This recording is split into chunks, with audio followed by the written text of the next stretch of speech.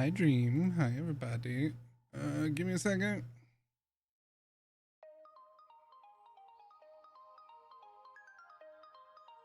Okay. I forgot to reset all of that.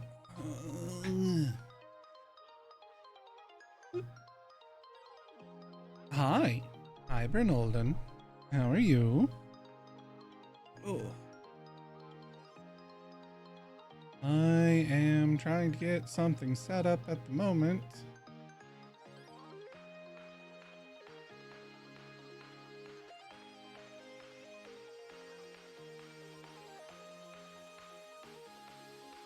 Hi.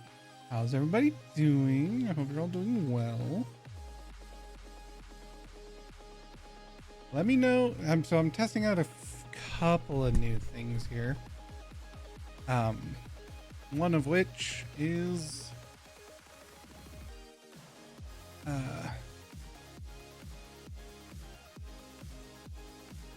new thing for the music. I gotta have it on its own channel at the moment, but I'm kind of thinking if I should have actually done that or not. But we shall see. Hi. How are you? How was everybody's weekend? I hope everybody's weekend went well. Oh, I want...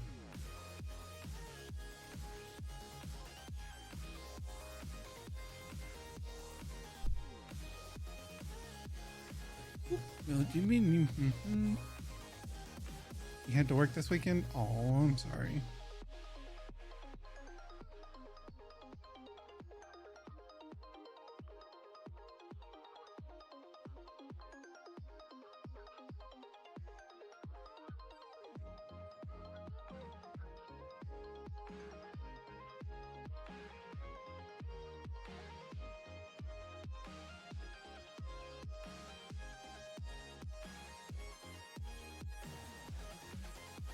Come on. Oh, right. Okay. There we go.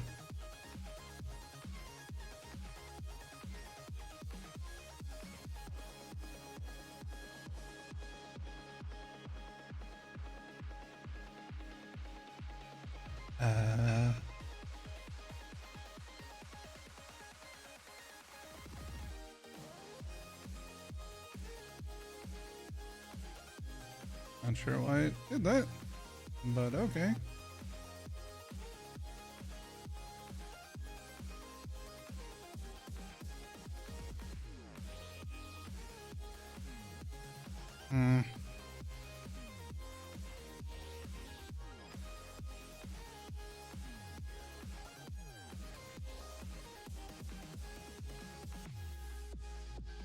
Okay.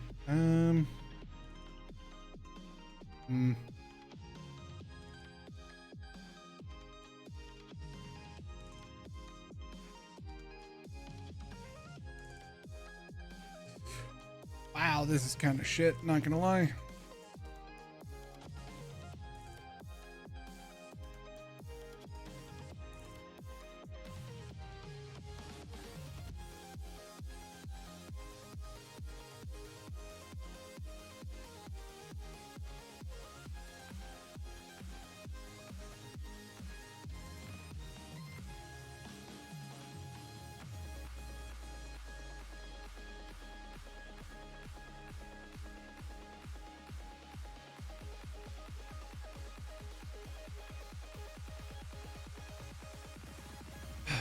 Great, it generated a new link. Awesome. Okay, we'll copy that.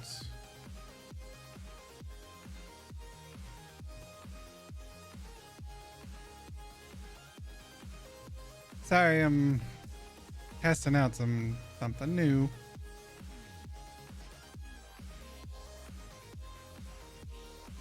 And I don't like it.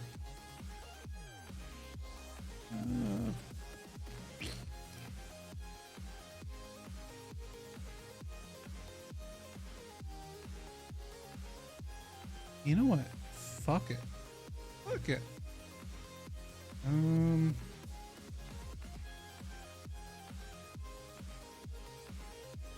Create a channel, text only, private channel.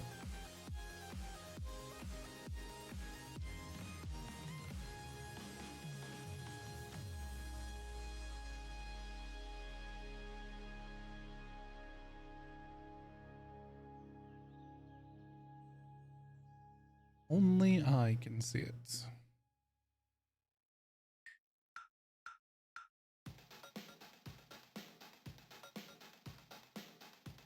Oh, ah, shit.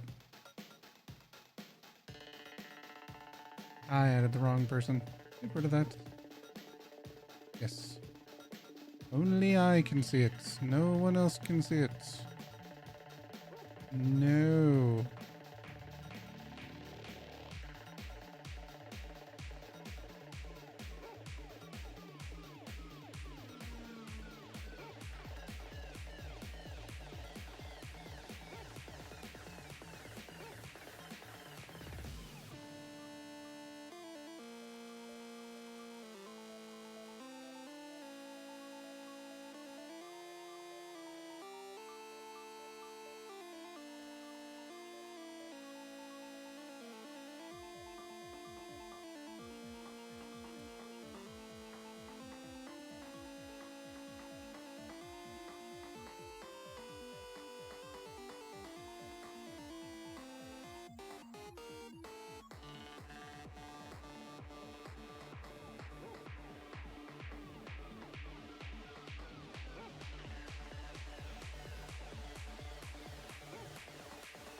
Okay, so now I should actually be able to close this. Apologies. I had this set up and I was testing some things yesterday, but then I never actually went live with it, so, you know. Okay, go there. Go to there. Like that. Site. There. Wow.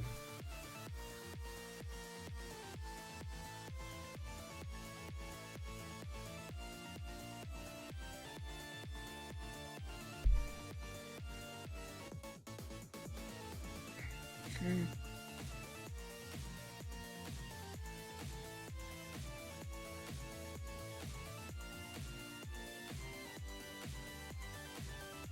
It's annoying that it fucking defaults to allow to pulling up the using the phone speaker.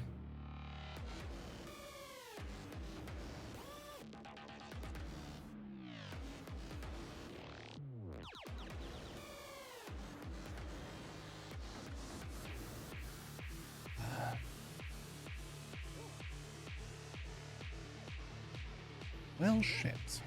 Might not be able to do this because the fucking signal quality is shit. This is annoying.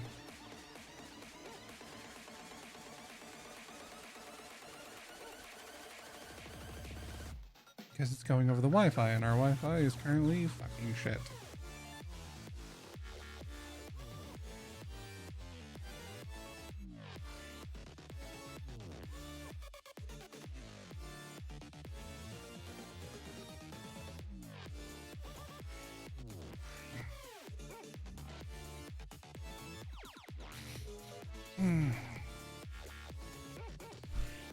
I'm curious, what if I were to go on pure cellular? How much easier that would be. How much clearer it would be.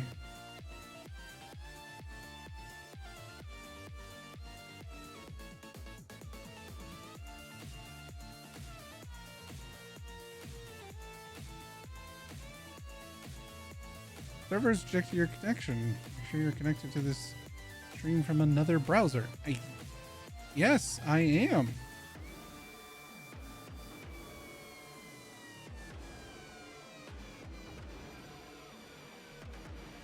There we go.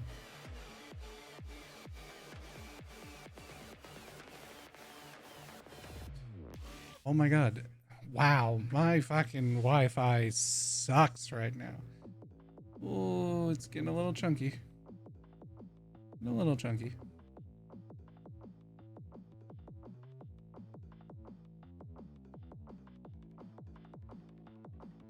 Okay.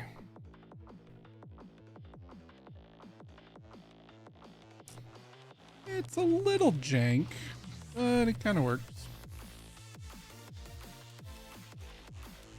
So, let's give this a test, shall we?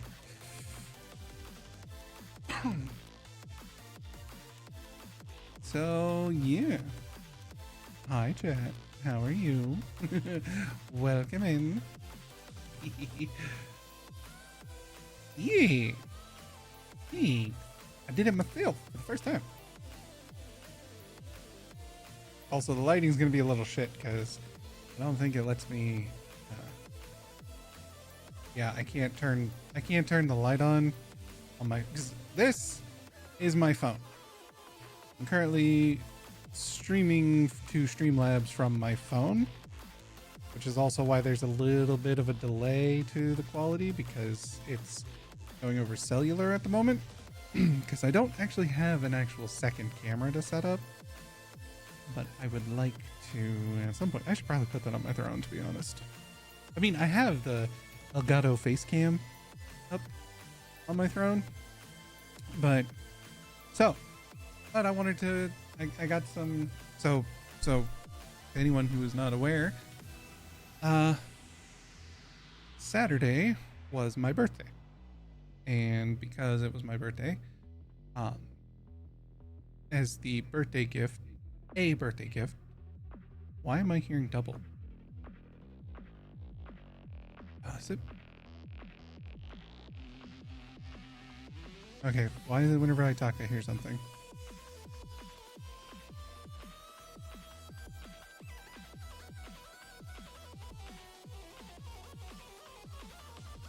I want to mute the mic. Are you guys hearing double audio?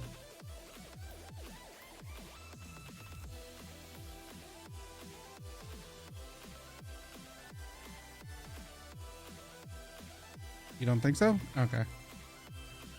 Oh, geek stream. Yeah, so Saturday was my birthday. Just one? Alright, cool. For some reason it's playing through my phone as well or something. I don't know. It's annoying. Anyway. So Saturday was my birthday and my sister and brother-in-law were also this is this is the most jank setup for this because it was kind of a last minute little thing that I was doing. I have like a little octo bendable grapple thingy and I've got boxes of Magic the Gathering cards that I've set here to counterbalance the weight of the phone, and it's grabbed on. But Saturday was my birthday. My sister and brother-in-law were going to give me one of the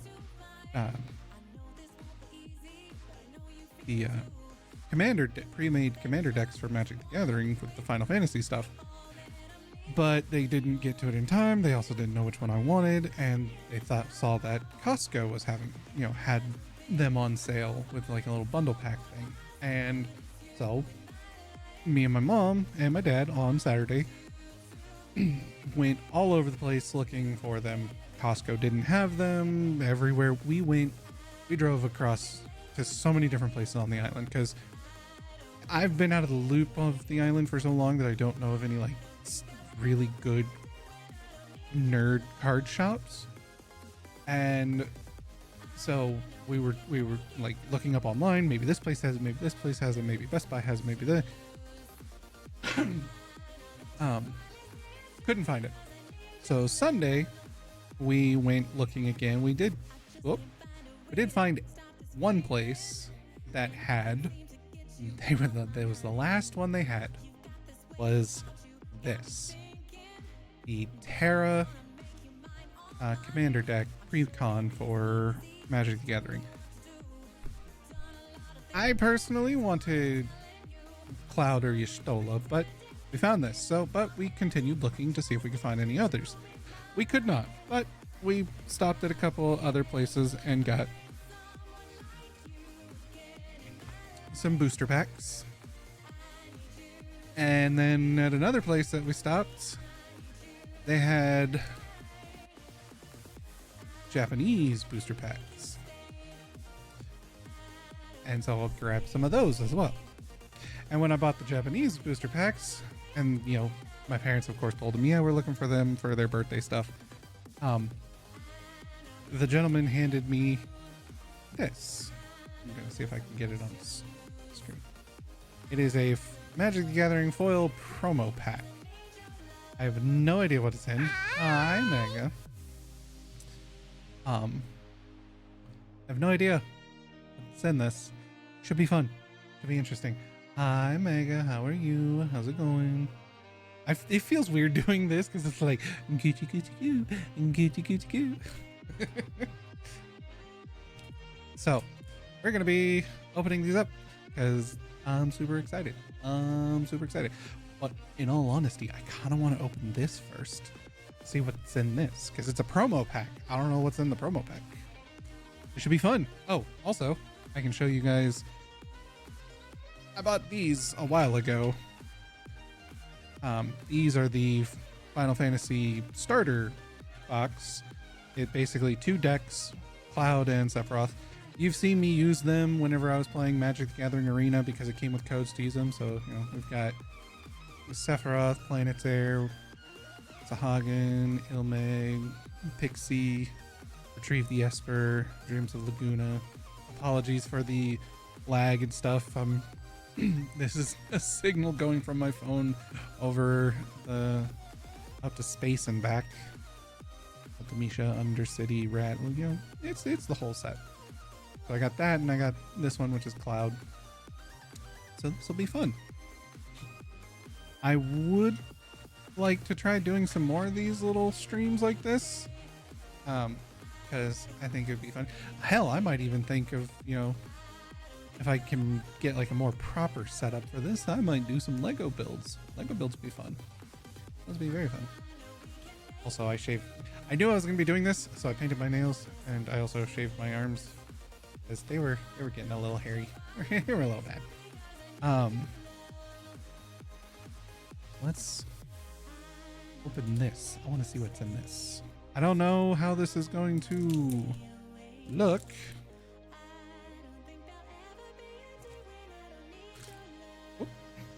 Okay. How you doing, Mega? How you been?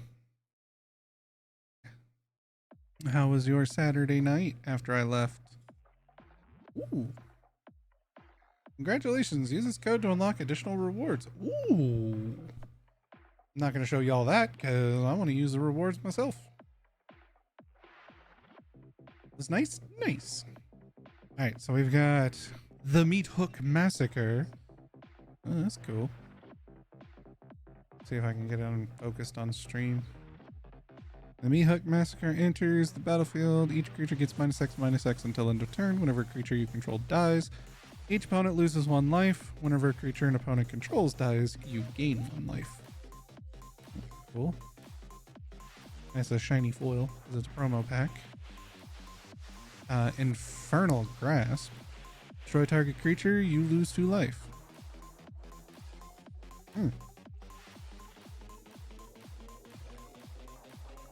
And Bola's Citadel, legendary artifact. You may look at the top card of your library anytime. You may play the top card of your library. If you cast a spell this way, pay life equal to its converted mana cost rather than pay its mana cost. Ooh. Tap, sacrifice 10 non-land permanents. Each opponent loses 10 life. Jesus Christ. That's pretty pretty awesome. I really need to. Wow, like if I get just up here, it suddenly goes out of focus. If I go down here, I mean, I could swap what. Yep, no, I don't want to turn it off. I want to swap. I could do like an ultra wide, but then you can't see shit. And also ignore all of that over there. Just regular back camera. Yeah, it still gets like super blurry when you get close. Yeah, wish I could, but again, it's my phone that I'm doing this on.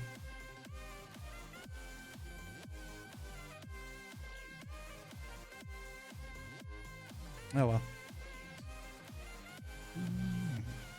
Oh, these are cool. These are very cool.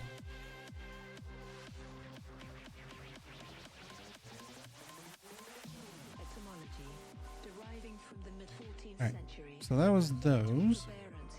So now, chat, shall we open this first? Ignore that. Just ignore that. I want to see what's in here. I don't know too much about Terra's deck in this. So, because I know Y'shtola has a lot of like her stuff is very much a play spells. You know, as spells are played, it deals damage to other players. My god, these boxes are annoying to open.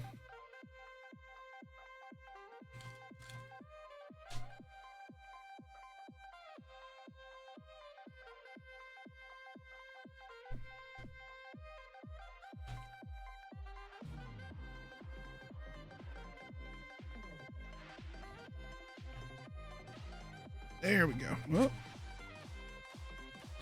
oh jeez.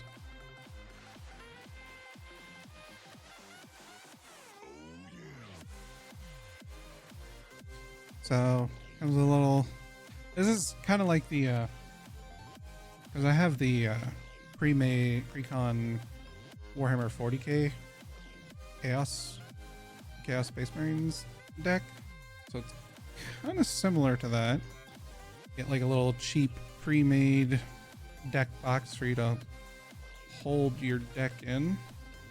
I think I'm figuring how to properly open it and lock it in. There we go.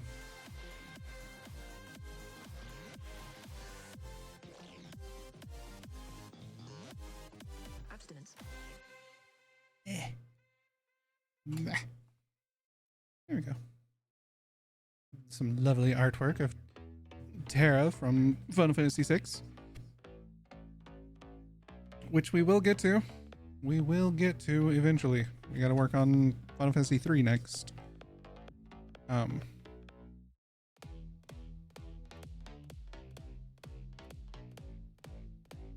there's also, these are little card and token markers, which are very nice.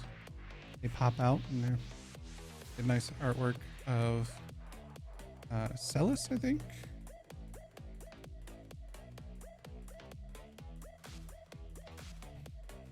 And just little token thingies.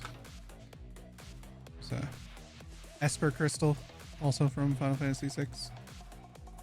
Man, my signal is shoddy at best.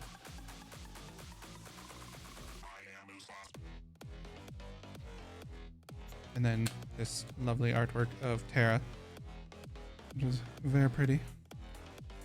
Make sure I'm squaring it up on the screen. And then we have the deck.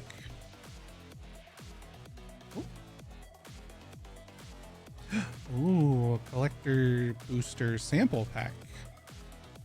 So this will be very interesting. I did not realize that this came in here. Because, ooh, interesting little holder. We'll open that in a bit.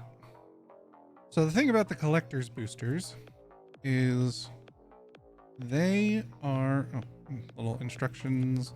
It kind of explains the deck that you just bought. Probably like a little bit of a story. So there's your primary commander. Celes is the secondary commander. All of these precons have two commanders. One is the main focus, but then the deck is also built for a second one that is already in there. So I thought this was also supposed to come with like little there's the tokens on the side. And so these little tokens are used as like to keep track of things. These are +1/+1 tokens, so like if you have creatures who get +1/+1 counter, you can put one of these on it to track it. So those are pretty cool. And you get 4 of each, which is nice. I think these are supposed to be finality tokens, because I think this deck is designed to bring in finality creatures. And then your +1/+1s. Now, there are plenty of websites from creators of in the community who make custom tokens of different kinds. Some days I really need some +1/+1. You know what? You fucking right. You fucking right, mate. Yeah, they make some very fancy ones. I think my brother-in-law has some like little acrylic counters that have like the varying different things on them, and he's got a bunch of them. They're really cool. So these are cool. They're very nice.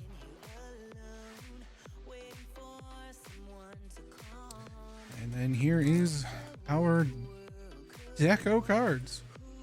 So for anyone who doesn't know, Commander is 100 decks or 100 cards in a deck. Well, technically 101 because your Commander does not go into your deck. They sit in their own little field off to the side. And you can, aside from basic standard lands, you cannot have more than 1 copy of a card in your deck. So if it's a named something other than a plains, island, swamp, forest, or mountain, you cannot have 2 copies.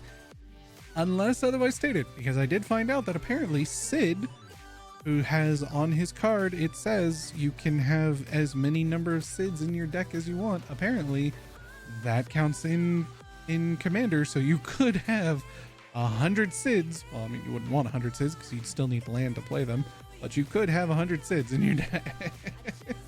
Why? Who knows? There's probably some dumb little thing you could probably do with it. But, and then, so these are all of our tokens. Of course, there's your how to play, you know, what your phases are, all that stuff, the rules, standard, booster, commander. Yeah, so commander, each player chooses a legendary creature to be their commander and builds a 99 card deck around that creature. So it is, okay, so the commander does count towards your 100. Standard format uses 60 cards. 60 card decks made up of the most recently released Magic sets. Booster drafts, players open booster packs and take turns picking cards from boosters to build into 40 card decks. And then, you know, again, your phases. The beginning phase, untap, turn your cards upright, draw a card. First main phase, play a card, play a land, only 1 per turn, cast creatures and other spells. Combat, declare attackers, your opponents declare blockers, combat damage is dealt. Second main phase, play a land if you haven't already, cast creatures and other spells, and then ending phase is creatures heal and you pass the turn. So what are our tokens? So we've got the blackjack, copy tokens, treasure tokens, Moogles, which oh, lots of Moogles, and the monarch. At the beginning of your end step, draw a card. Whenever a creature deals combat damage to you, its controller becomes the monarch. So monarch is a very interesting mechanic that was implemented in, I forget what thing. All right, so we've got Terra, the Herald of, well, actually, let's get all of the lands out of the, well, the non-basic lands out of the back. So we have our plains, our swamps, and our, oh, what the fuck just happened?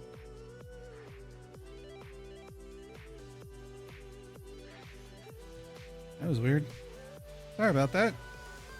I think my signal might have bumped off and then back on. So we have plains, swamps, mountains. I love the artwork. So this is Final Fantasy 1. This is Final Fantasy 4. This is Final Fantasy 6. This is Final Fantasy 5. Final Fantasy 2. This is Final Fantasy 14. This is Final Fantasy 15, Final Fantasy 7, Final Fantasy 12. I love the lands in this series. So there's our standard planes. Not a lot, because there's a lot of not so standard lands in here. So we start with Terra, Herald of Hope. She is trance at the beginning of combat. On your turn, mill 2 cards. Terra gains flying until end of turn. Whenever Terra deals combat damage to a player, you may pay 2 colorless. When you do, return target creature card with power 3 or less from your graveyard to the battlefield tapped. So she is a get shit creatures in the graveyard and then bring them back to life. So that's her. Celes, the alternate commander, is when Celes enters, discard any number of cards, then draw that many cards plus 1. Whenever one or more other creatures you control enter, if one or more of them entered from a graveyard or was cast from a graveyard, put a +1/+1 counter on each creature you control. So that's actually really good. Coin of Fate. When this artifact enters, surveil 1. So surveil is you look at the top card of your deck, and then you can either leave it on the top or you can put it into the graveyard. Pay 3 and a white. Tap. Exile 2 creature cards from your graveyard. Sacrifice this artifact. An opponent chooses one of the exiled cards. You put that card on the bottom of your library and return the other to the battlefield tapped. You become the monarch. So that's the coin. That's what then gives you the monarch token. Cyan, Vengeful Samurai. Ooh, Cyan's really good. There's a lot of characters in 6. Like, most people forget how many characters there are in Final Fantasy 6. I'm gonna move this a little down here because this is more comfortable for me. This spell costs 1 less to cast for each creature card in your graveyard. It is double strike, and whenever one or more creature cards leave your graveyard, put a +1/+1 counter on Cyan. Oh, that's really good. There will be no mercy for thee. Do any of these have flavor text? No, they don't. General Leo Christophe. When General Leo Christophe enters, return up to 1 target creature card with mana value 3 or less from your graveyard to the battlefield. Then put a +1/+1 counter on General Leo Christophe for each creature you control. That's cool. Espers to Magicite. Man, my arm is getting very, very tired holding it like that. Since this is such a huge stack, I think I'll just put it down. Espers to Magicite. Exile each opponent's graveyard. When you do, choose up to 1 target creature card exiled this way. Create a token that's a copy of that card, except it's an artifact and it loses all other card types. Come to me, my Magicite pretty. Come and help me build the Magitech Empire of Kefka. Awesome. Such a cool card. Kefka is the craziest fucking villain in all of Final Fantasy. Like, he's fucking insane. Why did he do what he did? Because he wanted to. Because fuck it, he wanted to. The Falcon. Airship restored. Legendary artifact vehicle. Flying. Whenever the Falcon deals combat damage to a player, you may sacrifice it. When you do, return target creature card from your graveyard to the battlefield. Pay 4 and a black. Return this card from your graveyard to the battlefield tapped. Crew 2. Wow. Hold on. Do 100 card pickup. No. Hi, Razzer. How are you? That's actually a really good card. That's really good. Whenever it deals combat damage to a player, you may sacrifice the vehicle to return a creature from the graveyard to the battlefield, and then you can pay to return this to the battlefield tapped. That's actually a really good card. Tired but good? Oh. Oh, right. You just got back from Anime Expo, didn't you? I saw a whole bunch of your photos. I hope I'm guessing you had a lot of fun. Interceptor, Shadow's Hound. Nice. Nice. Did you get to see Yoshi P? I saw he surprised the FF14 cosplayers at Anime Expo.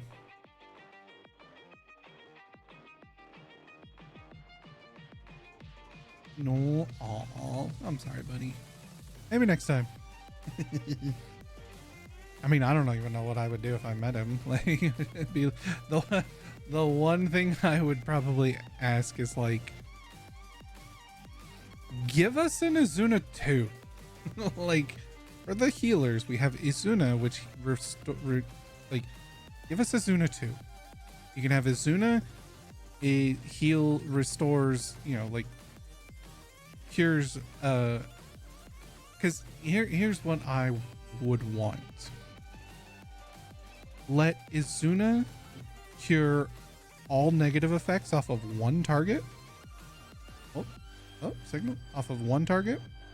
And Izuna 2 could be an AoE. It restores, it cures a negative effect off of your entire party, but it only gets rid of one. So it's like, do the whole party and it gets rid of one, and you have to do it multiple times to get rid of everything. Or like, say someone gets hit with bad breath and they have like 6 different status ailments, you can cast Izuna 1 on them and it would remove all of them, but it's only off of one single target. That's what I would want. Like, that's the only thing I would throw out there. Oh no, I would also, yeah, I mean, just get rid of Benefic. Benefic isn't terrible, but it's Astrologian is very strange. I had trouble getting it to 100. Like, honestly, most of the other healer classes were very odd to play as. But I got him to 100, so, that's fine. Interceptor, Shadow's Hound, legendary creature dog, menace.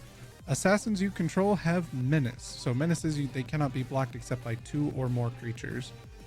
If you attack somebody and they only have 1 creature available to block, they can't block.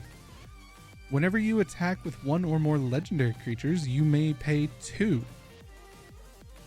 You may pay 2 and a black. If you do, return this card from your graveyard to the battlefield tapped and attacking. Oh. Wow, this deck does seem to have a lot of like graveyard play stuff. That's pretty good. That's pretty cool. Rejoin the fight. Mill 3 cards, then starting with the next opponent in order, each opponent chooses a creature card in your graveyard that hasn't been chosen. Return each card chosen this way to the battlefield under your control. Oh. I have to fight to protect the people I love and to make the world a safe place for new lives. There's Terra in her transform. Trance is a very interesting ability in Final Fantasy VI. They kind of brought it back in 9. That's what the somewhat their limit break mode kind of thing in 9 was. There's a trance mode. Shadow, Mysterious Assassin, Death Touch, Throw. Whenever Shadow deals combat damage to a player, you may sacrifice another non-land permanent. If you do, draw 2 cards and each opponent loses life equal to the mana value of the sacrificed permanent. That's pretty cool. That's pretty fun.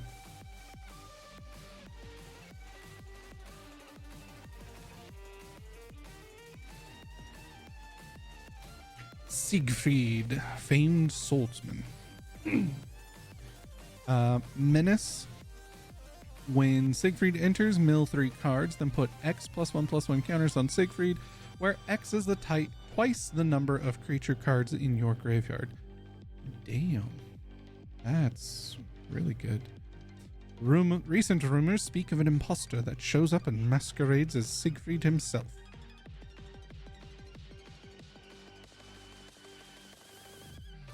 Gao, feral youth. Rage. Whenever Gao attacks, put a +1/+1 counter on it. Oh, just a permanent. Whoa. That's fucking mean. At the beginning of each end step, if a card left your graveyard this turn, Gao deals damage equal to its power to each opponent. Wow. Oh, I'm Gao, your friend. Gao is... It's interesting how you get Gao in Final Fantasy VI. It's kind of like Yuffie in Final Fantasy VII, in that you have to go to a specific area, which the game kind of forces you into it, but there is a specific area and you have a random chance to encounter him. And when you do, you do some things to get him to join you. Go-Go, Mysterious Mime. Legendary Wizard. At the beginning of combat on your turn, you may have Go-Go become a copy of another target creature you control until end of turn, except its name is Go-Go, Mysterious Mime. If you do, Go-Go and that creature each get +2/+0 and gain haste until end of turn and attack this turn if able. I think Go-Go was supposed to be like a blue mage. That's a pretty cool card. Sabine, Master Monk. Suplex the train, motherfuckers! Sabine, Master Monk. Double Strike. Ooh, he has Double Strike? Fuck yeah, he's got Double Strike. Blitz. Pay 2 and 2 red, discard a card. If you cast the spell for its blitz cost, it gains haste, and when this creature dies, draw a card. Sacrifice it at the beginning of the next end step. You may cast this card from the graveyard using its blitz ability. Oh, wait, what? Hold on.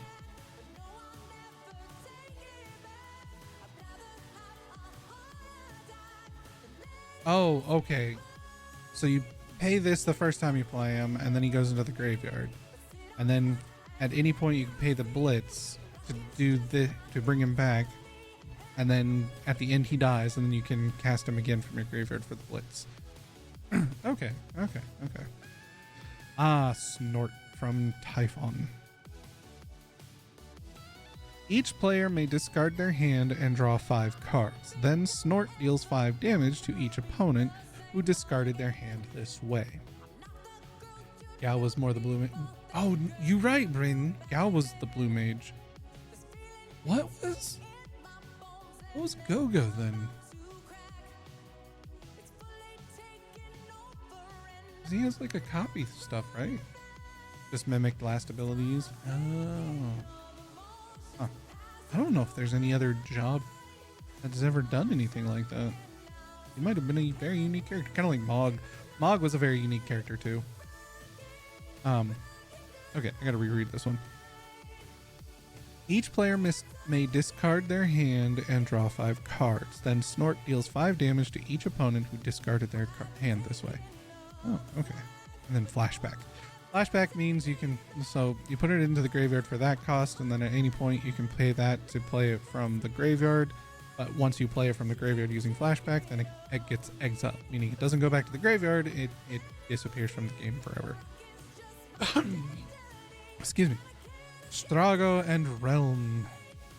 Sketch and Lore. Realm is who the Pictomancer is based off of in Final Fantasy 14. Sketch and Lore. Pay 2 and a mountain. Tap. Target opponent exiles cards from the top of their library until they exile an instant, sorcery, or creature card.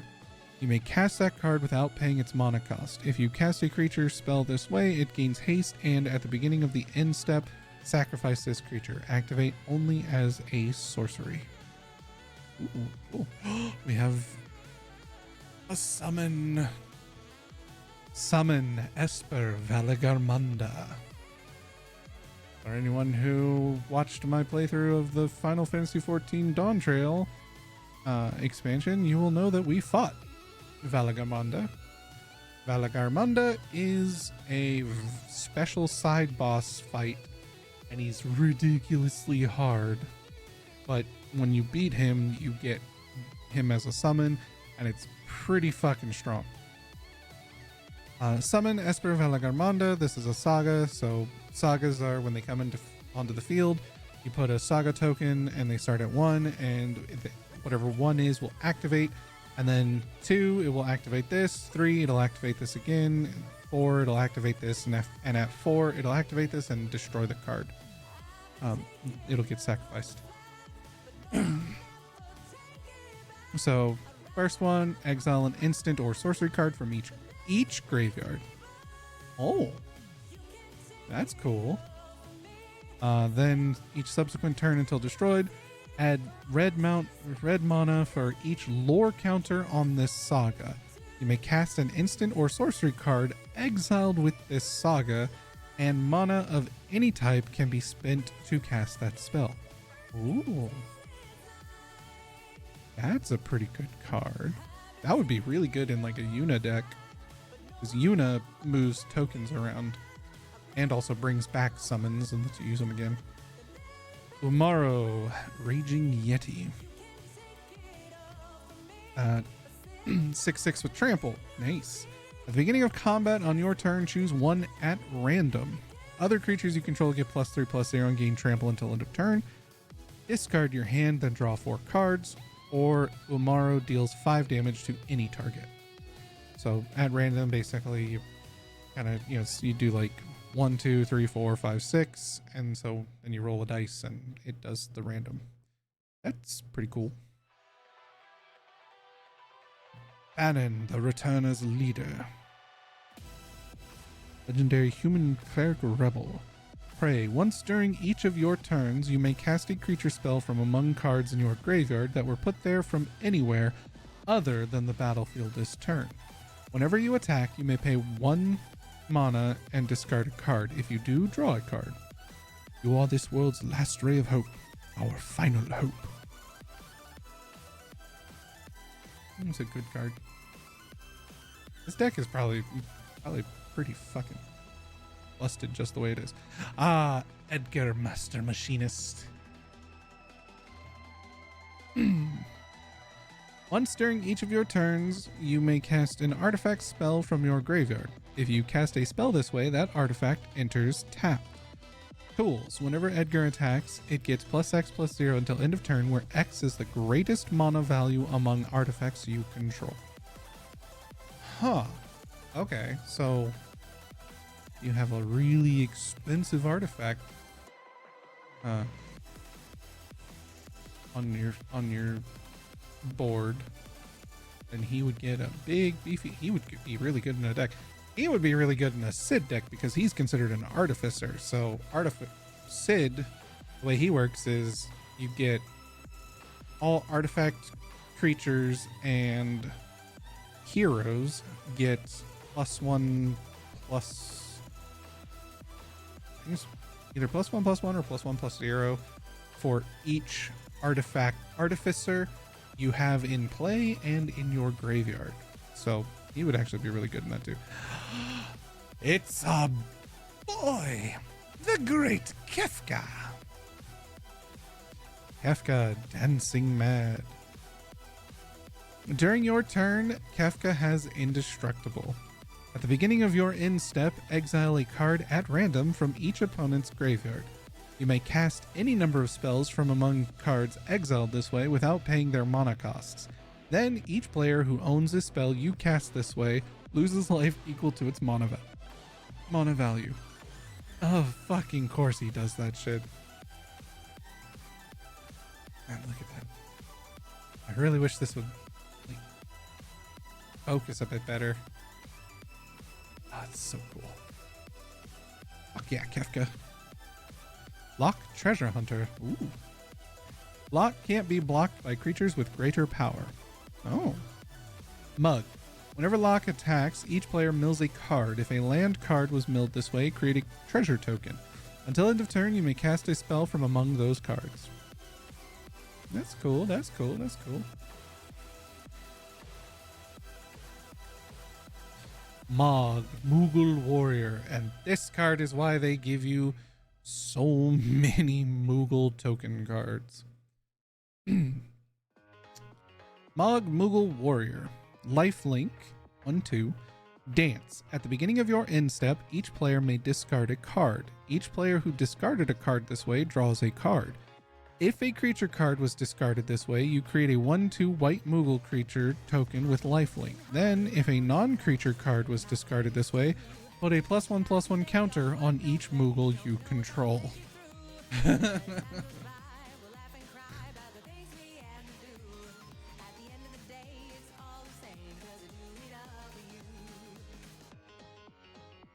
So, yeah. You can get a lot of Moogles and make them quite beefy. Setzer, Wandering Gambler. When Setzer enters, create the blackjack. Create the blackjack. Which is this token. A flying crew 3/3. A legendary 3/3 colorless vehicle artifact token with flying and crew 2. What crew means is, so to crew it, you have to tap creatures to add to the crew to then let you pilot. And I think the number is supposed to be their power. So you have to tap creatures up to a certain number of power in order to crew it. So crew 2 means you need to tap someone with power 2 in order to, so you can tap 2/1/1s to power it, or you can tap a 2/2 and it will crew it. I think I'll have to double check that. Whenever vehicle, it did it again. What the fuck?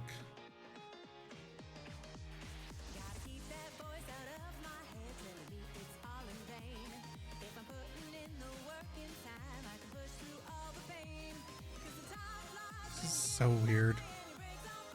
I need to get a secondary camera and I can set that shit up if I'm gonna keep doing some stuff like this. And better lighting. I need to get better lighting in here, period, but still.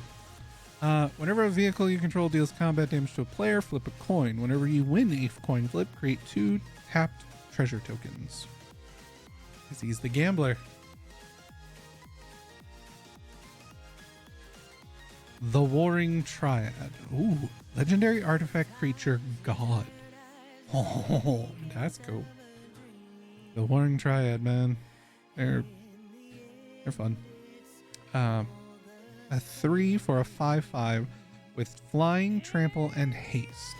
As long as there are fewer than 8 cards in your graveyard, the Warring Triad is not a creature. Tap, mill a card, target player adds 1 mana of any color. Interesting. So if you get them out early on in the game and you have practically nothing in your graveyard, then they're just a regular artifact. They are not a creature.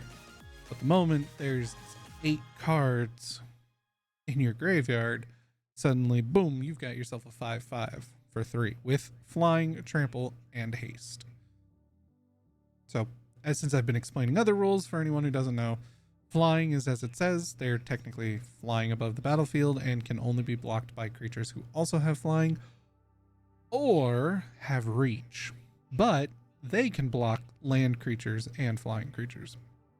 Trample means whatever their power is if they get blocked by something. Because when you attack, like, let's say I have a 10/10 and I attack you. If you block with a 1/1, your 1/1 will die, but all of the damage from my 10/10 is just stopped immediately. Whereas trample, if I attack with a 10/10 and you block with a 1/1, you only blocked 1 of that damage from the defense, meaning 9 damage still goes through. So you kind of want to block with multiple creatures to reduce the damage. A lot of your creatures will probably die, but so a 5/5 with trample, and then haste means that whenever it comes into play, it can either immediately be tapped or attack if it's a creature.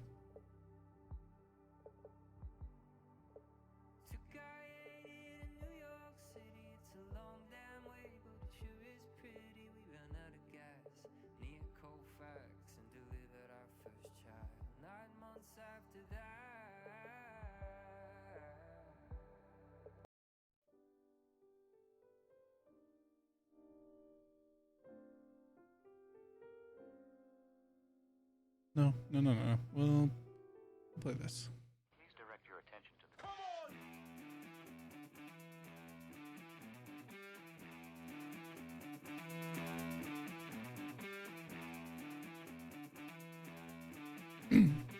Okay.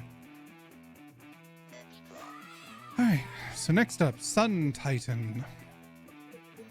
6/6 Vigilance. So Vigilance, basically every time you attack with a creature, during your attack phase, you tap them to attack. That means that they cannot be used as blockers on your opponent's turn, and on your next turn they untap. Vigilance means that they can attack without tapping, so you don't have to tap them. So that means that on your opponent's phase, they can still be used to defend. They can still be used to block. So, Sun Titan Vigilance. Whenever this creature enters or attacks, you may return target permanent card with mana value 3 or less from your graveyard to the battlefield. Rex Soul is formed of the countless souls lost during the conflict 1,000 years past. Okay, so hold on. Whenever this creature enters or attacks, you may return target permanent card with mana value 3 or less from your graveyard to the battlefield. Wow. Target permanent card. So that means enchantment, artifact, creatures, lots of stuff. That's cool. Tragic Arrogance. For each player, you choose among the permanents that player controls an artifact, a creature, an enchantment, and a planeswalker. Then each player sacrifices all other non-land permanents they control. Wow. So basically, I would choose like, okay, from your board, this creature, this land, and this artifact, and this enchantment can stay. Everything else gets destroyed. And you do that for each opponent. That's pretty potent. That's the thing. Every commander deck, you have to keep in mind, has at least one pseudo board wipe in them, because that's just how people play. That's how people make the decks. Arc Fiend of Depravity. Flying at the beginning of each opponent's end step, that player chooses up to 2 creatures they control, then sacrifices the rest. That's just mean. Ancient monsters that had long been sealed away were released from within the world was ripped apart. So I believe that was also a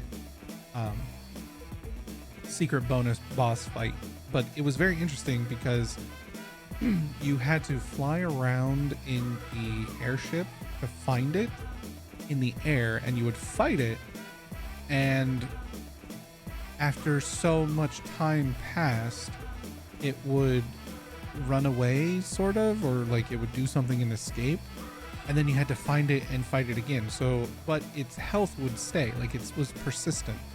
So you had to keep doing a bunch of stuff. Reanimate. Put target creature card from a graveyard onto the battlefield under your control. You lose life equal to its mana value. The world is about to learn the meaning of fear. Emperor Gestalt. So I think now we're starting to hit. So the problem, here's my biggest problem with pre-con commander decks. Like I like them, they're cool, but a lot of the cards are just like there's like a set group of cards that are specifically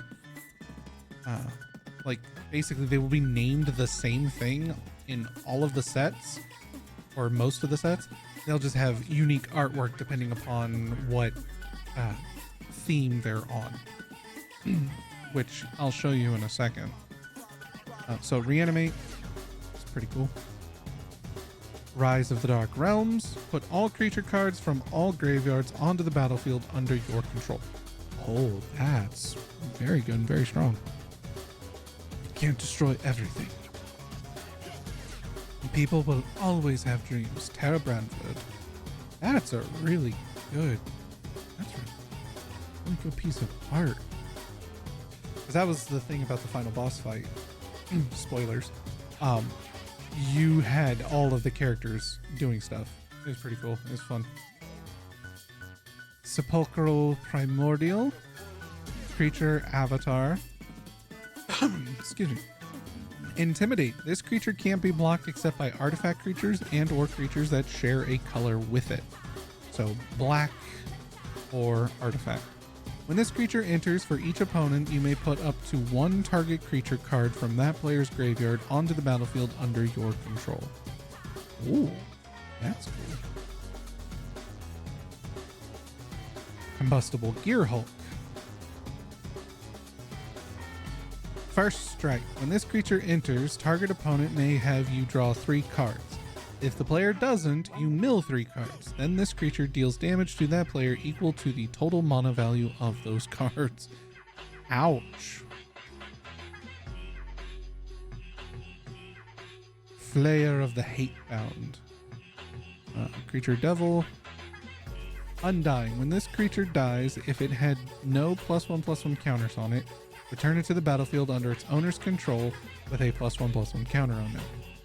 Whenever this creature or another creature enters from your graveyard, it deals damage equal to its power to any target. Ruin Grinder.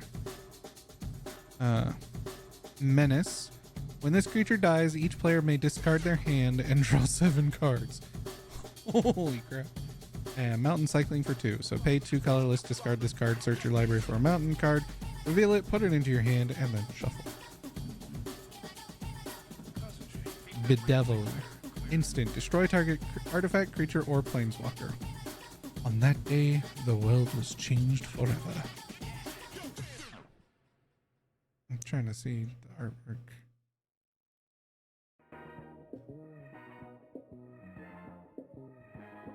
I think that's supposed to be when Kefka gained the power of a god. Legions to Ashes. Exile target non-land permanent and opponent controls and all tokens that player controls with the same name as that permanent. Aha! I'm raring to go. Can't be leaving everything up to you whippersnappers. Strago Magus. Priest of Fell Rites. Tap, pay 3 life, sacrifice this creature. Return target creature card from your graveyard to the battlefield. Activate only as a sorcery. Unearth. So pay 3, a black and a plains. Return this card from your graveyard to the battlefield. It gains haste. Exile it at the beginning of the next end step. Or if it would leave the battlefield. Unearth only as a sorcery. Ruinous Ultimatum. Destroy all non-land permanents your opponents control. Yeah, see? Board wipes. Yeah, it had the statue things in the art. It did, didn't it? So that, okay, let me double. Yeah, I think you're right. No, actually, no, it doesn't. I know it's kind of hard to tell because the camera doesn't focus. But that's actually the airship, the blackjack. When it gets destroyed, that's what it is. Yeah. But I think it's when Terra goes crystallized, I think. Because you're in control of Locke and Celeste. Okay. Ruinous Ultimatum. This little hamlet has too much boring and not enough burning. Torch everything. Fucking Kefka, man. That's a good card. Key to the City. Artifact. Tap, discard a card. Up to 1 target creature can't block this turn. Whenever this artifact becomes untapped, you may pay 2. If you do, draw a card. Oh dear, we're really in trouble this time. The Impresario Opera House Manager. Solemn Simulacrum. So again, these are starting to get into, like, there are, like, Solemn Simulacrum is a card in a lot of pre-con commander decks, but the artwork, and if they have flavor text, the flavor text will be different for every single one, but the card is the same. So this is where I kind of get seems kind of boring. You're lazy. Instead of creating 99 brand new cards for, based around the themes, they're just kind of, we're just gonna take this groups of cards and reuse them, just do different artwork for every single one. And it's like, it's lame in my opinion. That's lazy as fuck. But they do be what they do be. Can't stop them. Artifact creature golem. When this creature enters, you may search your library for a basic land card, put that card onto the battlefield tapped, then shuffle. When this creature dies, you may draw a card. And it's a Magitech armor. That's cool.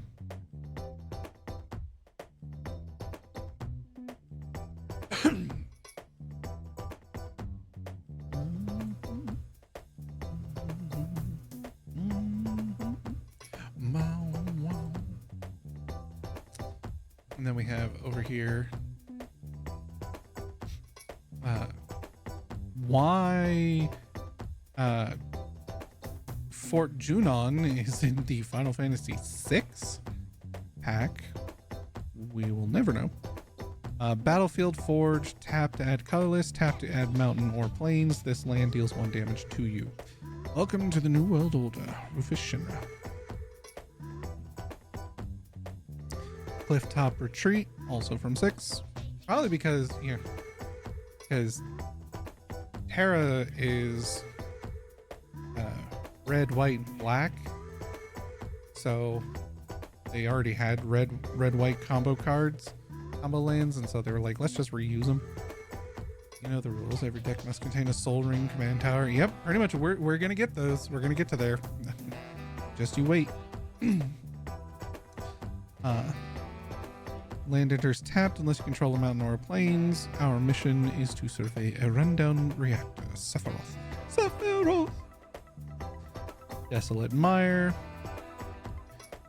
Pay 1 and tap to add a white and a swamp and a black. To the south of here lies the Veldt. It is a wild and dangerous land inhabited by all manner of ferocious beasts. Cyan Garamond. Dragon Skull Summit. This land enters tapped unless you control a swamp or a mountain. That is something funny I did notice. All 4 Final Fantasy Commander deck pre-builds, all of them use plains. They all have plains in them. Like they're all 3 colors, but they all use plains. Y'shtola, I think, is plains, islands, and swamps. Cloud is plains, mountains, and forests, I think. Tidus is plains, islands, and and forests, and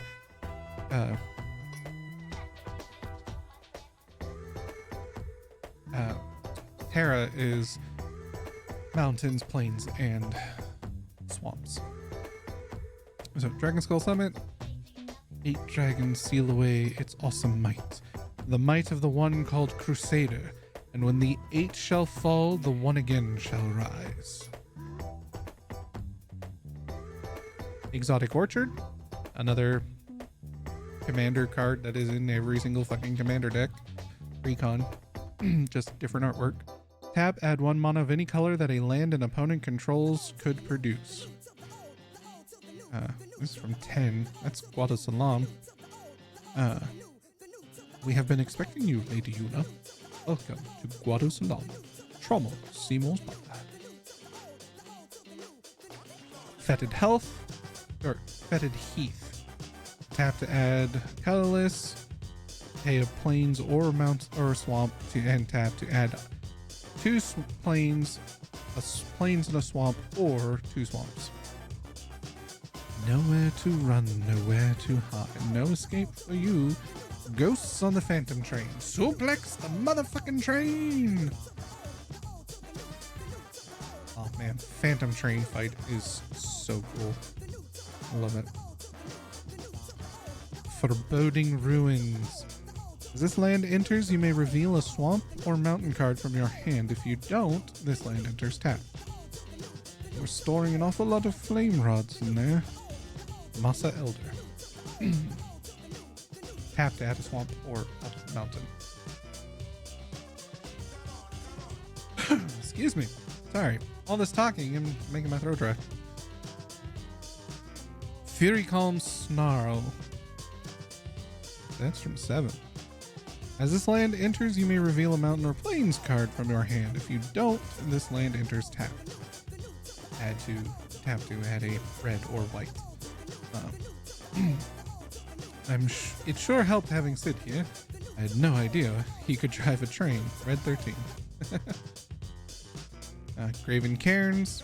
Again, another commander card that just, you know, is in almost every precon. Tap to add colorless or pay black or red, and tap to add either 2 black and red, or 2 red.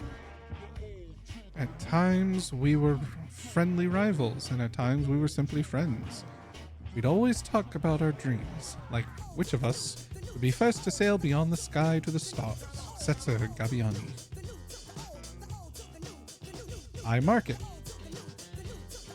Tap to add colorless, tap, sacrifice a creature, gain 1 life.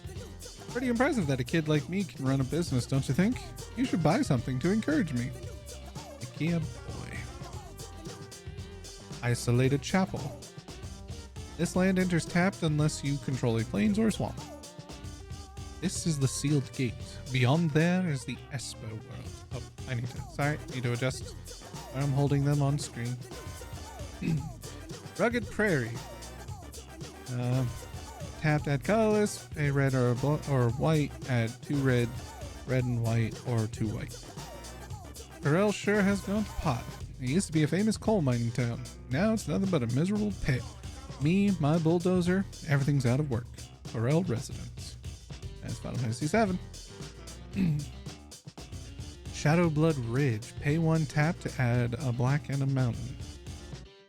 The time has come for us to claim our rightful dominion over the world. Emperor Gestal. I don't know if that's a typo or not, because that says Emperor Gestal. But the other quote from them says Emperor Gestahl. So, which one is it? I don't remember. When we get to Final Fantasy VI, we'll find out which translation they go with. Shine Shadow Snarl. That's Shadowbringers. That's Shadowbringer artwork. When you split the sky. As this land enters, you may reveal a plains or a swamp from your hand. If you don't, this land enters tapped. Reports of bloody carnage have reached the Crystarium, and the guard has deployed in force in answer to Holminster's plea for aid. Holminster March. Smoldering Marsh. Tap to add black or red. This land enters tapped unless you control 2 or more basic lands. That's fine. In order to reach the sealed gate and enter the land of the Espers, one must brave a volcanic dungeon fraught with vile monsters. But it was Gestalt. So I was right the first time I read it. I just thought so the first one was a typo. It was Gestalt. But the original name is Gestalt. Emperor Gestalt. Okay. Sulphurous Springs. Tap to add colorless, tap to add red or black. This land deals 1 damage to you. The legendary treasure sleeps where the mountains form a star. Sun-Scorched Divide. Pay 1 and tap to add black, or to add red and white. You there! We're about to storm the castle. 2 of you will join the assault squad. Get moving. Imperial Soldier. The Phoenix Down. This is not a commander card. This is a standard card, and I fucking love it. Because it's a white artifact. Pay 1 and white, tap, exile this artifact, choose 1. Return target creature card with mana value 4 or less from your graveyard to the battlefield, tapped, or exile target skeleton, spirit, or zombie. A feather with the power to revive those who have exhausted their strength. Another non-commander card. Laughing Mad. As an additional cost to cast this spell, discard a card. Draw 2 cards. Flashback for 4. Angel of the Ruins. Artifact creature angel. Flying. When this creature enters, exile up to 2 target artifacts and or enchantments. Plane cycling for 2. It's a 5/7. Damn. This creature enters, exile up to 2 target artifacts and or enchantments. That's really good. It's expensive as fuck, but it's really good. Palace Jailer. When this creature enters, you become the monarch. When this creature enters, exile target creature an opponent controls until an opponent becomes the monarch. I think we all know who really deserves to be locked up in here. Morbid Opportunist. Whenever one or more other creatures die, draw a card. This ability triggers only once each turn. Great people here. You can trust everything they say. Zozo Resident.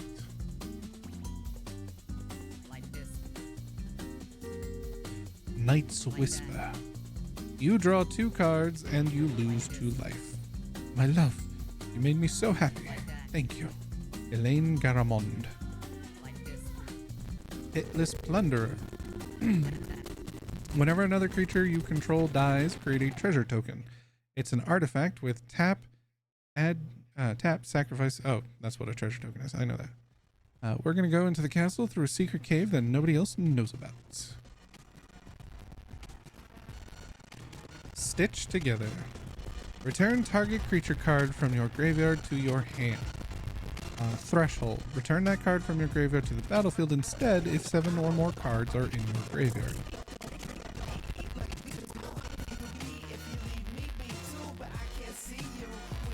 Stitcher's Supplier. When this creature enters or dies, mill 3 cards. All those wounded by the Necromancer zombie stick are doomed to a fate of eternal undeath. Anger. Haste. As long as this card is in your graveyard and you control a mountain, creatures you control have haste. Realms Inside. The Big Score. As an additional cost to cast this spell, discard a card. Draw 2 cards and create 2 treasure tokens.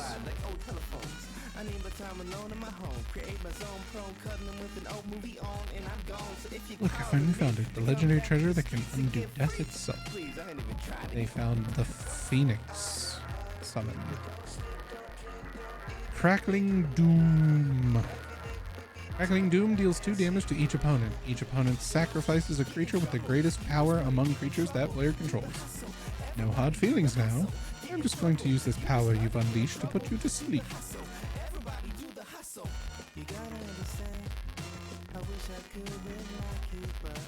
Mortify. Destroy target creature or enchantment. Espers.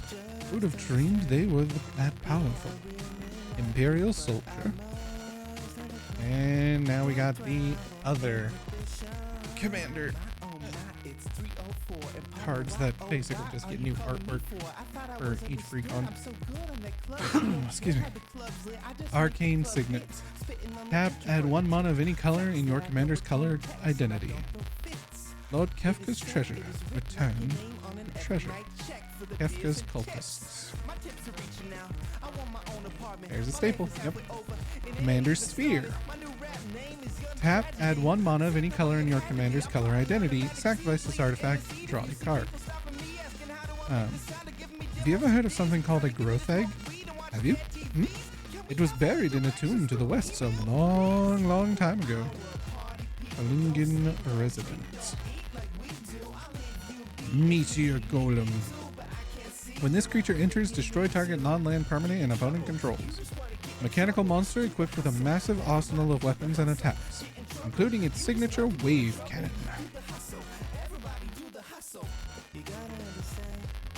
Milkin. Tap, mill a card, add colorless mana. Machine that dazes and confuses its enemies with bewildering signals. the Mind Stone. Tap to add colorless, pay 1 tap, sacrifice this artifact, draw a card. A relic that greatly enhances the magical power of its wielder. The Soul Ring, which is for 6, is an Esper crystal, Magicite. Tap, add 2 colorless. Magicite is an Esper's power in its purest form. When an Esper dies, Magicite is all that's left behind. Or Hamuz. Swiftfoot Boots. Equipped creature has hexproof and haste. Equipped for 1. You can gain all kinds of abilities by equipping relics. South Figaro Merchant. Talisman of Conviction. Tap to add colorless or tap to add red or white. This artifact deals 1 damage to you. He's alive. Locks alive. Celis Shere. Talisman of Indulgence. Does the same thing, or you can add black or red. You are not getting away from me. The Wayfarer's Bauble. Pay 2 tap, sacrifice this artifact, search your library for a basic land card. Put that card onto the battlefield, tap, then shuffle. Treasure! Ash Barrens. Tap to add colorless. Basic land cycling 1. There's a legend that tells of an ancient battle between the Esper Odin and a powerful Magus that took place in the Great Hall of a castle. Demolition Field. This is from 14. Tap to add colorless, pay 2 tap, sacrifice this land, destroy target non-basic land an opponent controls.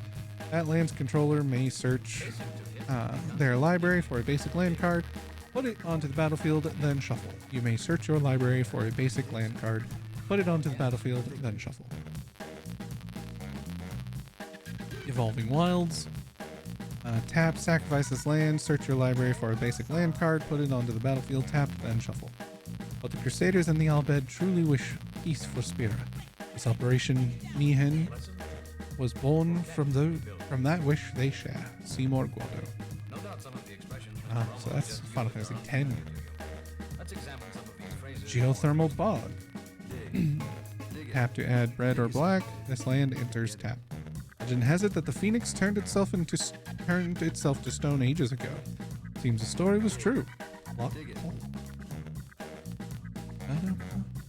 Nomad Outpost. This land enters tapped. Tap to add red, white, or black. The Empire is snuffling out returners wherever it finds them. We must find a way to strike back before it's too late. Returner Soldier. Path of Ancestry. This land enters tapped. Tap, add 1 mana of any color in your commander's color identity. When that mana is spent to cast a creature spell that shares a creature type with your commander, scry for 1. Look at the top card of your library. You may put that card on the bottom.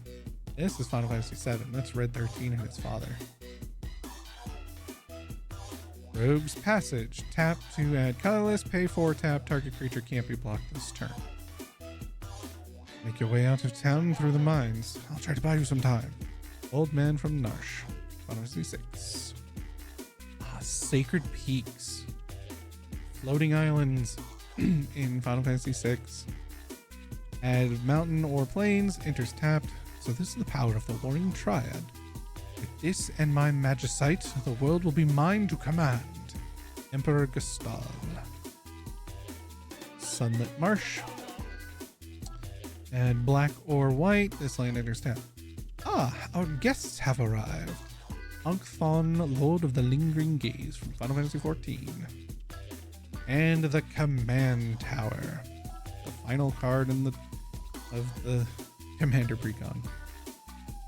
Tap, add 1 mana of any color in your commander's color identity. Kefka's practically a god now, sitting up in that tower of his with the power of the Warring Triad at his command. Albrook Citizen. Kefka's tower. That is a dark and ominous fucking tower.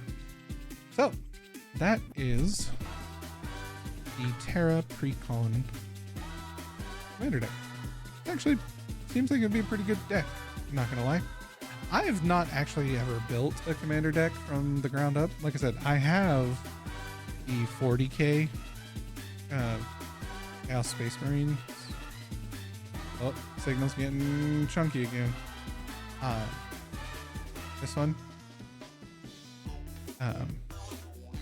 And it's okay. It's really fucking strange. But I have not really played Commander all that much, to be honest. But I would give these precons a try, a gander. And I'm pretty sure I could probably build, like, if I had the money to spend on it, I would probably find, I could probably take some of my cards I already have and build something pretty nasty. So, let's take a gander. Yes, they don't have sleeves. I don't have any sleeves for them, but I will get sleeves in the future at some point.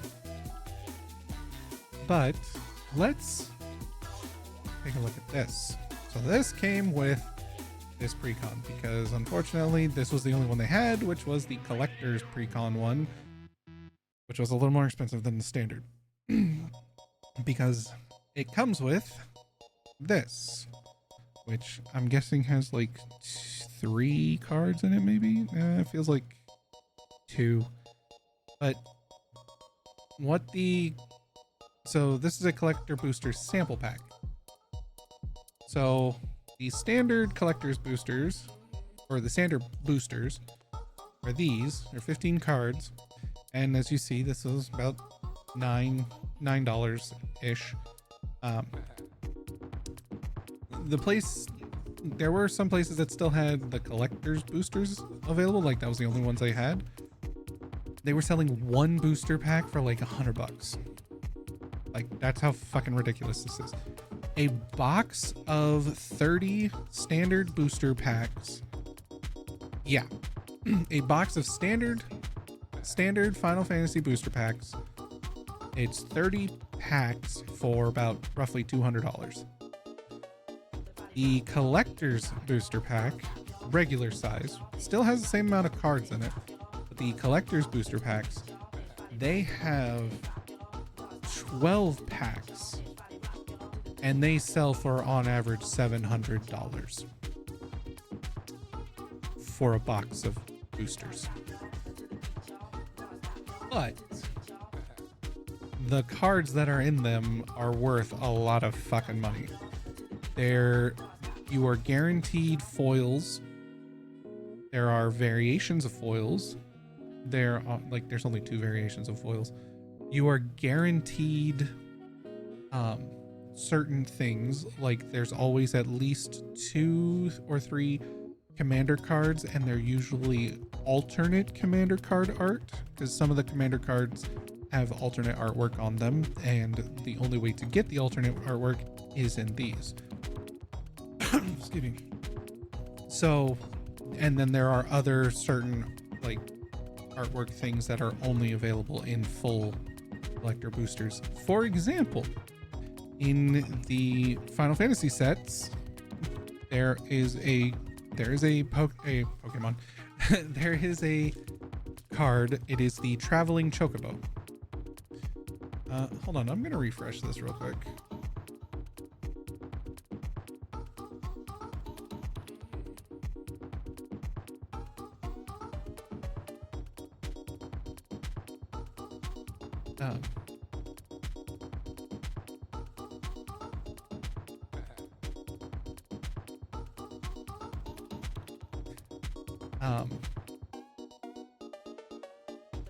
There we go.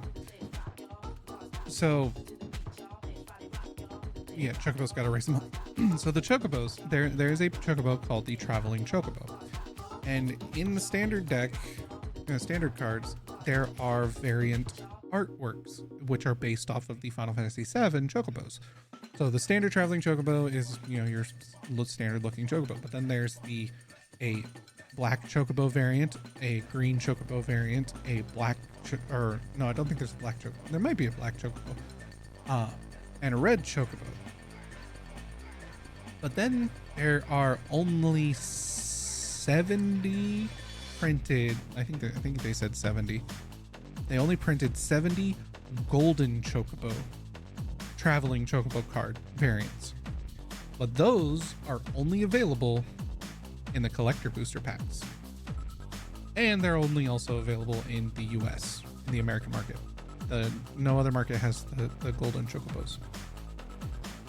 So if you want the golden traveling chocobo, you need to spend those $700 fucking dollars to get the packs of 12 to fucking, yeah. It's ridiculous, but somebody, apparently one of them is already sold for like $10,000 or some shit. It's nuts. So let's see what's in this. So this is a sample booster. So I think, honestly, I think it might just be one card. It might be two. I doubt it. I think it's just one card.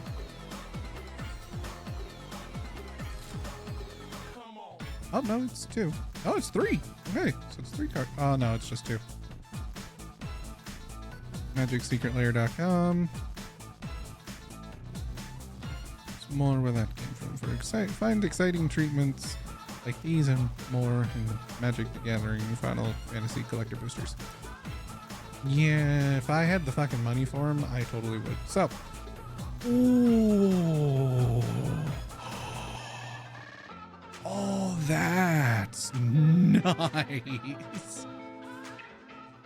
So this is from the Cloud Precon Commander deck. Holy Magic, Ultimate Magic Holy is in there. Permanents you control gain indestructible until end of turn. If this spell was cast from exile, prevent all damage that would be dealt to you this turn. So it has Foretell. What Foretell is basically I can spend, I think it's two colorless, and you put it on the field face down, and it's technically in exile. Nobody knows what it is, nobody knows what it does.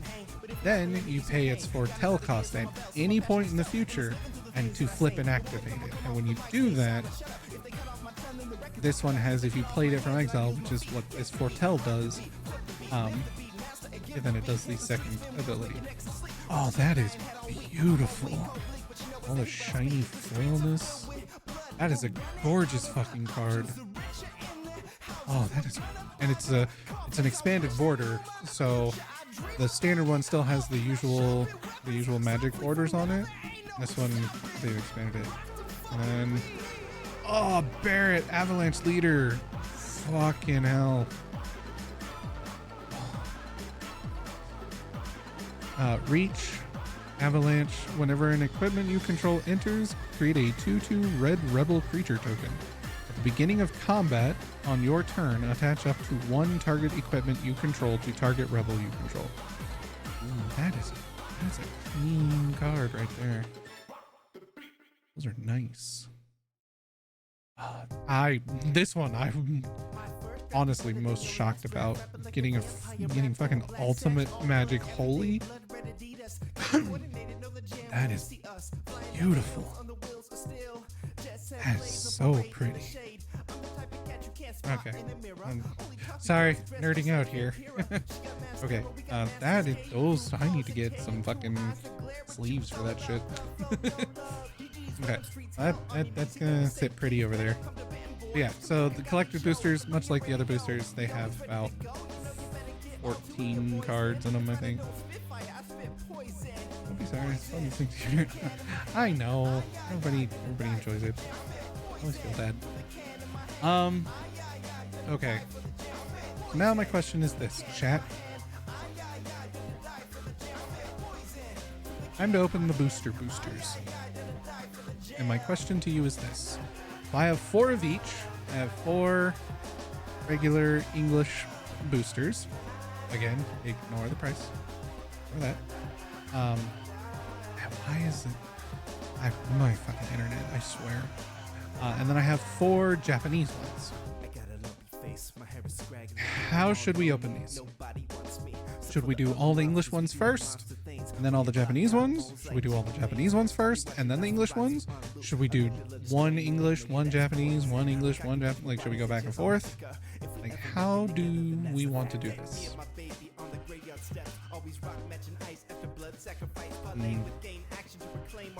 Questions, questions, questions, questions, questions.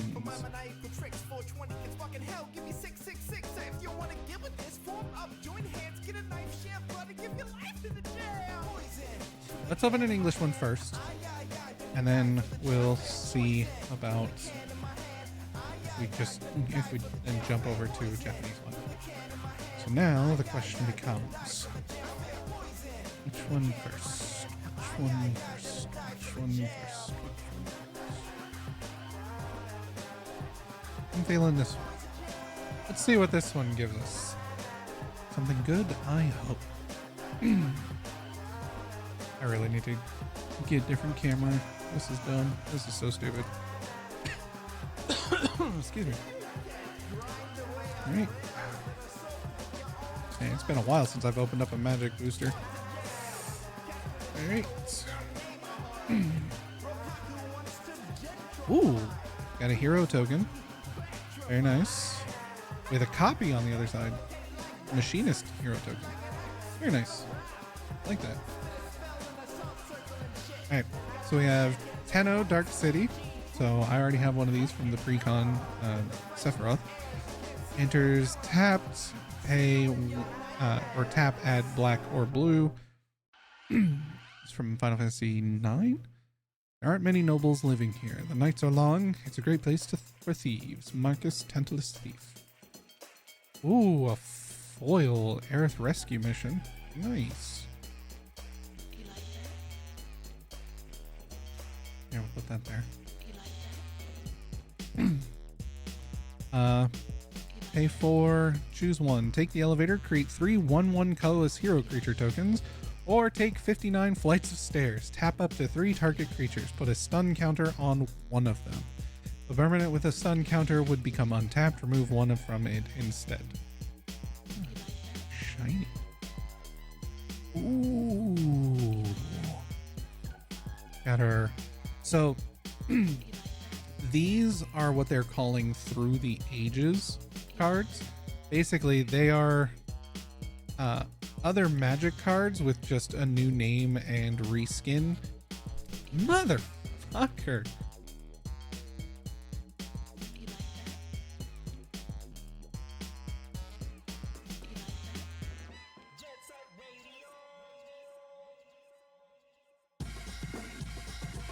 There we go. Yeah, so but the artwork for specifically for the Through the Ages cards is the artwork is either ripped from games or it's concept art for the games. That's very pretty. This is Final Fantasy 11, or not 11, 14. Like, so it's actually Farseek. Ooh, Farseek. Okay. Search a library for a plains, island, swamp, or mountain card. Put it onto the battlefield, tap, then shuffle. Farseek is a very good card. Yeah, it's pretty. So we got that. Ooh, we got Ultima. Wow. Okay, hold on. So they don't do them like they used to anymore. Interesting. Ultima, destroy all artifacts and creatures into the turn. Exile all exile all spells and abilities from the stack, including this card. Player whose turn it is discards down to their maximum hand size. Damage wears off, and this turn and until end of turn effects end. Such devastation! This was not my intention. Nice. Got a Shiva. Summon Shiva. Do the 4/5 for 5. Heavenly. She's a saga, so Heavenly Strike. Tap target a creature and opponent controls with a stun counter on it, and then draw a card for each tapped creature your opponent's control. Cool. Had to summon a sea in a new dream world. Final Fantasy X. Restoration magic. Tiered. Cure. Target permanent gains hexproof and indestructible until end of turn. Cura for one extra colorless. Target permanent gains hexproof and indestructible until the turn and you gain 3 life. Or Curaga, permanents you control gain hexproof and indestructible until end of turn and you gain 6 life. I got a Saz's Chocobo. Saz's Chocobo. This is the fucking broken ass Chocobo. 0/1 landfall. Whenever a land you control enters, put a +1/+1 counter on this creature. Chick has no name, as voicing the true identity of the animal might trigger ripples of destiny across Cocoon and cause a hurricane in Eden. Either that, or Saz just hasn't thought of one yet. Oh, thanks for the head pats. Chocolina. Yeah, the Chocobos are fucking beefy in this. Laparate Scout, he's pretty good too. Whenever another creature you control enters, this creature gets +1/+1 until end of turn. I've come to realize that it's important to put down the book every now and then and experience some adventures for myself. Cute little Laparates, little Banuis that everybody wants to be a playable race as, and they said, no, you already have the Vieras. Dragoon's Wyvern. Flying, when this creature enters, create a 1/1 colorless hero creature token. I heard that to become a Dragoon, you had to make a pact with a living wyvern. However, thanks to the Dragon Slayers, there aren't that many dragons left. Caralian San Dioria, citizen. Ooh, Paladin's Arms. Job select, when this equipment enters, create a 1/1 colorless hero creature token, then attach this to it. Equipped creature gets +2/+1, has ward 1, and is a knight in addition to its other types. Lightbringer and Hero's Shield. Equipped for 4. Banui! Hi, Dream. Yeah, got a Banui card. Ice. Ooh. Tiered. Blizzard. Return target creature to its owner's hand. Blizzara. Target creature's owner puts it on their choice of the top or bottom of their library, or Blizzaga. Target creature's owner shuffles it into their library. Hectize. When this creature enters, each opponent discards a card. Once the monsters of hell poured forth into the world, they entered using a path known as the Jade Passage. Hilda, Princess of Fin. Final Fantasy 2. Gisal Greens. More Chocobos. Create a 2/2 green bird creature token with whenever a land you control enters, this token gets +1/+0 until end of turn. Flashback for 7. And Light of Judgment. This is a pretty fucking strong card. In Magic the Gathering Arena, I've seen a lot of people use it and it's fucking awesome, but bullshit. So, let's use Paladin's Arms as an example. So with Paladin, so this is an equipment card. So it's an artifact equipment. You pay the equipment cost to put it onto a creature.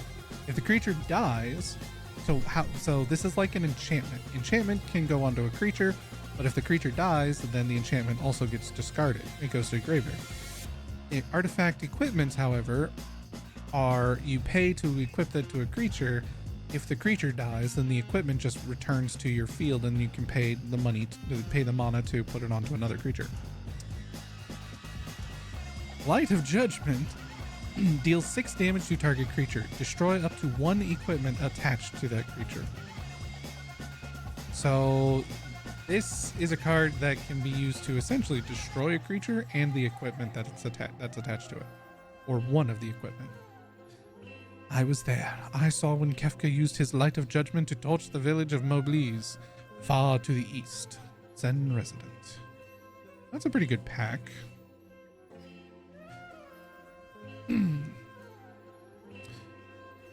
Got my foil, got a land, got Ultima. Ultima's a very good card. Such devastation. And a Through the Ages card. Very nice Through the Ages card. And a hero token. So, now, chat. Again, the question becomes, do we continue opening English ones? Or do we open up a Japanese one?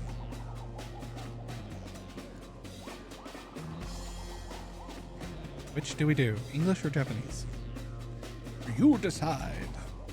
Your choice.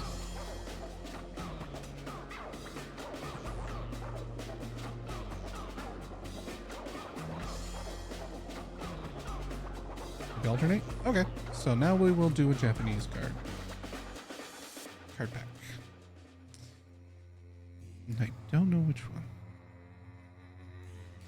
one.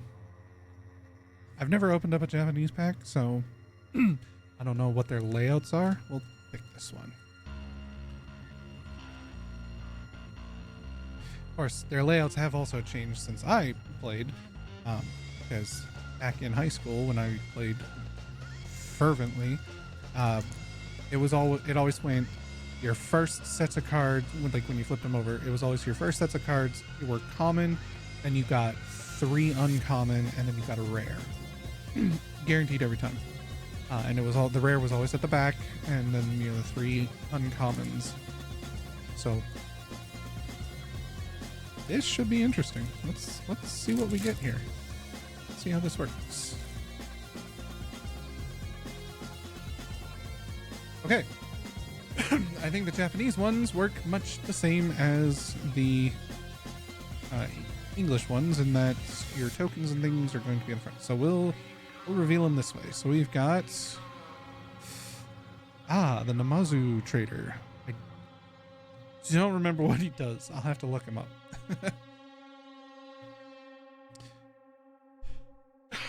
Excuse me. Then we have the Sabotender.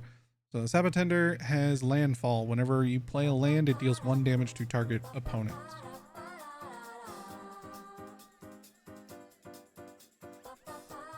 Then we have Fat Chocobo. So on the first turn, I believe it creates a 2/2 Chocobo token that has, whenever it enters play, or whenever with landfall, whenever enters, I think that's what it is. Yeah. And then each subsequent one afterwards is all creatures you control have trample until end of turn. It's a really good summon. And then we have Find the Esper. This creates a 4/4 creature, artifact creature, or is it a 3/3? I think it's a 3/3. It creates a 3/3 artifact creature token. And then it has a flashback cost that if you pay the flashback, if you play this card from the graveyard, the flashback cost, then it creates the 3/3 with 2 +1/+1 counters on it. It's a very good and fun card. Dwarven Guard. Excuse me. Dwarven Castle Guard, I believe. Basically, it's a 2/1. Whenever it dies, create a 1/1 hero token. Creature token. Ooh. Overworld map. Pay 1, tap to get a land, I think. And or you also have to sacrifice this. So pay 1, tap, sacrifice, search your deck for a basic land card, and I don't know if you can put it into play or not. Or pay 3, tap, sacrifice this, search your library for a town card, and put it into play tapped. I want to see if I can try and build a town deck, because there's a couple of cards that actually do stuff with towns that are pretty cool. Speaking of towns, Adventure Inn. When this comes into play, gain 2 life, I think. Tap and add colorless. And it's considered a town.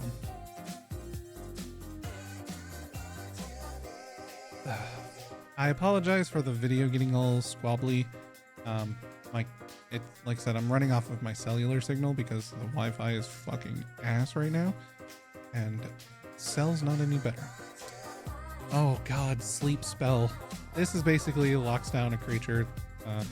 It taps them and they can't untap. It does. I think it does something else, but I don't remember. It's fucking dumb and bullshit. I hate it. Reach the horizons. Search your library for, I think it's search your library for up to two land cards. Doesn't have to be basic, just 2 land cards with different names and put them onto the field tapped. Put them on the battlefield tapped. Oh, I think we got a flip card. Yeah. Is that? It is. Oh, chat. We're gonna hide that real quick. I forget his name. Guts? Not Guts. It's not Guts. Dwarven King. He does stuff with artifacts. I'd have to look him up. It sucks. My Japanese was rusty as fuck, so I don't remember any of this. So, this card. Oh, we have 2 flip cards? Ooh. Side quest, raise chocobos. When this comes into play, create a 2/2 chocobo token that has whenever a land enters field, with landfall, whenever a land enters play, it gets +1/+0 until end of turn. If you control 4 or more birds on your field at the beginning of your upkeep, I think, then it flips and becomes a black chocobo. The black chocobo has all birds gain whenever a land comes into play, they get +1/+0 until end of turn. It also has that ability. This stacks. So all of your chocobos that have whenever, no, that's what it is. So all chocobos have whenever a land comes to play, they get +1/+0. He has whenever a land comes into play, all birds get +1/+0. So it doesn't give them the ability, he just adds more to, so they all get a metric fuck time. Oh, yes! Yes, chat! Oh, I got him in Japanese, that's awesome. We got the Emet-Selch. This is a gorgeous fucking card. I love the artwork on this. So Emet-Selch from Final Fantasy XIV. Oh god, I wish this was in English so I could tell you what it does. I think it's if you discarded 14 cards, or no, I'd have to double check him. But then he gets to flip and become Hades. It's so clean. I fucking love it. It's a good card. I love this card. And we fucking got him. What is our... Ooh, we got a foil Veins... I think it's Veins Ambition? It's a destroyed creature. It's foil. It's very shiny foil. I like that. You're not always guaranteed foils, by the way. I just happen to be lucky and have gotten 2 foils and a land. You also don't get lands in every single one. I think this comes into play tapped to add mountain or island. Nice. Is that? Yeah, I think that's supposed to be Macalania Woods, maybe? And then hero token that flips to a frog, or a frog token. Cool. That was actually really good. It was a really good pull for that one. Oh, fucking Emet-Selch and the fucking raised chocobos. Man, I want to build a chocobo deck so bad. I've seen some broken ass fucking chocobo decks. They are great. So there's our Japanese cards. I'm gonna keep the tokens separate. Yeah. So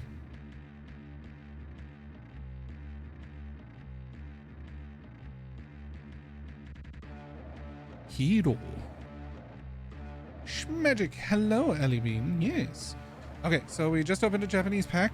So now we will open up an English pack. Yeah, Darhans. Yep, that's my hands. Okay, let's find out what we get in this pack, shall we? I'm opening up birthday packs. I am real. I know, right? Oh my god, why is this being such a pain in the ass to fucking open? Yeah, we're gonna open up these birthday packs and go through them, and then we'll play some South of Midnight. Got another hero token. Nice.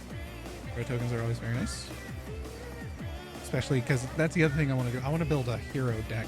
I want to try and build a hero deck. Like a traditional Final Fantasy deck. I think that'd be fun. So we've got, Namazu Trader. This is the one we pulled from the Japanese one. When this creature enters, you lose 1 life and create a treasure token. Whenever this creature attacks, you may sacrifice another creature or artifact. If you do, surveil for 2. So that's what he does. How you doing, Ellie Bean? I hope you've been doing well. I hope your weekend was fun. Again, apologies for the shit like that of suddenly losing the fucking signal and disconnecting and stuff. Because I'm currently using my phone as my camera through Streamlabs, and it's kind of a not great fucking method. Mostly because I'm on cell network because my Wi-Fi is being an ass. Partner got me the Ketis deck, so excited to upgrade it. Well, funny you should mention that because we searched the whole fucking island on Saturday and Sunday. Saturday was my birthday, and Sunday looking for the pre-built commander decks because I want Ishtola and or Cloud. But the only one we could find on the whole island was Terra. So we just went through Terra's deck. It's a really good deck. Like, there's a lot of potential in it, but so, yeah, I got the Terra, and of course I also got the pre-made Cloud and Sephiroth. I got these weeks ago, around Father's Day is when I got them. Yes, I know. But because this was the only one available, this was the collector's edition one. So it came with a collector's sample booster. You know, one of the collector's boosters that are like really fucking expensive. And the collector booster came with 2 cards. And I got a shiny Barret, which is a very nice card, and a shiny Ultimate Magic Holy, which is fucking gorgeous. I fucking love this card. Yeah, these are gonna go in sleeves and probably not be used because because the place that we got the Japanese booster packs for Magic the Gathering were very kind. They found out that my dad basically told them it was my birthday and they were looking why we were looking for stuff, and they gave me a Innistrad Hunts of Innistrad promo pack, which came with these 3. So foil Meathook Massacre, foil Infernal Grasp, and promo foil Bolus's Citadel. Very nice. Meathook Massacre? Meathook Massacre. Yeah, it's very good. So good, they made a second one in Duskmourn. Called it Meathook Massacre 2. Alright, so got a Namazu Trader. Namazu. We also got Haste Magic. Ooh, Haste Magic is good. Target creature gets +3/+1, gains haste until end of turn. Exile the top card of your library. You may play it until your next end step. Double time. Now we also get a Gigantode. As long as you control 7 or more lands, this creature gets +2/+2. Nice. Gigantode is known to venture outside of its comfort zone during downpours, much to the surprise of unsuspecting hikers. It's from Final Fantasy 15. And next card is White Mage's Staff.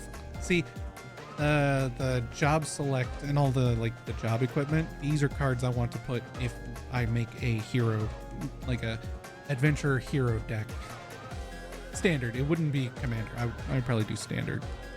I mean, you could probably make a commander deck, but I don't know who your hero would be. But yeah. So job select is a really fun card. We read it on the Paladin, but I don't think I explained it. When this equipment enters, create a 1/1 colorless hero creature token and attach this to it. So it's a free attachment to a creature. White Mage's Staff, equipped creature gets +1/+1. Has whenever this creature attacks, you gain 1 life and is a cleric in addition to its other types. For most of y'all who probably don't know, or just as a fresh reminder, I'm a white mage main in Final Fantasy XIV. I like white mage. It's a fun healer class. Ice Flam. Excuse me. 5/4 for 6. When this creature enters, tap target artifact or creature an opponent controls. Put a stun counter on it. And it has island cycling for 2. Main Bard. Bard is fun. Bard's pretty fun. Their drip in Dawn Trail is fucking great. I love it. Like the rock star with the guitar bow is fucking cool. All right, next card is Precious Wanderings. This is very good for a Chocobo deck. Pay 3. Search your library for a basic land card or town card. Put it onto the battlefield tapped, then shuffle. When you search your library this way, put a +1/+1 counter on target creature you control. So you put that +1/+1 counter on a Chocobo. Plus it lets you get extra lands out, which boosts that Chocobo even more for that turn. Like, yeah, fuck yeah. Oh, if I could get a Rides the Shootpuff. Ride the Shootpuff would be a really good card for a Chocobo deck too. Iron Giant. Vigilance, Reach, and Trample. It's a 6/6 for 7 artifact creature demon. Oh, it's a demon. Oh, if we could get Arden the Usurper, that'd be really good in the deck. The Iron Giant is both hostile and powerful, using a giant blade to fell its foes. The mere mention of its name strikes fear in the hearts of drivers who know how precious the road, how perilous the roads are at night. All right, now we should be getting into the uncommon cards. Sandworm. Haste. When this creature enters, destroy target land. Its controller may search their library for a basic land card, put it into the battlefield tapped, then shuffle. Why did my phone turn off? Did I lose battery? Oh my god, did my battery die on my phone? For fuck's sakes.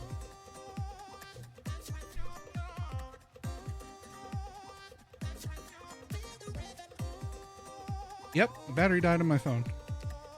Alright, sorry about that. Let me see if this one will work.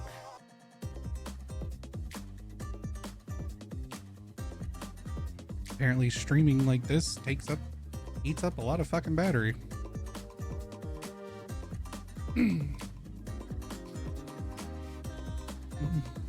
Hold on. I might have a way to keep it going, actually.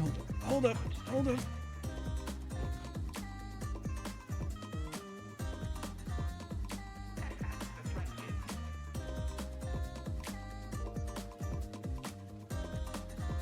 In the meantime, we're gonna see if we can get this working.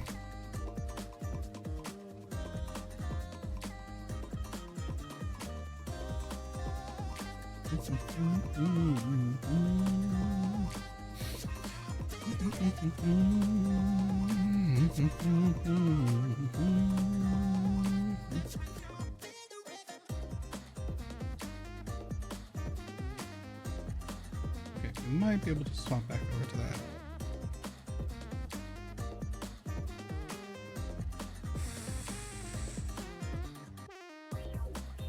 Sorry, chat. Technical difficulties. I apologize. Yeah, no, we'll just put that back on.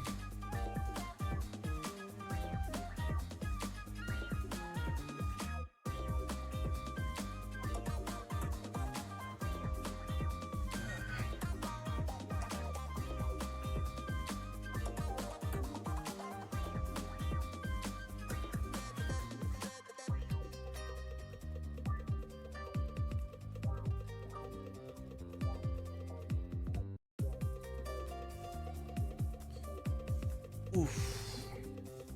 Actually, I could try. No, it'll dumb if I do it that way. Are you sure? Allow? Why not?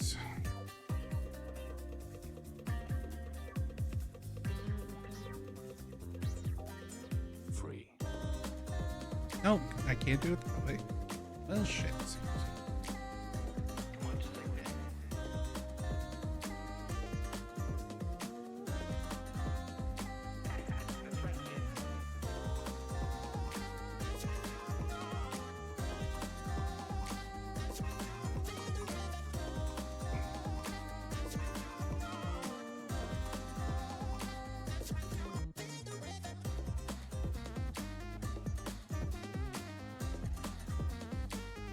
Alright, let's give this a try. Alright, let's try and fix this. Apologies, the angle's a little different because I had to plug the charger in and kind of where the charge is and where the it gets blocked. So unless I do this and move it like this.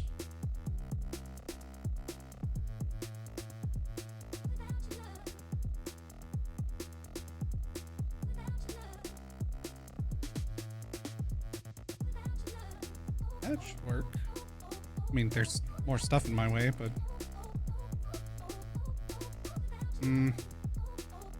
here, what if I did like this instead?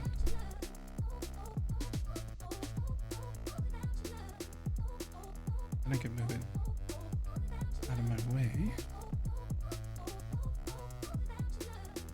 There, do like that.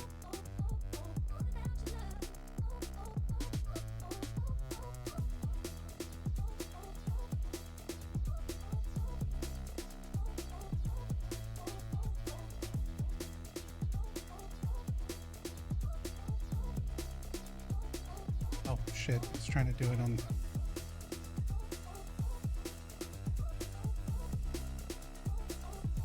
Gotta reload it. Allow, yes. Stop using my Wi-Fi because Wi-Fi is ass.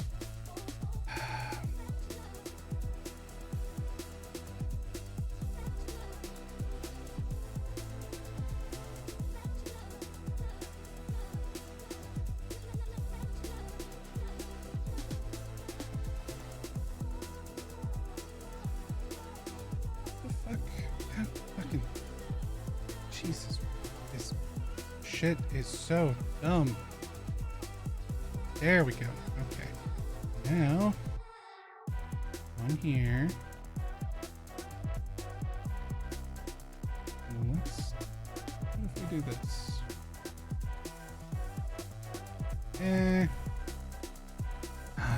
Then y'all can't fucking read shit.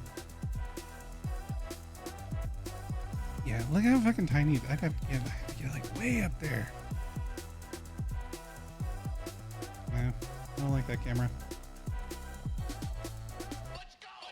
We'll go back to this one. Okay. Hopefully this works better. Maybe, and who knows? Now that it's plugged in, maybe it'll. It won't disconnect every now and again. Maybe the signal will be a little stronger. All right, so. Continuing where we left off, I'm new to this whole thing, so this is fun. I do have on my throne, I do have a new webcam, so if I got that, I could take one I currently use for my avatar stuff and turn it into a top-down, better camera that's just plugged into a computer. Just throwing that out there. Anyway, sandworm. Oh, uh-oh. Shit, it went away.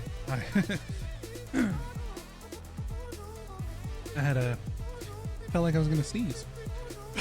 Excuse me. Alright. Haste. When this creature enters destroy target land, its controller may search the library for a basic land card, put it onto the battlefield tapped, then shuffle. So, like, if they have a fancy, like a town or something, you could just be like, nope, destroy that town. You still get a land out of it, but we're just gonna have you destroy the town. Next, Shambling Seath. I have some of these in my pre-con Sephiroth deck. This creature enters tapped. Whenever you cast a non-creature spell, you may pay black mana. If you do, return this card from your graveyard to your hand. Seath are damned to wander the world unliving and undying until their corrupted flesh at last can move no more. Yeah, we have a hero token. Okay. And, Restoration Magic. Another one. We've already read this, so that's good. So now we should be hitting into our like rarer stuff. Oh no, we have another uncommon. Relentless XATM092. This part of Final Fantasy VIII is like annoying but fun. This creature can't be blocked except by 3 or more creatures. Fun little mechanic there to as a throwback to the games, because in Final Fantasy VIII you have a full team of 3 and you constantly fight this guy in multiple phases, which is where the second one comes in as well. Hey, Final Fantasy VIII. Return this card from your graveyard to the battlefield tapped with a finality counter on it. If a creature with a finality counter on it would die, exile it instead. Let's get the hell out of here. Okay. What do we got here? Speak of the devil. Zeldench quote. Zeldench himself. He's really good in a landfall deck as well with chocobos. You may play an additional land on each of your turns. Zeldench gets +1/+0 for each land you control. At the beginning of your end step, return a land you control to its owner's hand. So in a landfall deck, he's really good because you can just keep returning a land to your hand, and every turn you'll at least be able to play 1 land to trigger landfall stuff. And Evil Reawakened Foil. Nice.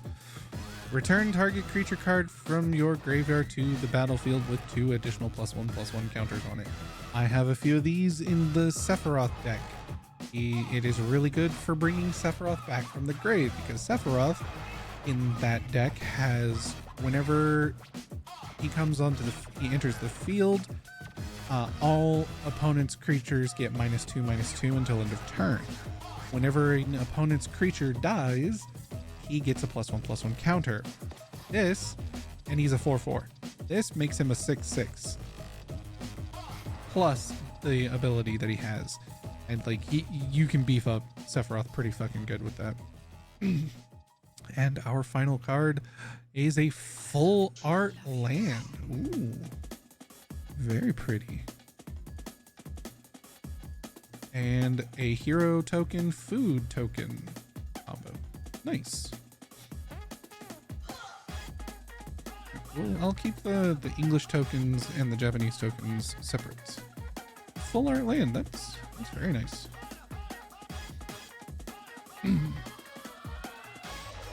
Okay, so we opened up English. Oh. Snowplush, thank you for the follow. Welcome to the onsen. I hope you enjoy your visit. Welcome in. We are opening up. So we just opened up an English pack. Now we're going to open up a Japanese pack. Hi, how are you? Welcome in. I hope you enjoyed your weekend. I hope you had some fun. Let's see. Is there a token on this side? No. Ooh. Is this an art card? This might be an art card. Ooh, a Japanese art card? That would be gorgeous. All right. Let's find out what we have. But first, we have, I forget his name, but he basically, when he comes into play, you create a one, I think is it 1 or 2? No, you create 1. Create a 1/0/1 wizard token creature token that basically ignore the oops. Just getting into Magic the Gathering? Nice. Welcome in. How much of Magic the Gathering do you know? Because I played a long time ago back in high school, which was, in the early 2000s. When I say early 2000s, I literally mean like I graduated 2005. I've been out of Magic for a while, but I'm also a huge Final Fantasy nerd, and so I am super excited for these cards. I fucking love them. But if there's anything you want or need to know, I am more than willing to answer any questions. I think used to play when I was young via relatives. I then randomly saw a fairy deck on TikTok and it made me want to get back into it. Nice. Fairies are cool. Fairies are very cool. Yeah, like I said, I kind of dropped off for a while. My brother-in-law got really into Commander. It's like his introduction to Magic the Gathering. And so he kind of pulled me back every now and again, and like the D&D set was cool and I bought some cards from that and all that, but the Final Fantasy ones, like these are the ones that I'm like, I am a massive Final Fantasy nerd, and so Commander looks so much more fun than traditional though. Yes and no. There are some parts of Commander I like. The fact that you can pull any card from any era, like it doesn't matter, is nice, but standard, there are quite a few cards that are designed for standard. Excuse me. I'll buy all 4 pre-con for Final Fantasy when it gets in stock Monday. Yeah, so Saturday was my birthday, and Saturday and Sunday we ran around the island looking for Commander decks because I wanted Y'shtola or Cloud, and that was supposed to be my birthday gift from my sister and her husband. But we couldn't find any. All of Saturday, we found nothing. Yeah, the Costco ones, I was hoping to get the Costco ones, but yeah, we checked Costco. I don't know if the Costco out where I live got them in yet. I don't think they've all been delivered. I might see. I want Y'shtola so bad too. Yeah, she's my waifu from FF14. Actually, I've seen play with her pre-con. It's actually pretty broken. If you know what you're doing, it's actually pretty good. All 4 of them are pretty good, I've heard. But yeah, the only one I could find on the entire island was this one. Ignore how much we paid for it. But this was the last one we could find. I got Tidus one. My partner got Cloud. Yeah. Yeah, super pretty. I love her. Which this was the collector's sample version of the pre-con, which came with a sampler collector's pack, which the collector's packs are the super expensive ones. You know, like one pack is like $100. So this came with one that had 2 cards in it, and I got Barret, Avalanche Leader, of shiny foil full art or expanded art, and Ultima Magic Holy, a fucking gorgeous foil card. So I'm pretty pleased with that actually. Also, I've gone through all of my cards for Q4 2025 for restock. I fucking hope so. Like, it's super popular, so I would assume they would do reprints. And they will keep getting reprinted probably. I don't know if they will keep doing it, but they'll do like 1, maybe 2 if they keep going. I went through, so I have an app that lets me keep track of all of my cards, especially like how many of each one I have, which ones I have.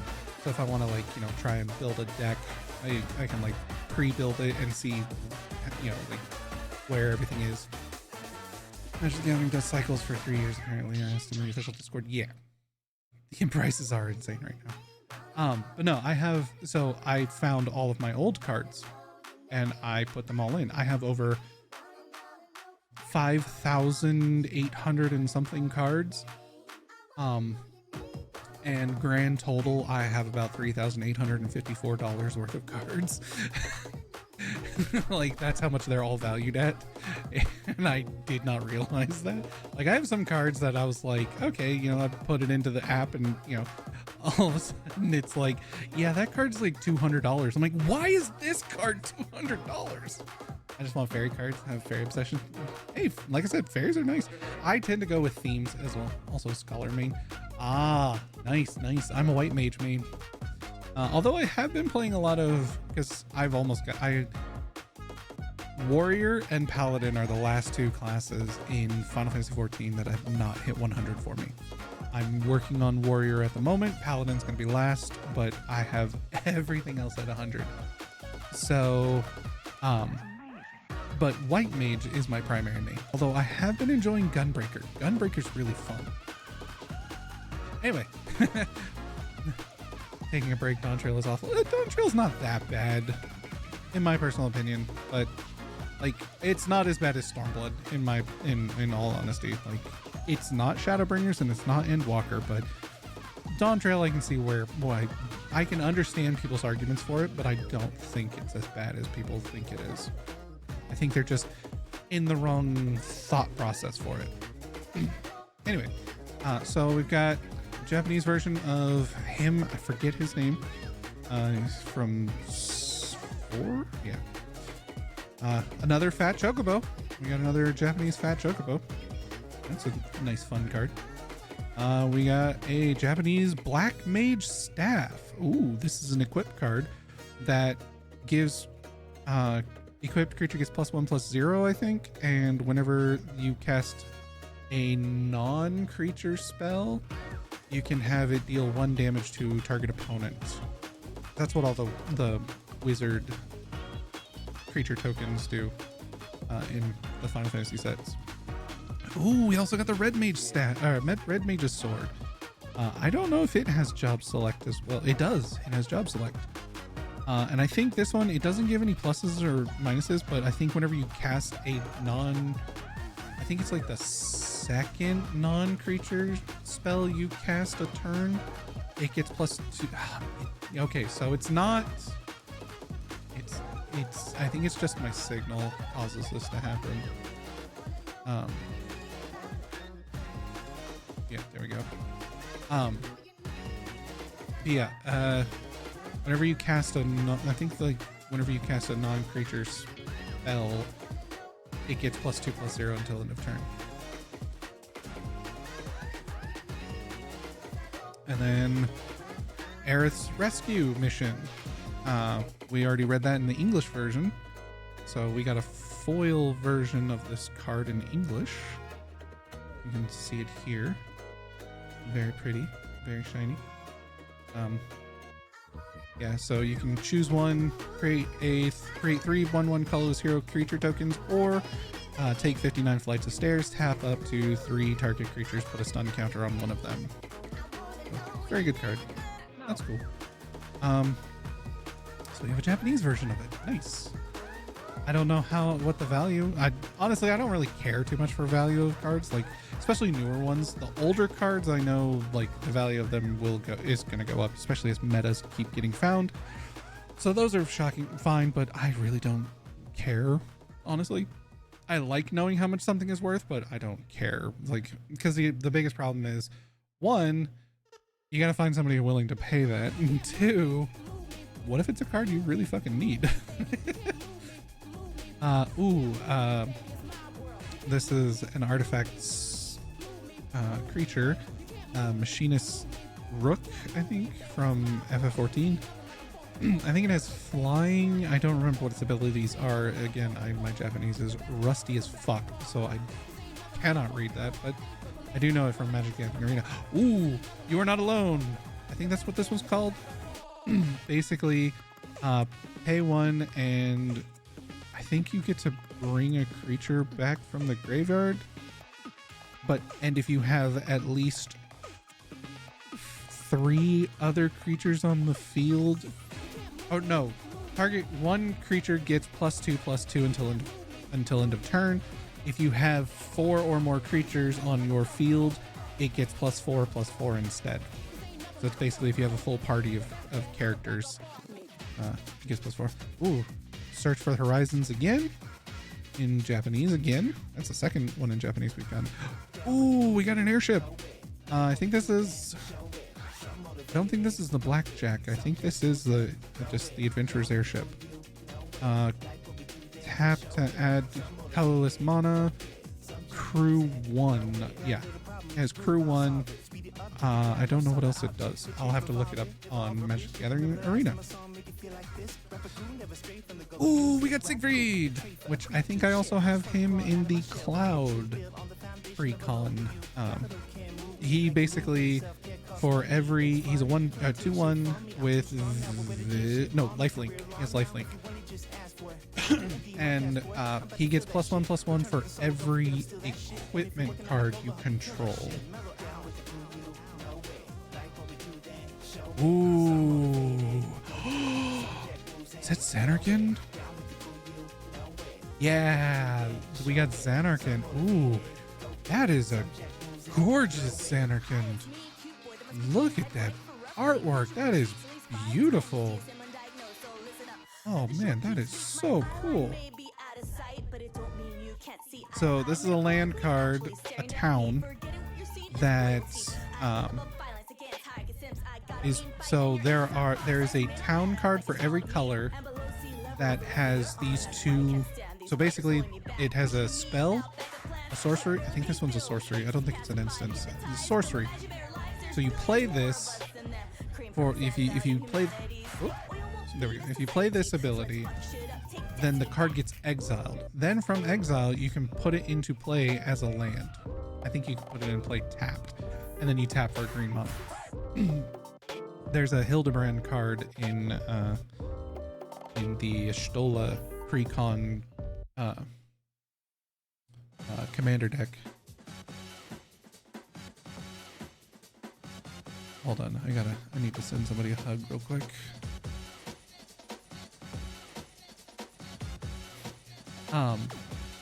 Yeah, the Hildebrand one is kind of broken but fun, because if you know Hildebrand, it matches him perfectly. He's like a 1/2 or he's a yeah, I can't remember if he's a 1/2 or a 2/2 for like 2 mana, but he has a spell that basically you pay it and he comes in and it creates a 2/2 zombie creature token.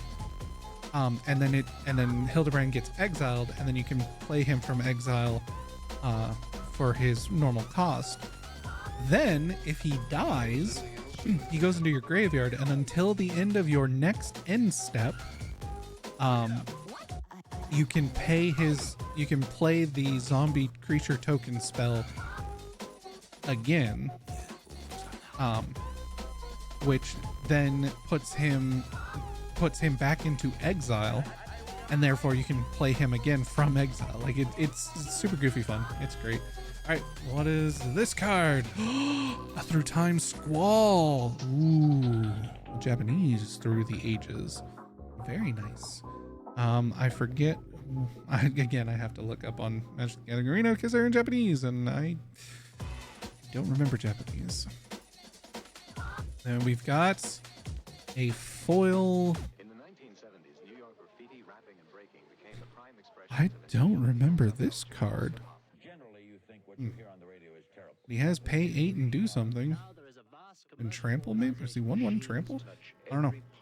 I'll have to look that one up too. And our final card is a full art swamp. The Crystal Caves. Nice. And the art card. Ooh. Not all packs come with an art card, but I've heard there are 53 of these. This is number 3 of 53. I've heard that these full art card, that these specific art cards are going for quite a pretty penny. But yeah, this is Stiltskin Moogle Merchant. It's pretty. I'm gonna keep that one. So yeah, there's our second Japanese cards.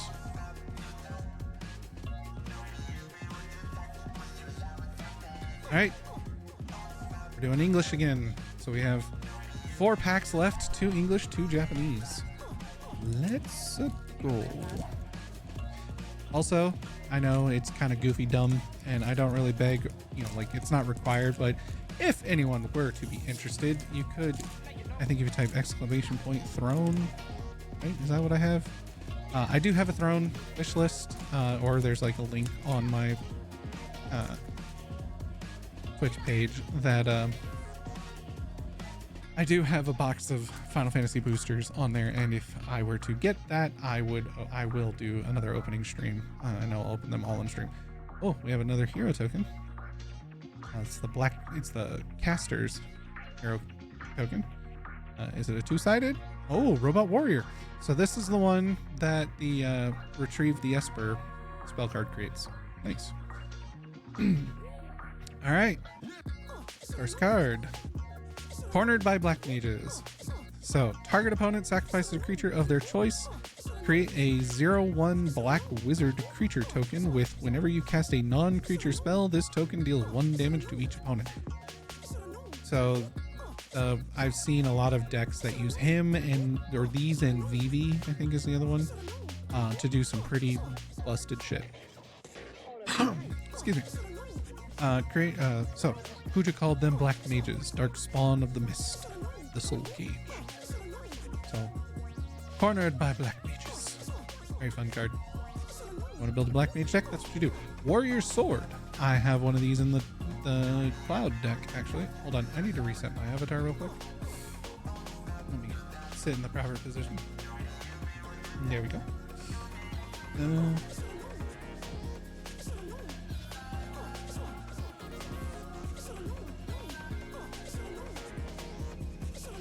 So job select, whenever you play it, you create a hero creature token. Equipped creature gets +3/+2 and is a warrior in addition to its other types. Equipped for 5. Next card is Balam T-Rexar. He's a 6/6 for 6 with trample. When this creature enters, you gain 3 life, and he has forest cycling for 2. So pay 2 and discard him to search for a forest card. Sometimes it's better to run. Quistis Trepe. That's actually a really good card. Magitech Infantry. This creature gets +1/+0 as long as you control another artifact. Pay 2 and a plains, sacrifice, or play 2 and a plains, search your library for a card named Magitech Infantry.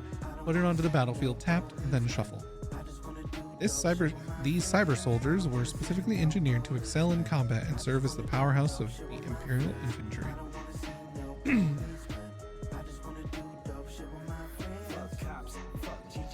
Next card, Keykern Merchant. 1/4 for 3, pay 1 and tap, draw a card, then discard a card, or pay 7 and tap, sacrifice this creature, draw 3 cards. This ability costs 1 less to activate for each town you control. So going into that town deck that I've been talking about wanting to try and build. Speaking of which, here's another town, Crossroads Village. This land enters tapped. As it enters, choose a color. Tap to add 1 mana of the chosen color. You've got to destroy the Dreadnought, Basque resident. Final Fantasy 2. World map. So we had a Japanese version of the world map. We got one of those. So it's a 1 or pay 1, tap, sacrifice this artifact. Search your library for a basic land card, reveal it, put it into your hand, then shuffle. Or pay 3, tap, and sacrifice this artifact. Search your library for a land card, reveal it, and put it into your hand, then shuffle. For a land card.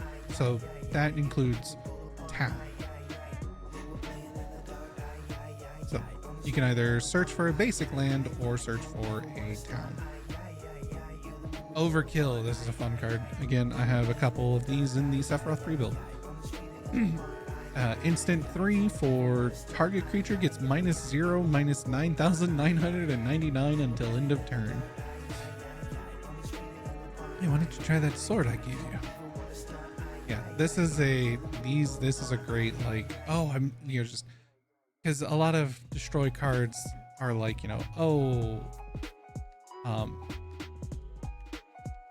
destroy target card, or deal this much damage to target creature. But some people get tokens, like +1/+1 counters, and they get ridiculously high. Overkill is a good way to fucking destroy those. Next card is Queen Braun. Prowess. Whenever you cast a non-creature spell, this creature gets +1/+1 until end of turn. Whenever Queen Braun attacks, create a 0/1 black wizard creature token with whenever you cast a non-creature spell, this token deals 1 damage to each opponent. So again, this is used a lot in the wizard creature deck. Ooh, we got a flip. Oh, I got Joshua. I think I got a Joshua card. Okay, hold on. Ooh, Ignis. I've come up with a new recipe. Ignis Scientia. When Ignis Scientia enters, look at the top 6 cards of your library. You may put a land card from among them onto the battlefield tapped. Put the rest on the bottom of your library in a random order. I've come up with a new recipe. Pay 1 a plains, or 1 an island and a forest. Tap, exile target card from a graveyard. If a creature card was exiled this way, create a food token. Joshua, Phoenix's dominant. Yes, I've heard that this is also a really good card for really good builds. When Joshua enters, discard up to 2 cards, and then draw that many cards. Pay 3, a mountain and a plains, tap, exile Joshua, then return it to the battlefield transformed under its owner's control. Activate only as a sorcery. In Ashen Grip, let Ember glow to kindle flames anew. And he becomes Phoenix, Warden of Fire. He becomes a Saga, Flying Lifelink 4/4. First token, Phoenix deals 2 damage to each opponent. Second token, does it again. And the third one, return any number of target creature cards with total mana value 6 or less from your graveyard to the battlefield. Exile Phoenix, then return it to the battlefield front face up. So he goes through a cycle, and then he gets exiled and comes back as Joshua. And when he enters, discard up to 2 cards, then draw that many cards. Then you pay to exile him again and bring him back as Phoenix. And then when he's done with this, he exiles and comes back. Like, it just keeps going. I've heard, and there's like combos that I've seen that use him that are really fucking good. Is this gonna be a foil? It's a Through the Ages, Crystal of Altar Cave. Chromatic Lantern is the original card. This is Final Fantasy 3? Yeah. Artifact, lands you control have tap, add 1 mana of any color. And tap to add 1 mana of any color. Oh, this is a good card. That's a really good card. This a foil? Foil Fat Chocobo. Nice. Yeah, so on the first summon, create a 2/2 green bird creature token with whenever a land you control enters, this token gets +1/+0 until end of turn. And then Kerplunk, creatures you control gain trample until end of turn.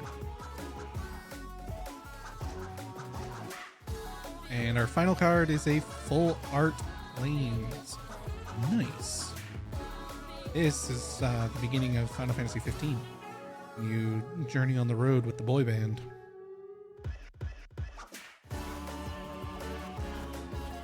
All right.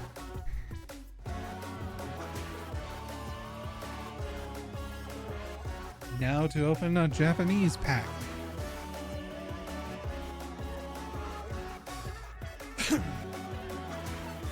Let's find out what is in our Japanese booster pack.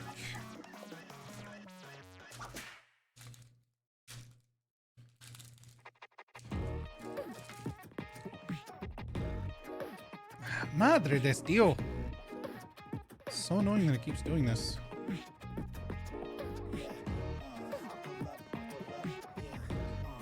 This is dumb. I gotta figure something better out. All right, we have a token. Yes, a hero token. Is it 2-sided? Ah, copy. Cool. All right, and our first card is Choco Kick. I've used this card a lot. So Choco Kick is choose a bird creature you control and have it deal its power to damage to a target opponent creature. If it has a kicker, which a kicker is you pay whatever the kicker cost is and you get to add an extra ability to it, or you get to use its kicked ability. Its kicker is you return a land you control to your hand, and then whatever creature you choose to deal damage, it doubles the damage. So like if you have a 2/2 bird creature and you use it and you pay the kicker for this and you want it to deal the damage to your opponent who has a 4/4, you pay the kicker, you return a land to your hand, and it will deal 4 damage to that creature instead of 2.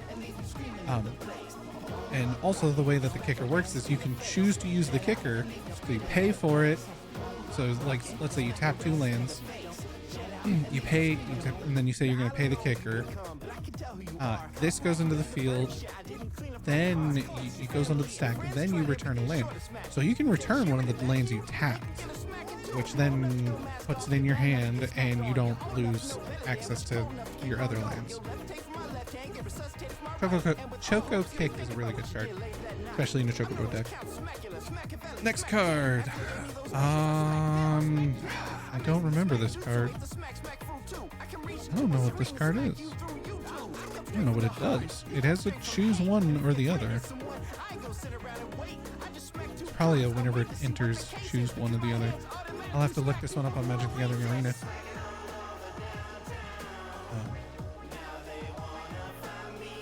Next card. Ooh, item shop seller. During your,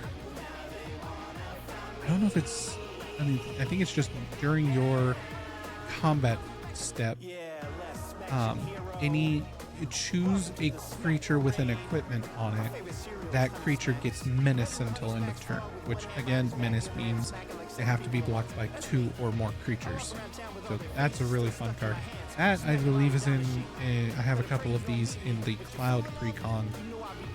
I've used it in MTGA and it is, it's pretty fucking good. Here's our Rook again.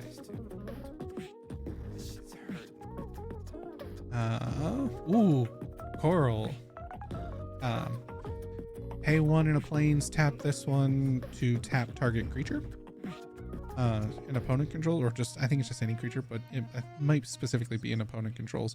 It's a really good card. Again, that's in the Cloud Precon. Next card, Japanese. Ooh, Precious Wanderings. Once again, we know what this is because we got an English one.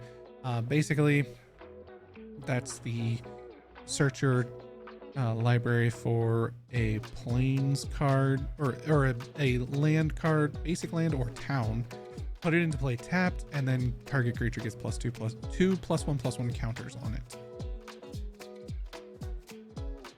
Lunatic Pandora.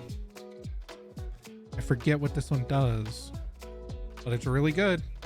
And I love the fucking art. The art is gorgeous on this. When we get to Final Fantasy VIII, y'all will know what the fuck Lunatic Pandora is. I always call it Lunatic Pandora because that's how it's spelled, but I think it's actually, I think it's supposed to be called Lunatic Pandora. Next card, ooh, Albed Scavengers, I think. Hold on.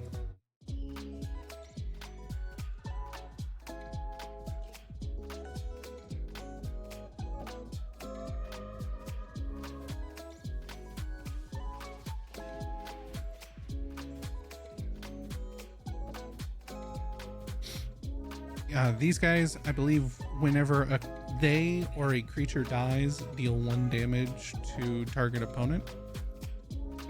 So they're really good in a sacrifice deck. Ooh, Rydia! Oh no, that's Garnet. I thought it was Rydia. Garnet, fuck, what does she do?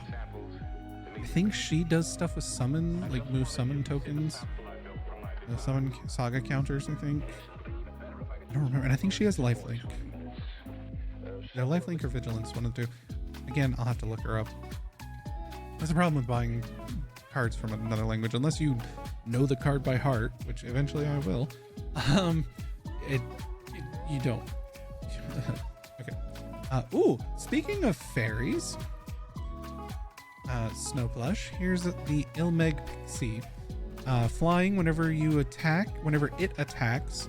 You get to surveil for 1, which surveil is the look at the top card of your library, and then choose to put it either back on top or put it in your graveyard. Which, if you're playing a mill deck or a deck that you want to get stuff in your graveyard so you can summon it for cheap,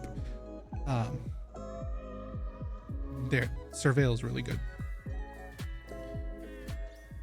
I didn't realize that was an uncommon card. I thought it was a common. Oh, we got Odin. Ooh, we got Odin.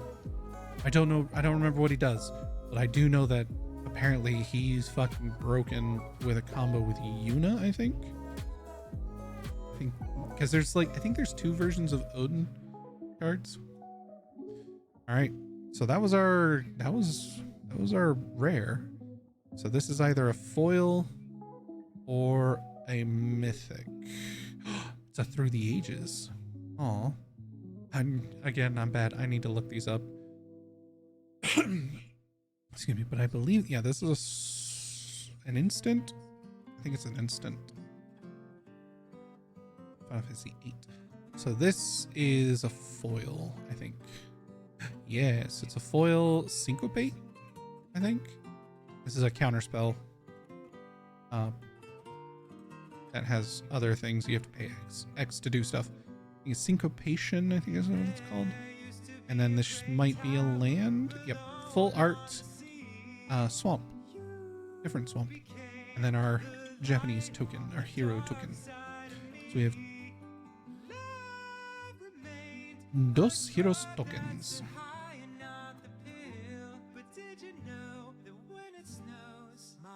All right. Wasn't too bad, actually. Oh, wait, where's my full art? Oh, put it there. I'm dumb. Okay, chat.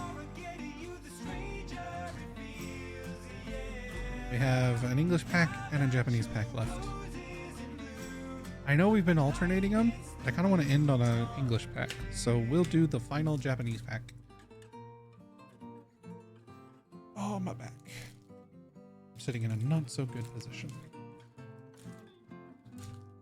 All right, our final Japanese pack. Please give us some good shit. You know what I would really like? I have a feeling that my camera is about to bugger off. I would prefer it in either, but I think it'd be funny to get a Japanese jumbo cactar.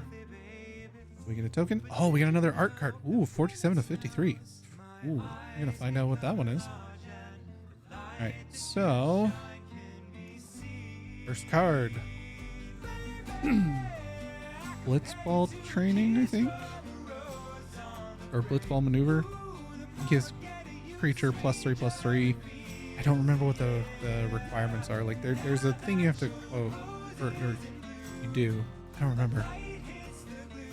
That's a good card. I think it's an instant. Veins, treachery, or ambitions. One of the two. I don't remember.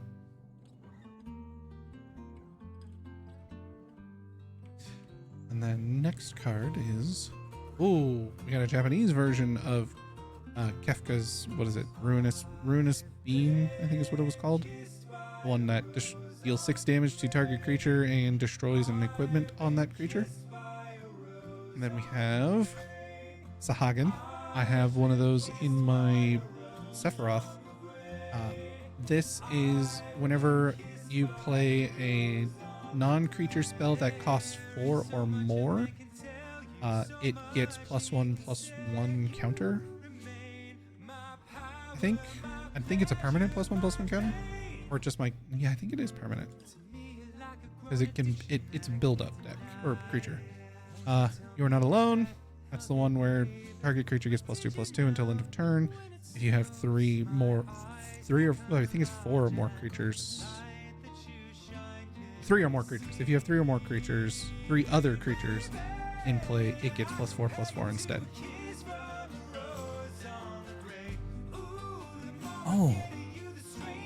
Oh, it's a Scorpion Tank. I've never seen this card. I mean, I don't really play a lot of blue, but it has something that gives it, if you meet some requirement, it gets +3/+0. I'm gonna have to look this one up on MTGA. Nice. Next card is Iron Giant, which has what is it? Trample, haste, and something else. Next card, Queen Braun in Japanese. So she's the one that whenever you cast a non-creature spell, she gets +1/+1, and also whenever she attacks, you create a 0/1 wizard token. The Final Days. Oh, I don't remember what this one does. But I'm definitely gonna have to look this one up. It does something cool. We got a no fucking way. No. Okay, we're gonna hide that one. Eject, I think is what this one's called. I think it's a return creature or save creature, something like that. I'll look it up. If this is what I think it is, it is crystal fragments. I think it's an artifact card that gives all, I think it's hero creatures or creatures you control get +1/+1. Then you pay 5 and 2 white, and I think you have to exile or sacrifice this, but it turns into Alexander, and he does some pretty potent shit. I'll look him up on MTGA and show y'all at some point. Excuse me. That's a good fucking card. I want it in MTGA on MTGA. That's good. Oh, all the weebs in the world just nutted right now. This is a borderless Japanese Masamune. Talk about fucking nuttin'. All you weebs. This is Sephiroth's sword. It gets plus. Does it get pluses? I don't think it actually gives a pluses. But I think I'd have to double check what it does. But it does some pretty broken shit, and it's an equip cost of 2. Like, it's really fucking cheap to equip. I think it's any creatures that can block it have to block it, and it does like a bunch of stuff. But yeah, it's the fact that it's a borderless full quote unquote full art Japanese Masamune. Oh my god, like, look at the artwork though. That is pretty beautiful. Every weeb in the world just nutted.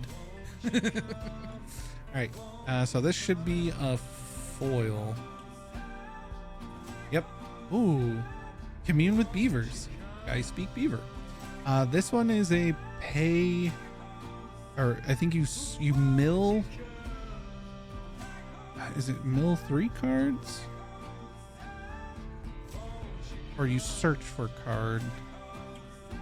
I think you mill, and then you can play either an artifact or land from the mill. Oh my god, and it's signed! Oh, my boy! My boy, Squall, my boy. Look at him. Oh my god. Okay. This is like the one time I'm gonna what is our last card? Oh, it's a Ruins. Comes into play tapped, and you can either add a black or a green. Cool. That's a good card. Oh, this goes there. Oh, look at him. Look. Oh, that is gorgeous. Look at that style. And it's signed. Okay. Oh, my phone's, god damn it. Okay, chat, this is like probably one of the few-ish times I'm going to pull this. Let's look up how much this card is fucking worth.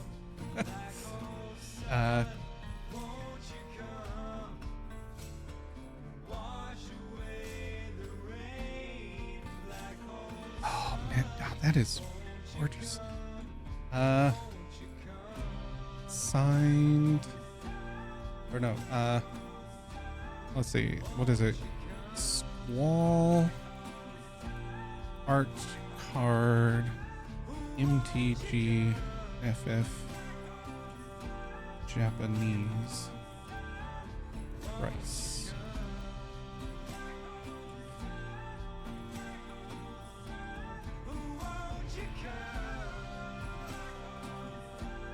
No, that's not the one I want. I want the art card. Not full art. Art series. Priceless. There we go. Art series.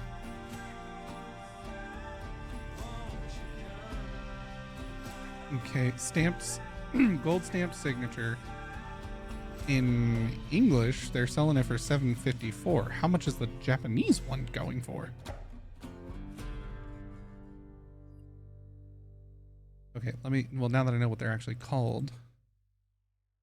Art Series MTGFF Japanese cards.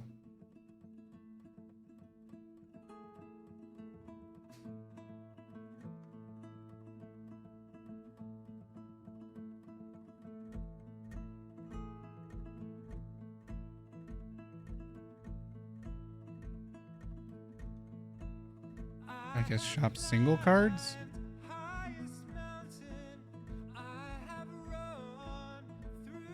Okay, Squall unstamped is $30 or 30 cents.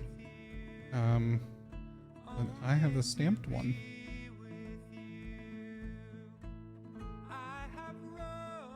But it's my boy. I fucking love Squall. Squall is like Final Fantasy VIII is one of my top favorite Final Fantasy games.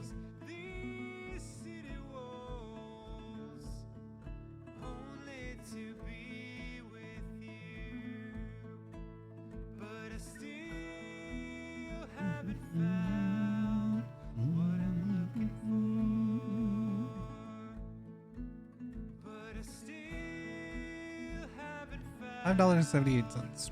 Market price is $7.43. It's not bad, actually. Is it a Japanese one? Oh, like they don't say if there's Japanese or not. Doesn't matter. Like I fucking love it. Oh man, that is. Oh, it's my boy. It's my boy. I love my boy. My boy Squall. He's the best. Okay.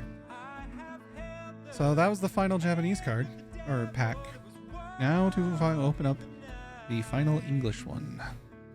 Now I kind of want to get more Japanese ones too. Except the Japanese ones, they were selling them for a lot. Like they weren't that cheap. They weren't cheap. Final pack.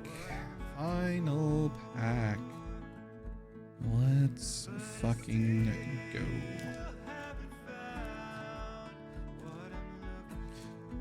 Be nice to get an art card from this one. Kind of funny that it would be funny if no. Ooh. Okay, so we got a Chocobo Bird token. Is it a dual side? Yep, wizard on the other side. Nice. Would be kind of funny though if, or no, actually no, it is funny that the only art series cards we got were from the Japanese ones. Excuse me. All right, first card, Suplex the Train. Oh, I love this card. Choose one, suplex deals 3 damage to target creature. If that creature would die this turn, exile it instead, or exile target artifact. The time has come to put my training to use. Suplex the Phantom Train. Fuck yeah. I love suplex. Chocobo Kick. There's the one that we got a Japanese one for. Target creature you control deals oh, it's target creature, so any creature. Okay, doesn't have to be bird. Target creature deals damage equal to its power to target creature and opponent controls if the spell was kicked. The creature you control deals twice that much damage instead. And the kicker is return a land you control to its owner's hand. Marlboro. A 4/4 for 6. Bad Breath. When this creature enters, each opponent discards a card, loses 2 life, and exiles the top 3 cards of their library. Swamp Cycling for 2.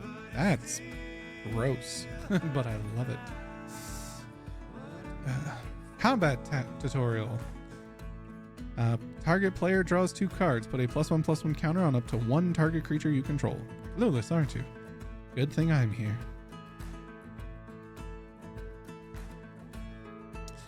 Cloudbound Moogle. Again, I have one of these in my precon, in my cloud precon.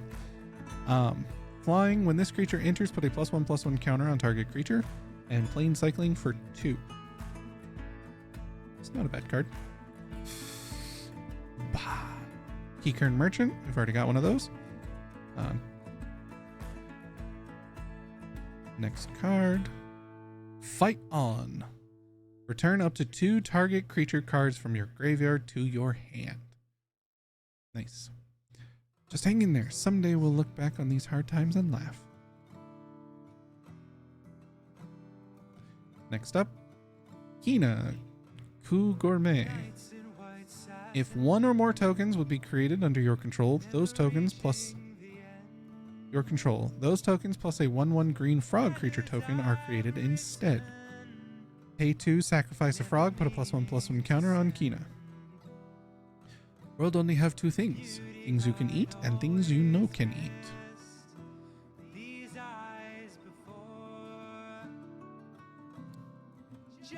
Stolen uniform. Choose target creature you control and target equipment. Gain control of that equipment until end of turn. Attach it to the chosen creature. When you lose control of that equipment this turn, if it's attached to a creature you control, unattach it. It's a little tight, but the price was right. Nice. That's actually a really good card. We have 2 of them now. Ah, here he is. Gyot, King of the Dwarves. He has double strike. That's what it is. He's a 1/1 double strike.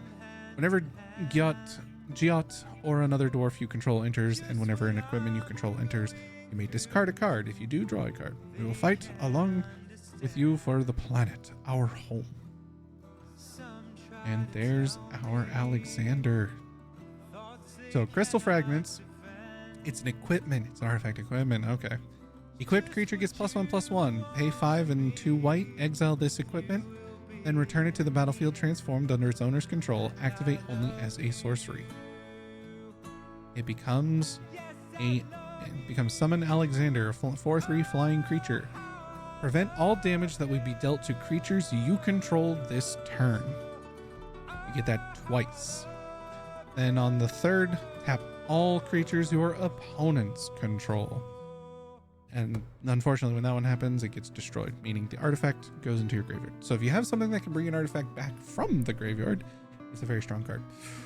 Okay, here comes our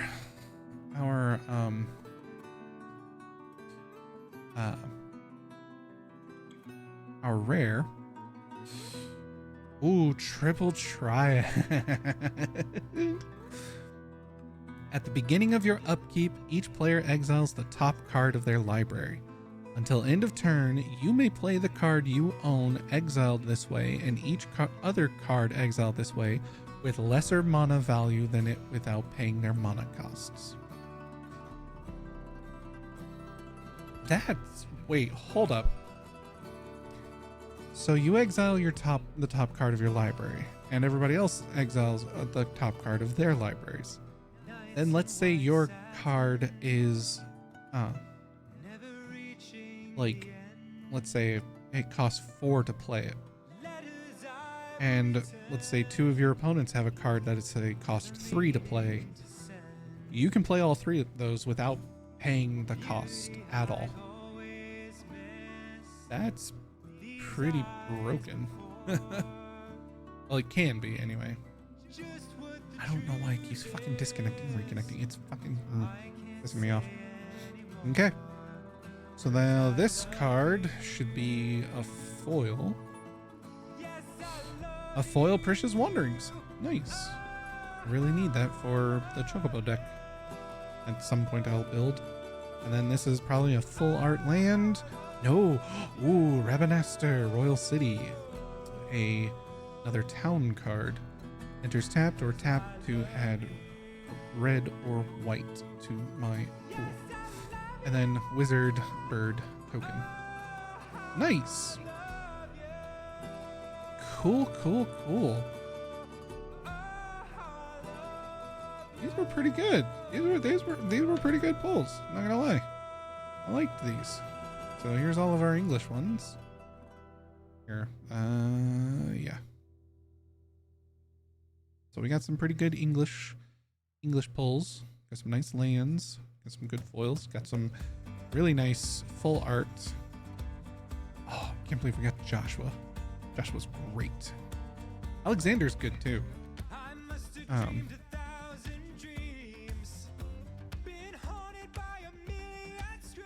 Evil Reawakened Zell. Oh my god, Zell is gonna be so broken.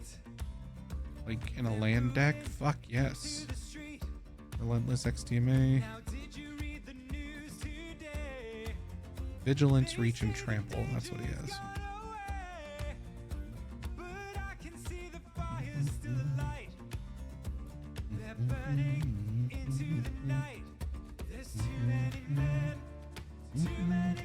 Got Saz's Chocobo. Great. Got Shiva. Got Ultima. Newfound Adventure. Eris Rescue Mission. And Treno Dark City. Ugh. And then our Japanese ones, man. I guess pretty good ones in the Japanese cards. This one, man. This is just a fucking good pull. This was a good fucking pull. I'm gonna have to look up what he does. I can't remember what the card does. And oh man, that fucking Japanese Alexander, hell yeah. Scorpion Tank.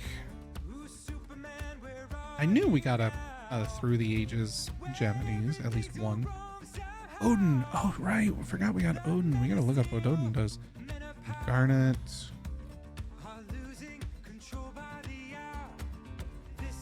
Oh, we got two.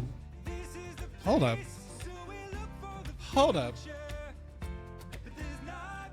How many Through the Ages did we get in the Japanese ones? So there's Cloud and Renoa. And then, or not Cloud, Squall and Renoa. And then we got Squall himself. Oh, the Xanarkand. Oh, that's a good, gorgeous Xanarkand.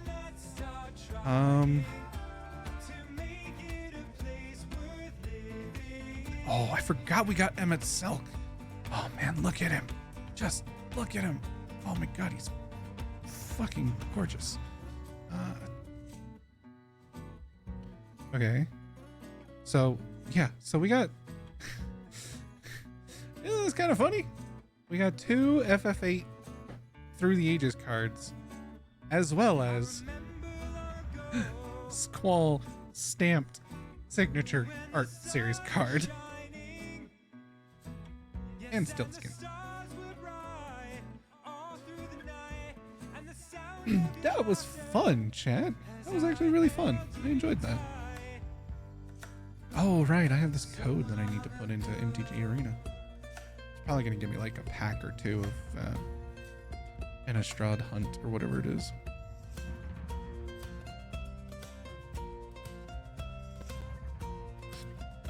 And of course, still my favorite fucking, oh my god, this is gorgeous, is this beauty right here. Foil Ultimate Magic Holy. Oh my god, yes. Please. It's so pretty. Okay. This wasn't too bad of a haul. I want to do more of these. I need to get more cards. I need to get more money. That was awesome. Wow, that took 3 hours to go through all of that. Holy shit. Maybe we won't get to South of Midnight. Oh, man. These are gorgeous. I need to get some sleeves. I'm gonna put some sleeves on my throne.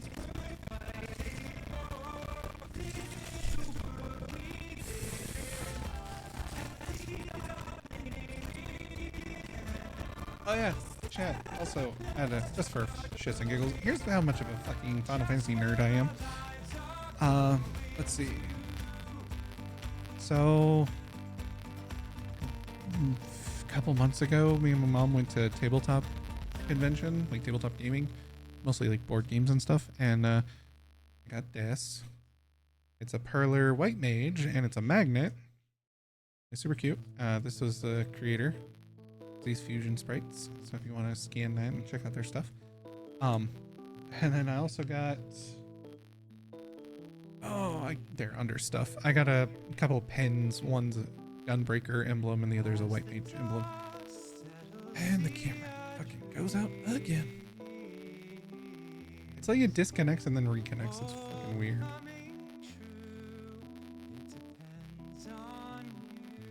This is so weird. Anyway. Okay, chat. Let's pop on over to just chatting for a little bit. And we will close that out. And also, so that way my phone can start charging. Yeah, okay.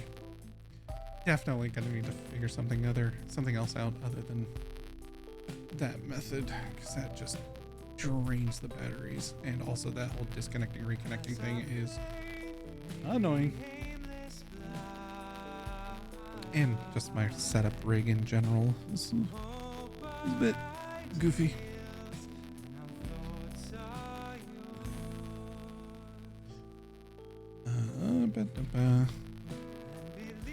Do we want to jump into South of Midnight?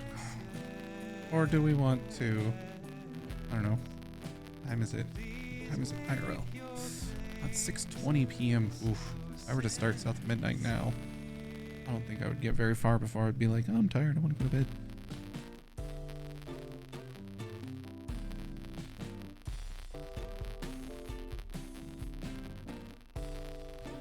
Oh, you know what? Let's load up MTG Arena. We're in the Magic the Gathering thing anyway, might as well just keep going.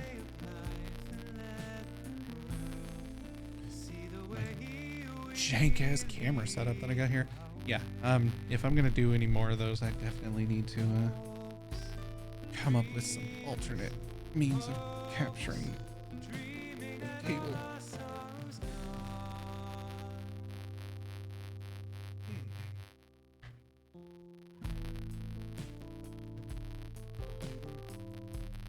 Just gonna put these out of the way for now. Put them back where I got them later. Oh, I can't believe I got number 3 of 43 and number 47 of 53 for the art series.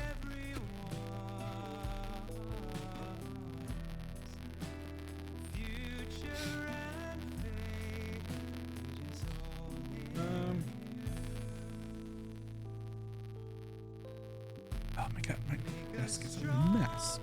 The other thing, if I'm gonna do more of these, I'm definitely gonna need to clean up my desk. Alright, I'm gonna hold on to the Japanese cards because I'm going to look them up on MTG Arena. Let's move y'all over here while I do some fucky wuckery.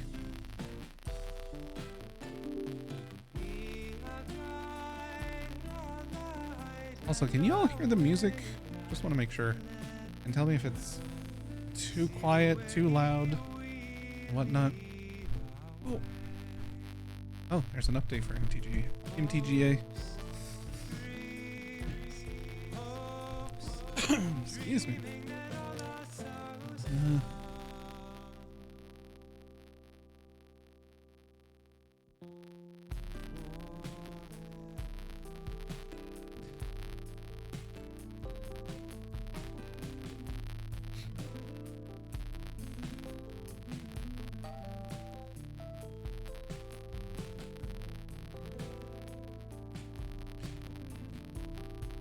We can hear the music. Sweet.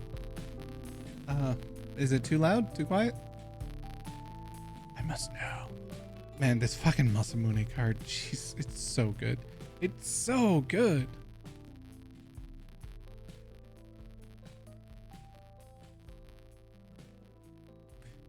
Music seems okay? Okay, cool. Because I'm trying out something new. I have I have the iTunes on its own music track now. So it's not coming through system, it's coming through its own thing, so I can mute that. I can possibly set it up later to only so it won't capture it on the VOD. It'll stream the music, but then the VOD won't have the music. Hopefully. I tested a little bit of it at the beginning of stream, so we'll see how it goes. Okay,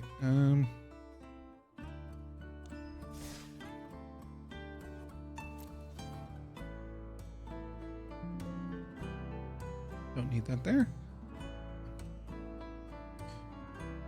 Hello, what is this?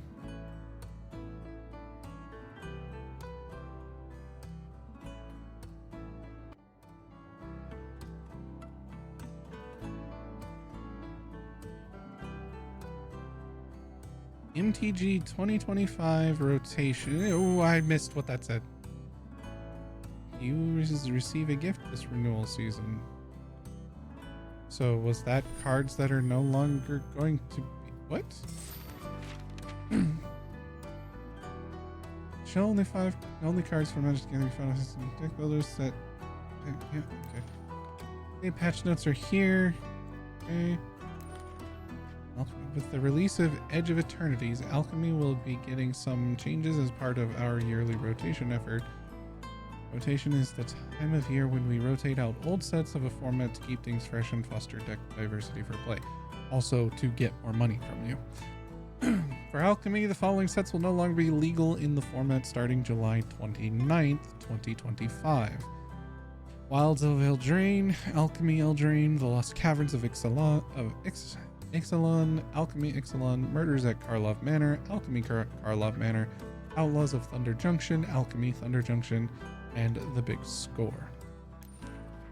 Renewal Egg. Renewal is an event that happens every fall on MTG Arena. It is a time for change and new beginning, and we're excited to celebrate that with you in the form of the yearly Renewal Egg. All players will be able to open the egg on July 29th, where you'll receive 10 cards from non-rotating sets, access to renewal rewards on the Mastery Pass. Arena weekly announcements are here. Cool, standard rotation coming soon. With the release of Edge of Eternities, Standard will be getting some changes as part of our yearly rotation.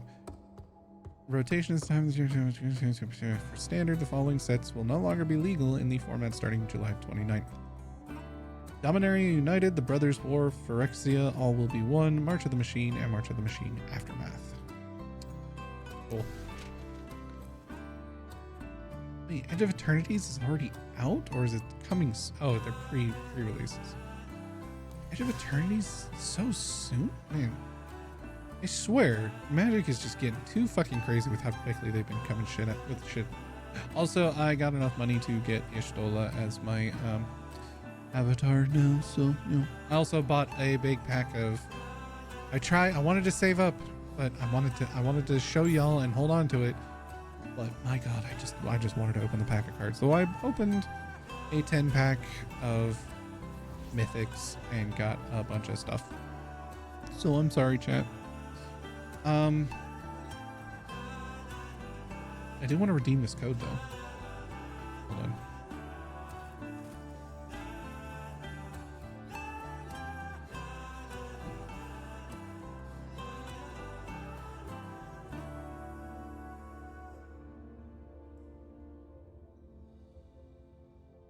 Oh, no. Yeah.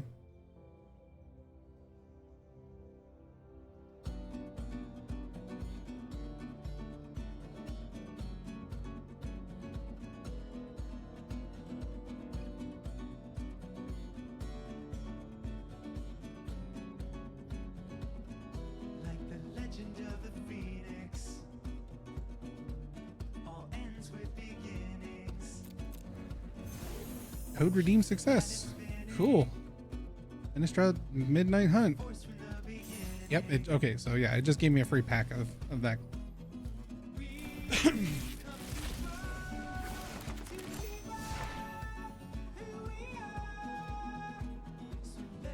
Pestilent Wolf. Of course, none of these are legal, I think. Death Touch. Any amount of damage a source with Death Touch deals to a creature is enough to destroy it. So even if you deal 1 damage, it kills anything it touches. Which is why Trample is fucking amazing with Death Touch. It's bullshit, broken, and amazing. Vampire Interloper. Playing this creature can't block. 2/1 for 1 or for 2. Sun Gold Barrage. Destroy target creature with toughness 4 or greater. Blood Tithe Collector. Flying when this creature enters. If an opponent lost life this turn, each opponent discards a card. Crawl from the Cellar. Return target creature card from your graveyard to your hand. Put a +1/+1 counter on up to 1 target zombie you control. Flashback 4/4. Silver Bolts. Pay 3, tap, sacrifice this artifact. It deals 3 damage to target creature. If a werewolf is dealt damage this way, destroy it. Field of Ruin. Tap to add colorless. Pay 2, tap, sacrifices land. Destroy target non-basic land and opponent controls. Each player searches their library for a basic land card, puts it onto the battlefield, then shuffles. Ludovic Necrogenius. Whenever Ludovic enters or attacks, mill a card, pay X, 2 islands and 2 swamps, exile X creature cards from your graveyard, transform Ludwig. X can't be 0, activate only as a sorcery. Olag Ludwig's Hubris. As this creature transforms into Olag Ludwig's Hubris, it becomes a copy of a creature card exiled with it. Copy of a creature card exiled with it, except its name is Olag Ludwig's Hubris. It's 4/4 and it's a legendary blue and black zombie in addition to its other colors and types. Put a number of +1/+1 counters on Olag equal to the number of creature cards exiled with it. Cool. I'm probably never going to use any of those.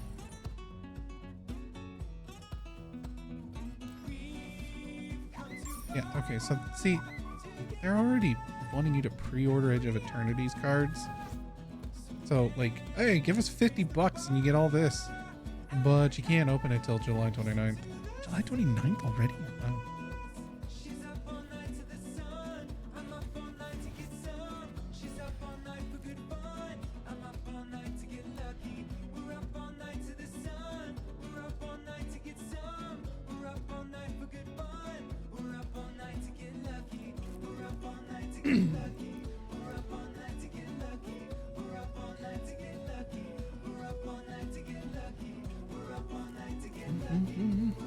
Okay, so let's go through the Japanese cards that I have.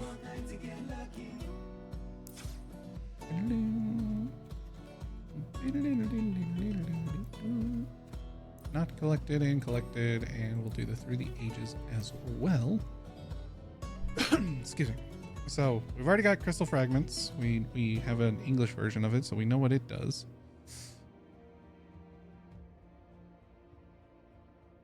Masamune, that's an artifact. Okay, so I want colorless.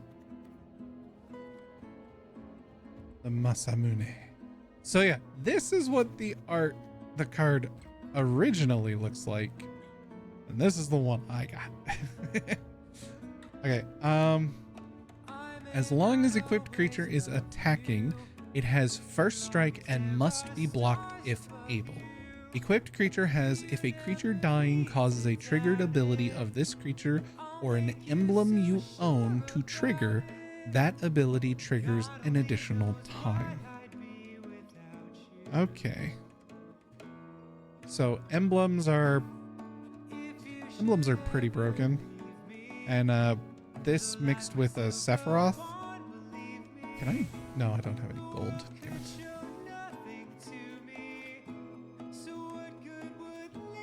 Does some pretty broken shit.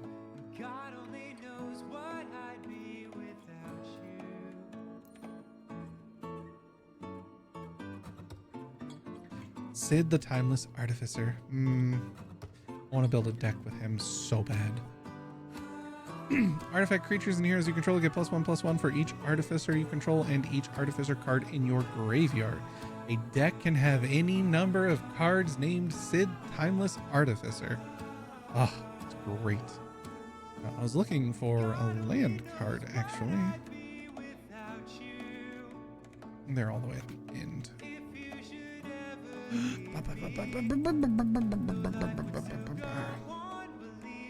This is a dual land. Oh, there it is. Gone, Town of Ruin. Land enters tapped. So, have that. It's Japanese. Got Masamune. Eject. That's the one. It's blue.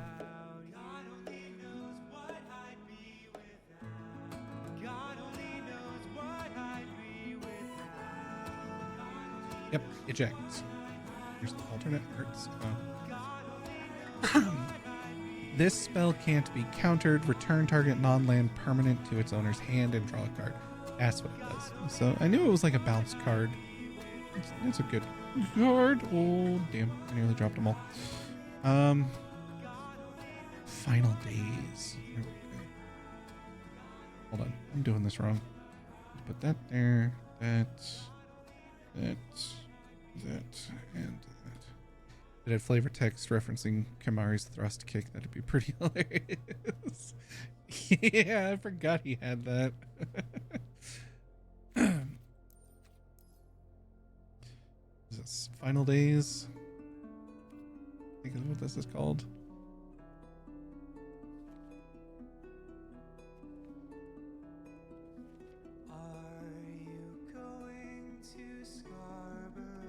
Yeah, see him. Oh my god. Him with the fucking Iron Giant. Oh. Because demons you control have Menace, Lifelink, and Haste. At the beginning of combat, on your turn, exile up to one target creature card from a graveyard. If you exiled a card this way, create a token that's a copy of that card, except it's a 5/5 black demon. Oh my god. I have 4 of him, and I'm, because I was trying to build the bullshit Jumbo Cactar deck, but now that but like seeing some other stuff that they can do, oh man, Primal Odin, here he is. Gungnir, destroy target creature on opponent controls. Zantetsuken, this creature gains whenever this creature deals combat damage to a player, that player loses the game. And then Hall of Sorrow, draw 2 cards, each player loses 2 life. And apparently with Yuna, you can do some busted shit with him. Here's my Emmet Selk that I have in Japanese. Yep. So he's a 2/4 with Vigilance, and whenever Emmet Selk enters or attacks, draw a card, then discard a card. At the beginning of your upkeep, if there are 14 or more cards in your graveyard, you may transform Emmet Selk. Transformed, Hades, Sorcerer of Eld, Vigilance 6/6, Echo of the Lost. During your turn, you may play cards from your graveyard. If a card or token would be put into your graveyard from anywhere, exile it instead. You may play cards from your graveyard. That even includes fucking lands. So if you're playing a mill deck, because mill deck's like, okay, you're putting stuff in your graveyard because you're usually going to like summon it back with like summon your creatures back. But if you mill lands and or spells and sorceries and shit, then it's like, well, fuck, that sucks. But because there's not a lot that bring those back. But he, like, nah, bitch, fucking play it. But the problem is when you play it, it goes into exile instead of your graveyard. So it is like a you've lost it forever kind of thing. But you can like play lands from your graveyard, put it into onto the field. It's fine, as if it's in your hand. That's really good.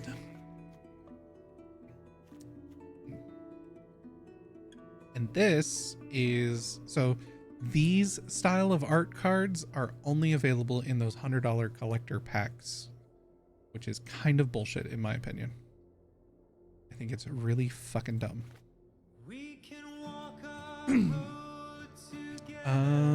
Okay, so the final days.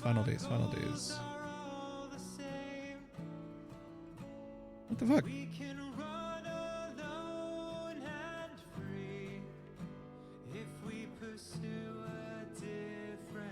Oh, there it is. The final days.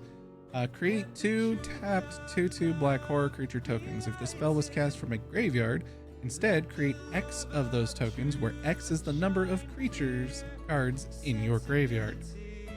Ooh, that's a really good card. Ooh.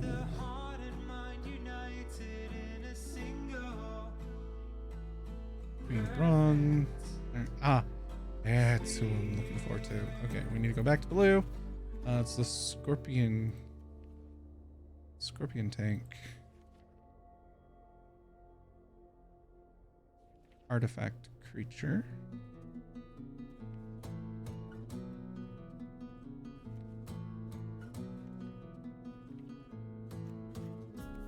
Turn my back to the wind to catch my breath before I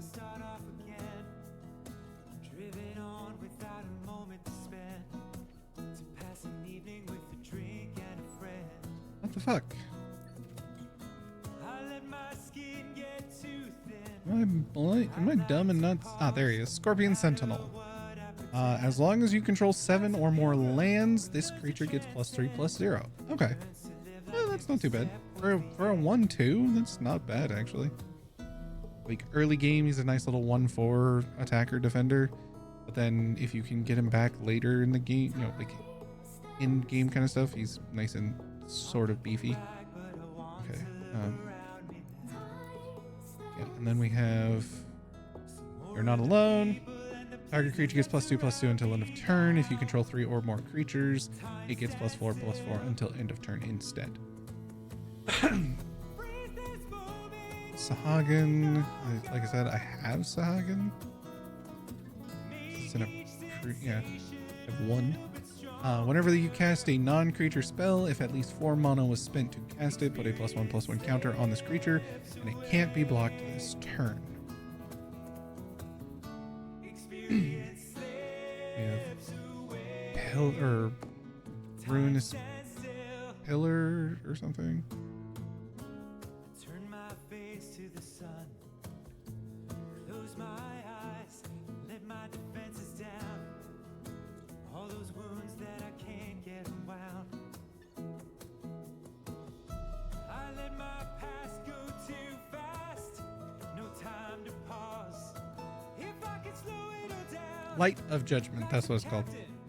Light of Judgment deals 6 damage to target creature. Destroy up to 1 equipment attached to that creature. Then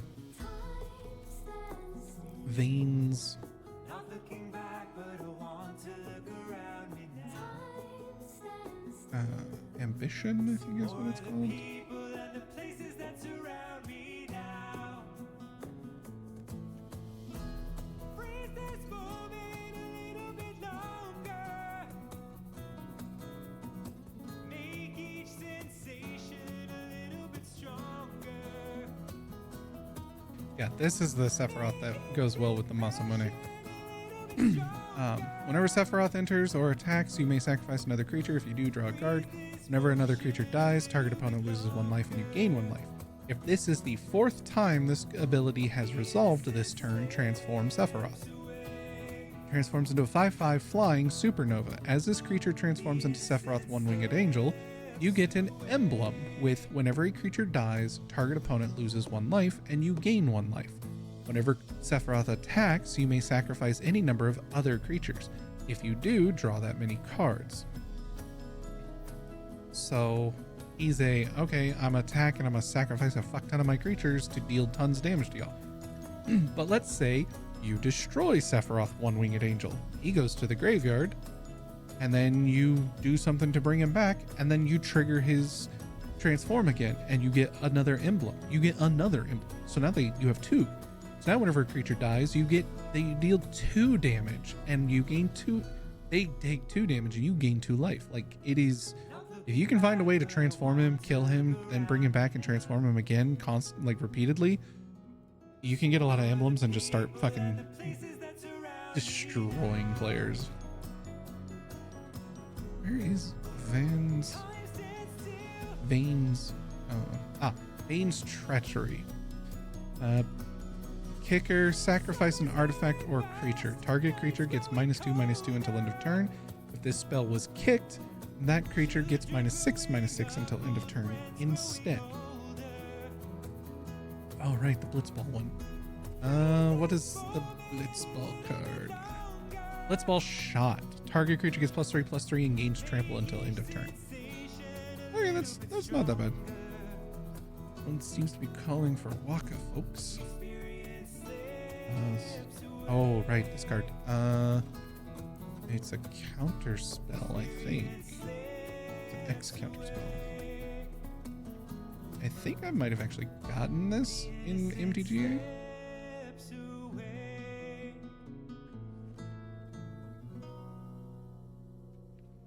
Syncopate. There it is. Counter target spell unless its controller pays X. If that spell is countered this way, exile it instead of putting it into its owner's graveyard. Your eyes, they burn with resolve. beautiful. Fuck you, Seymour. Fucking hate him. Okay, here's the Through the Ages card. A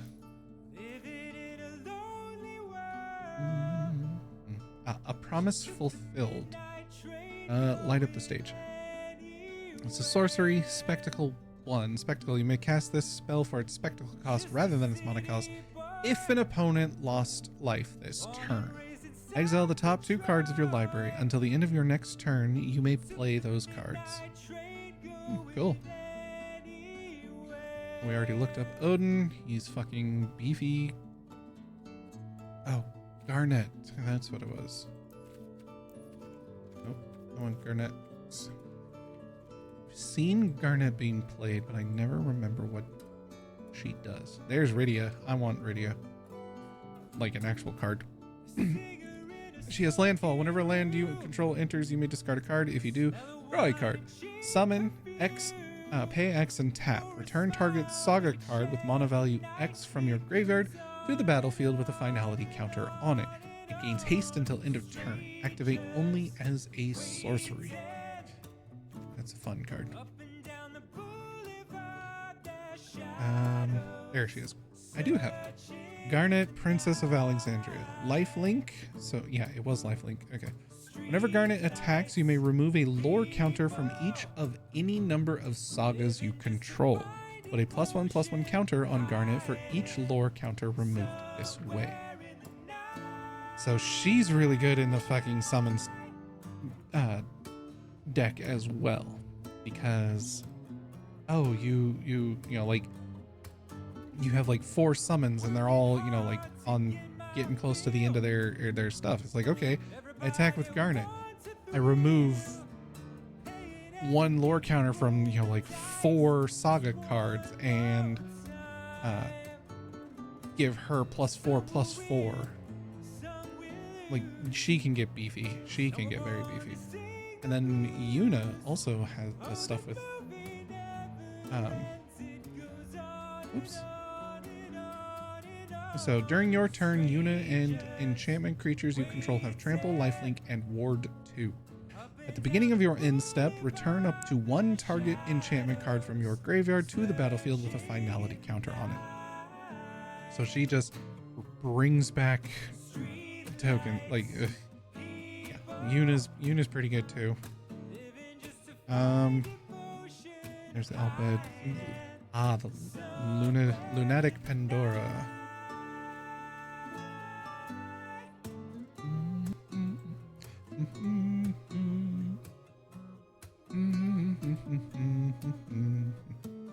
Where is do I have Lunatic?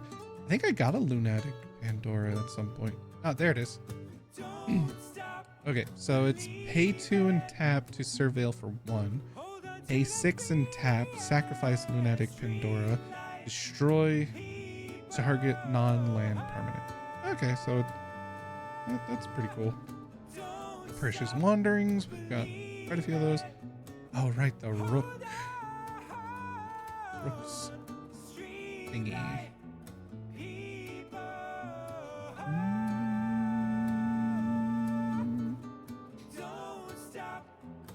Rook turret, that's what it is. No, I don't want to buy it. Flying.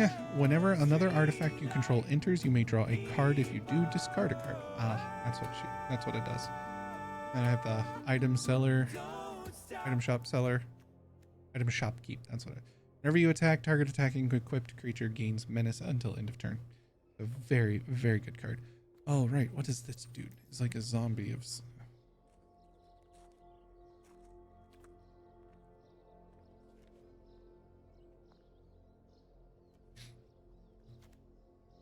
Kutrub Forayer. It's a FF11, that's why I don't know much about it. When this creature enters, choose 1. Destroy target creature that was dealt damage this turn, or exile up to 2 target cards from a single graveyard. Oh, that's cool. Chocobo Kick. Oh, this card, right. I fucking forget what this is. Grand Pulse Ochu. That's what this card is. Death Touch. Pay 8 until end of turn. This creature gets +1/+1 for each permanent card in your graveyard. Oh, that's good. And then I have the Squall Through the Ages. Okay, Squall Leonheart. Danitha Capuchin Paragon. Legendary creature, Human Knight. First Strike, Vigilance, and Lifelink. Aura and equipment spells you cast cost 1 less to cast.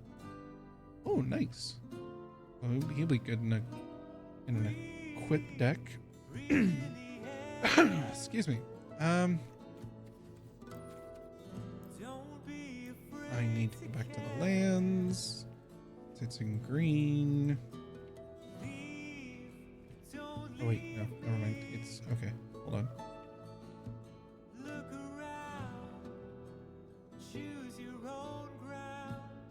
Oh yeah, here's the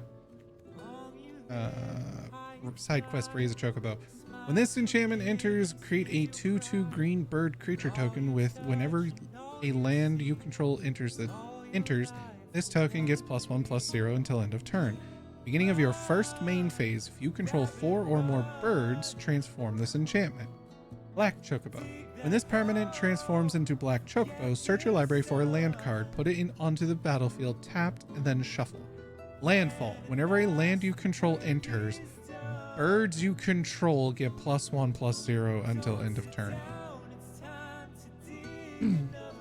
It's fucking good. I'm looking for... And here's the Traveling Chocobo. This one is also the plus up one. Like, they're the alternate artworks for it. So it's this artwork, but it's in different colors in the actual physical printed cards. There's a, like I said, there's a black, blue, red, green, and then there's only 70 gold ones that were printed. But this one, you may look at the top card of your library anytime. You may play lands and cast bird spells from the top of your library. If a land or bird you control entering the battlefield causes a triggered ability of a permanent you control to trigger, that ability triggers an additional time. So Traveling Chocobo really fucking ramps shit up. Saz Katzroy is also a really fucking broken one. When Saz Katzroy enters, you may search your library for a bird or basic land card, reveal it, put it into your hand, then shuffle. When Saz Katzroy attacks, put a +1/+1 counter on target creature, then double the number of +1/+1 counters on that creature. I went up against somebody who had that plus the Saz's Chocobo, and their Chocobo got became like a 30/30. And I was like, this is fucking bullshit. I also won a bunch of these in real actual cards. Chocobo Racetrack. Artifact. 1 landfall. Whenever a land you control enters, create a 2/2 green bird creature token with whenever a land you control enters, this token gets +1/+0 until end of turn. You can just start ramping up and getting a ton of them because you can have multiples of these and they all trigger. It gets fucking crazy. I don't have enough to get more of him. Where is the town card? There it is. Zanarkand, Ancient Metropolis. This is the version we have in Japanese. City dead for 1,000 years, the end of this journey. Zanarkand, Ancient Metropolis. Lasting Faith, Sorcery Adventure. Create a 1/1 colorless hero creature token. Put a +1/+1 counter on it for each land you control. And then this land enters tapped. Tap to add a green mana. I want to build a green deck with this. Or not a green deck. I want to build a town deck so badly. Okay, so that's what that one does. So creates a colorless hero and get with +1/+1 counters for each land I control. That's pretty good.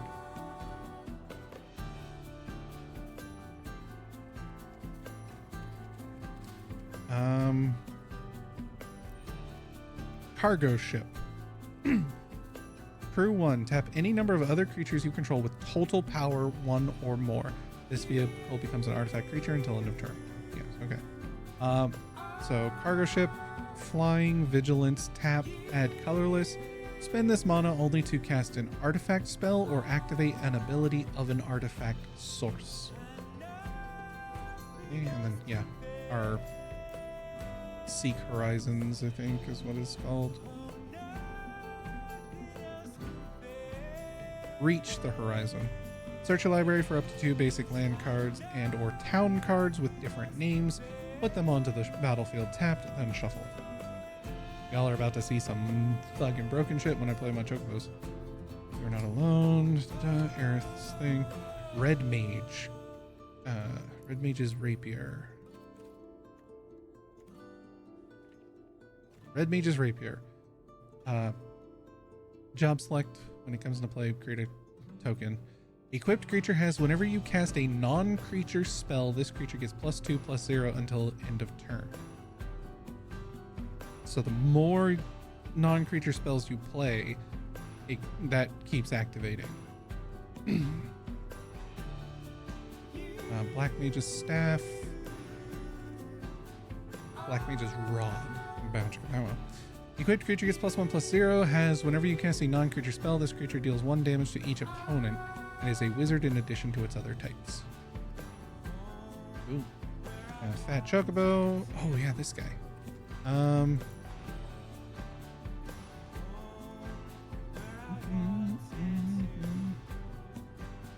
Mysidian Elder. That's who that is. From Final Fantasy IV. So we haven't met them yet. When this creature enters, create a 0/1 black wizard creature token with whenever you cast a non-creature spell, this token deals 1 damage to each opponent.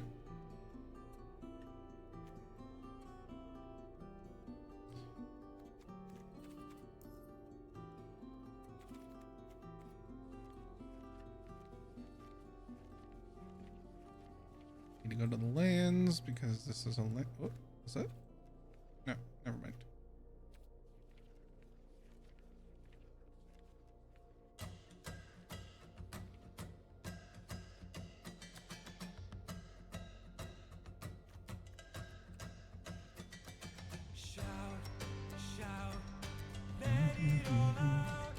There it is. Guadasalam Farplane Gateway. That's what this card is.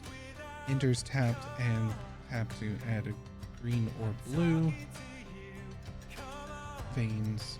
Treachery. Emmet Selk. Triple Side Quest. Geots.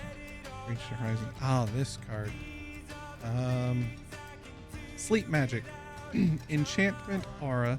Enchant creature. When this aura enters, tap enchanted creature. Enchanted creature doesn't untap during its controller's untap step.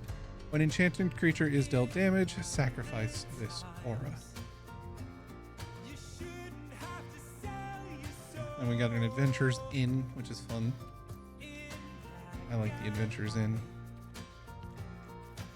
When it comes into play, gain 2 life. Tap to add colorless to your mana. Cool. World map. Retrieve the Esper. Okay. Sabatender and Namazu. Cool. So, and I'm going to forget what most of those cards do. So, awesome. Okay. What do we need for... Cast 20 creature spells, play 25 lands, cast 20 white or red spells.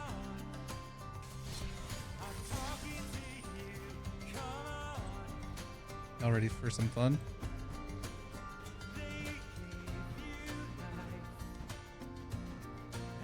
Y'all ready to see? This is just essentially a pre-built randomized Chocobo deck that they gave me, and I fucking love it. It ain't the best, but man, it really makes me want to build a Chocobo deck. Oh, take my free mulligan.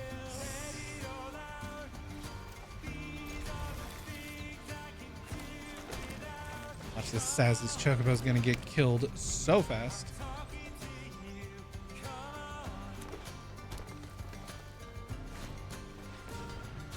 Commune with beavers. Guys speak beaver.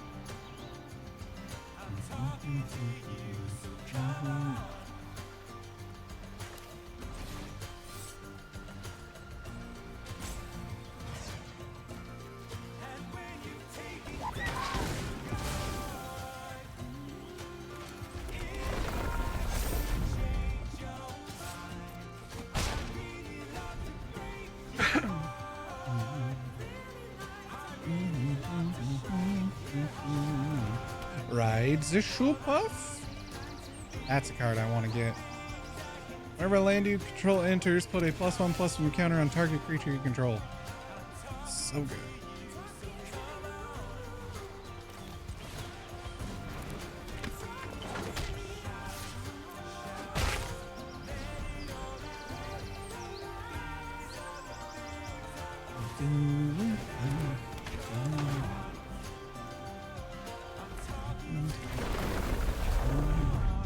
Nice.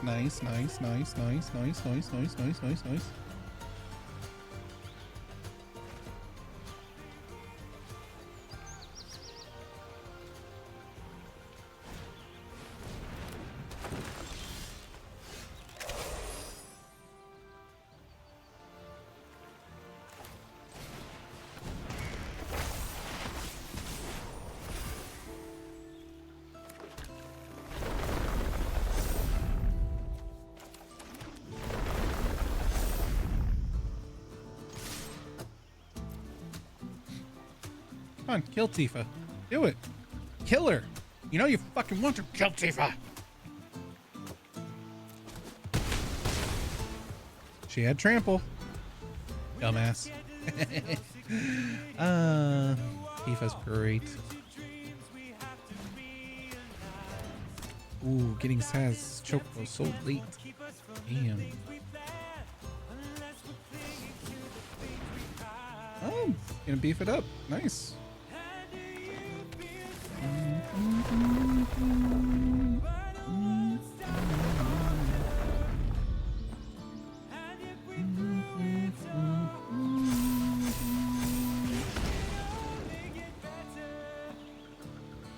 Nice.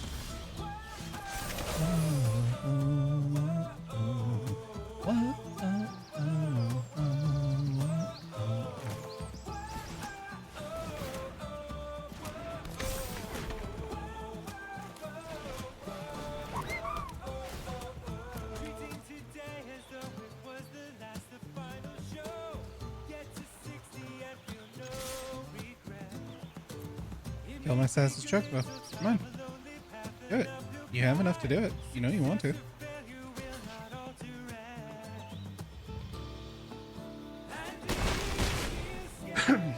My friend, that was the wrong move to make.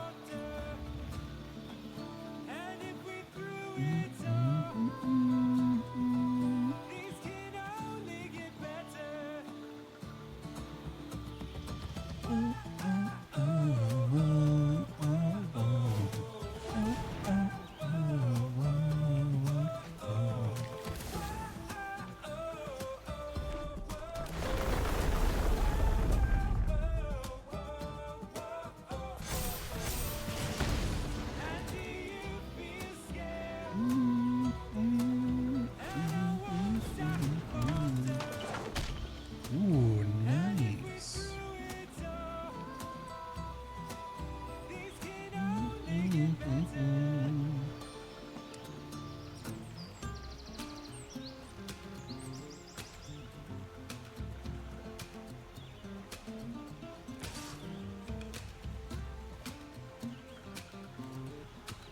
Oh no.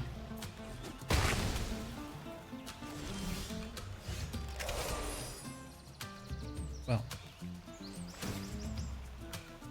1, 2, how much is 3?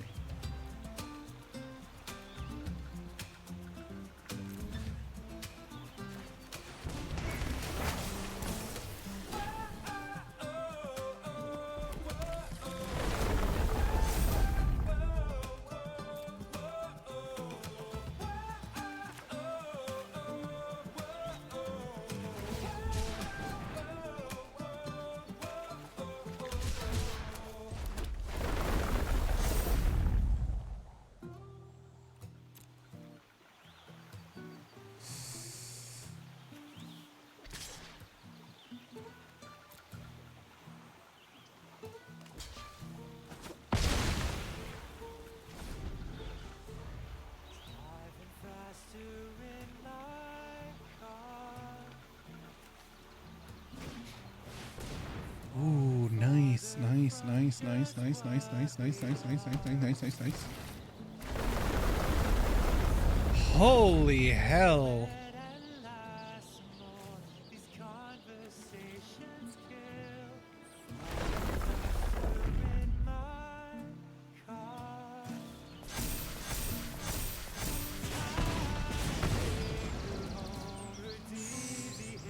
Oof. Jesus. No conversation. Time Damn. Time to wait too long, to wait too long, to wait too long. Alright, let's try another round. Now I could go in and start customizing the deck to make it a little more broken and a little more tailored, but I don't really want to. Can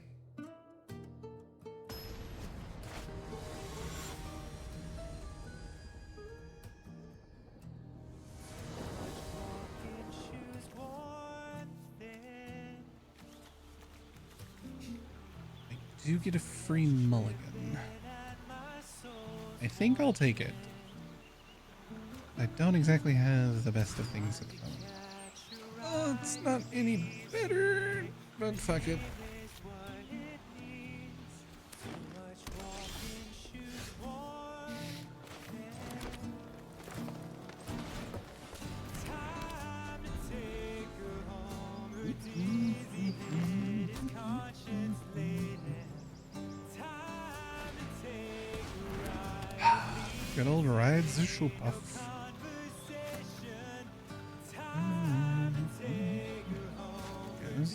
That's what you may reveal one good, then put it into your hand. The rest on the bottom in the library. Okay, you know what? We're gonna do this.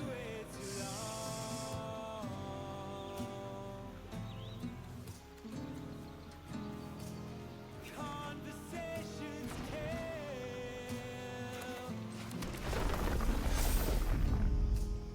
Conversations kill.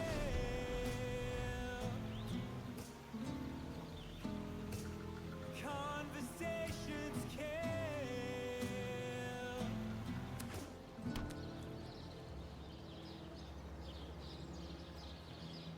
Ba, ba, ba, ba, ba. Ba, da, ba, da, ba.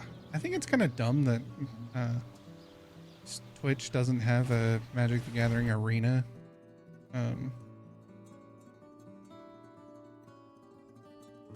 Option for game you're playing.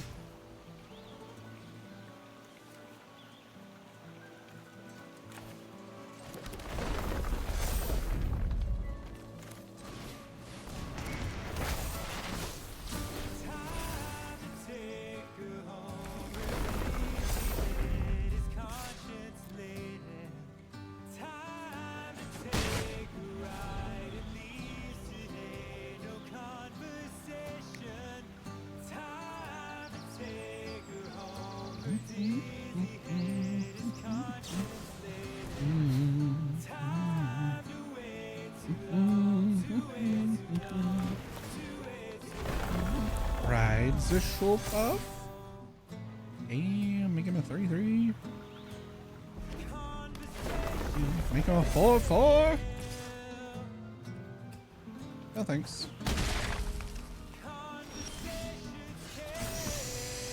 Oh, hello.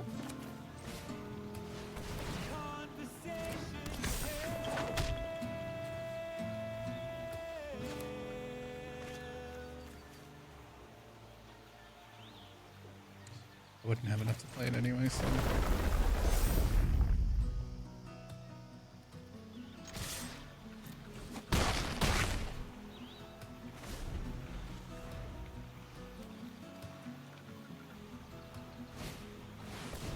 There it is. Oh, they're gonna fucking ramp up real fast.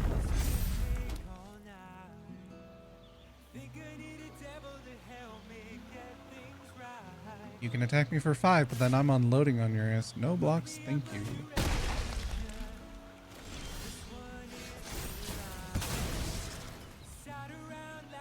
Right.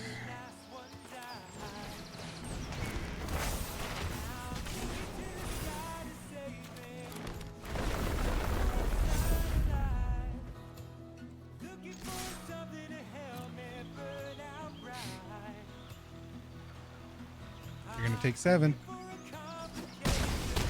Alright, we'll take 4.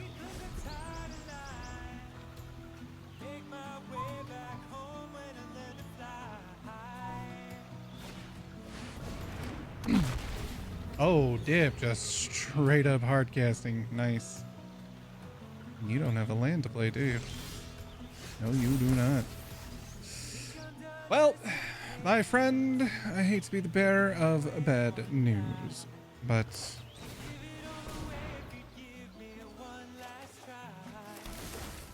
I'm afraid you may have lost to this one.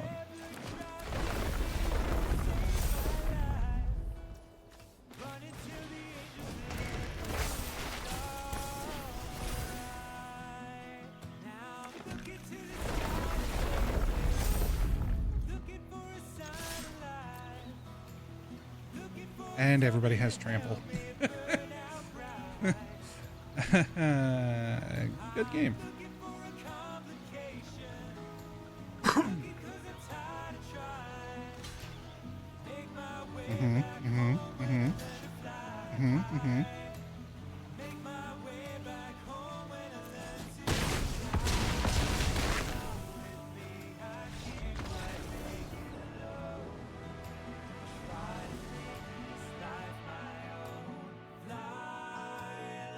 And that is why chocobos are fucking broken.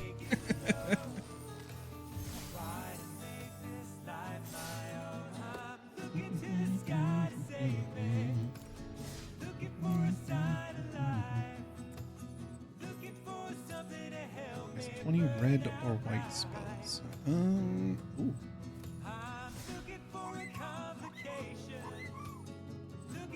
You know, chat, it has been very tempting to drop 20 bucks to get this fucking thing.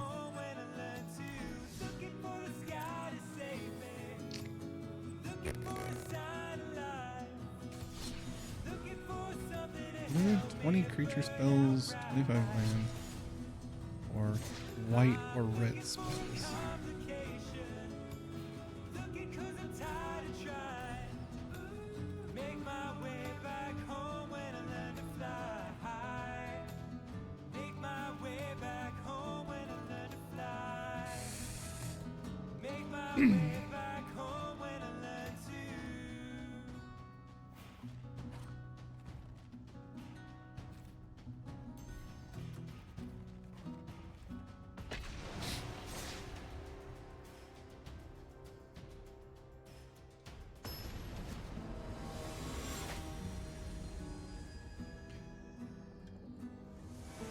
Gabe Ruiz. Okay,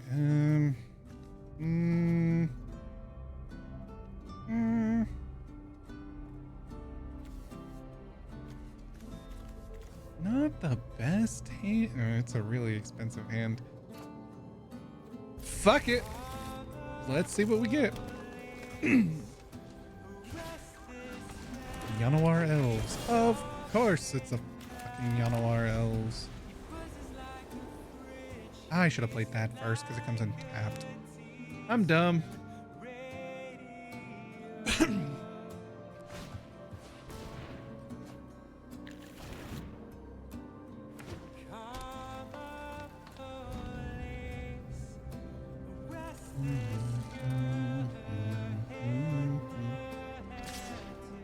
Come on.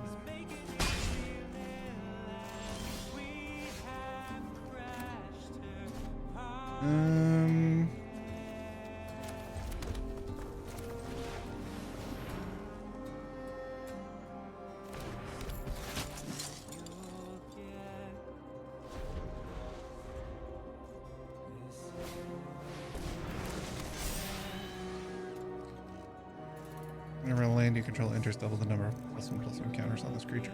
Oh my god. Well, I need that for the fucking Chocobo deck.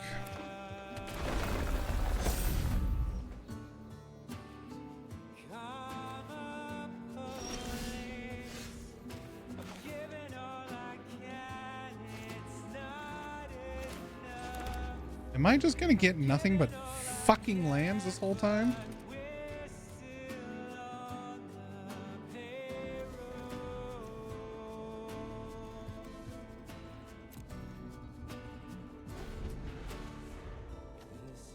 Fuck, it is trample. God fucking damn it.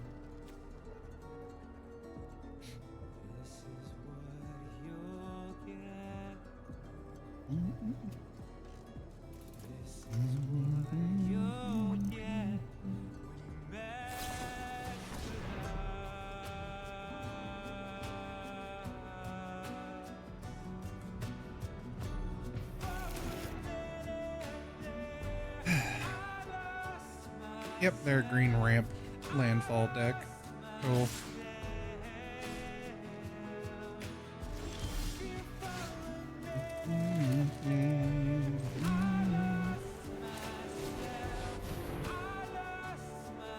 Counterspell or something. I don't know. They have fucking something that they can apparently play.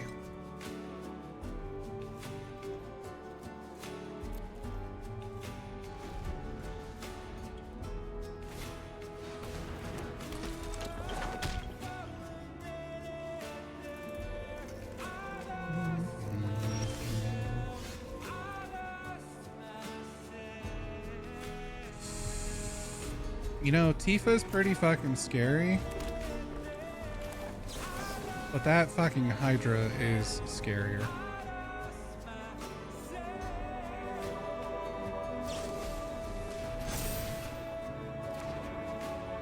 Oh, fuck off. You fucking dick.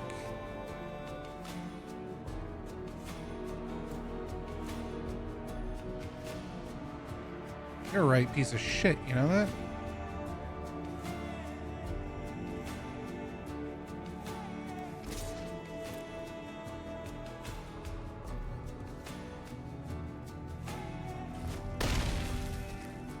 And now they're gonna attack me with a whole bunch of shit because I only have one blocker now.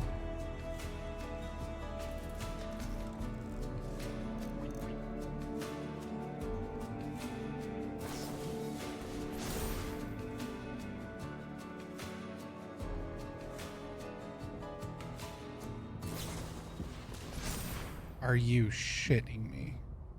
Now you're gonna play a land and it's gonna double her shit, aren't you?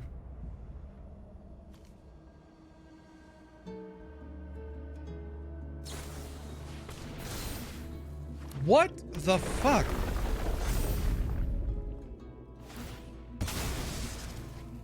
You know what? Fuck off, you piece of shit. Fucking broken ass dumb bullshit. Fuck off. That is a deck made purely to try to reach max rank. That is a fucking meta deck. Fuck you. It's fucking bronze rank, you piece of shit. It's a problem with playing ranked anything. Fucking assholes.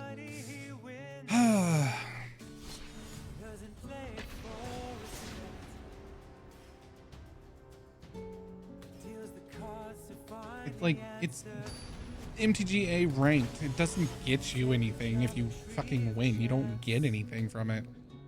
Like, who cares? Why? Build something fun. Fuck it. We'll risk it for the biscuit again. Know that the spades are the swords of a soldier. Know that the clubs are weapons of war. Know that diamonds mean money for this art. That's not the shape of my heart. It may play the jack of diamonds. He may lay the queen of spades.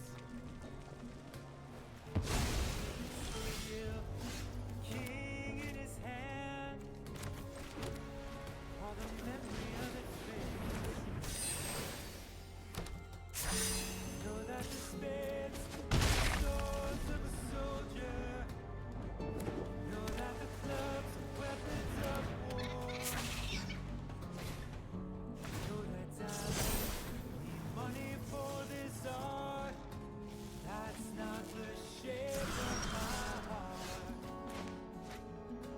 That's not the shape of my heart.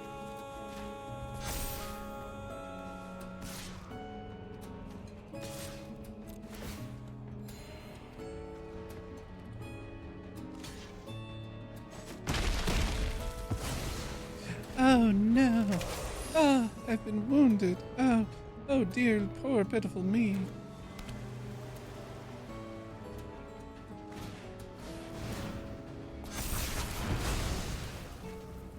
If I told You that I love bitch.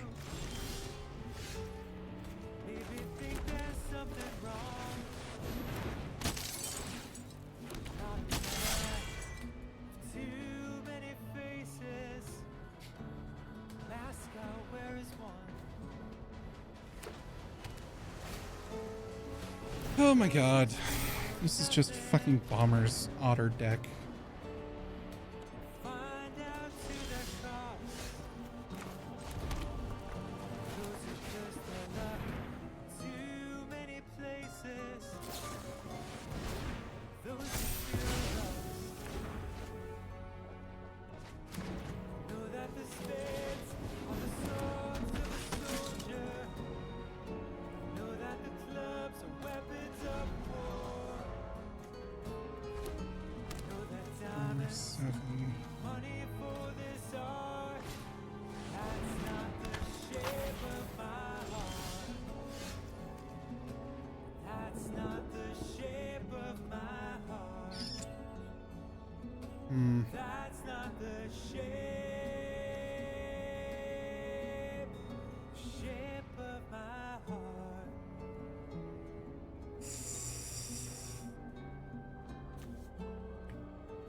How much is it? It's 2.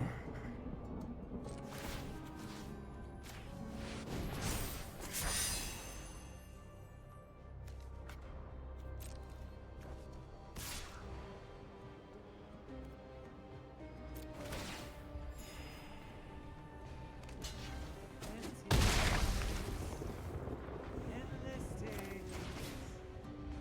Sometimes love turns out that way. Yes, I know.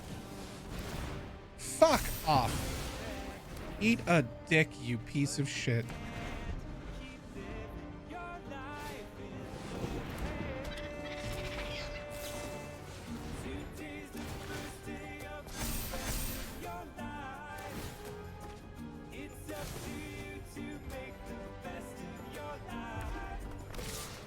Open your eyes. It's another.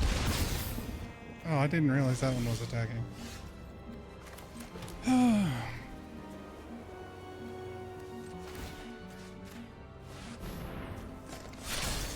was there. You was gone. You don't know how you'll get lost. Now I'm gonna cast 4 spells and jack the. Yep. Fuck off.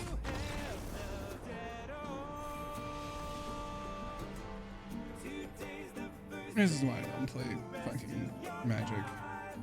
Like, yes, I could build a broken ass fucking deck like that, but I just haven't put the time or the currency into this fucking game to get all that shit. It's so dumb. Yes, you say you've been in love before. Been around and you know the score. But when the tears fill your eyes, then sometimes Any red or white spells or 20 creatures. Let's go. Who made something? Somebody cooked something, and I smell it, and it smells tasty. Which is funny, because I had a really big lunch, and yet I'm fucking hungry now. Okay, okay, mulligan.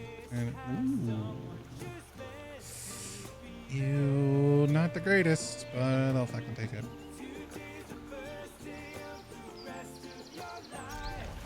You'll go in.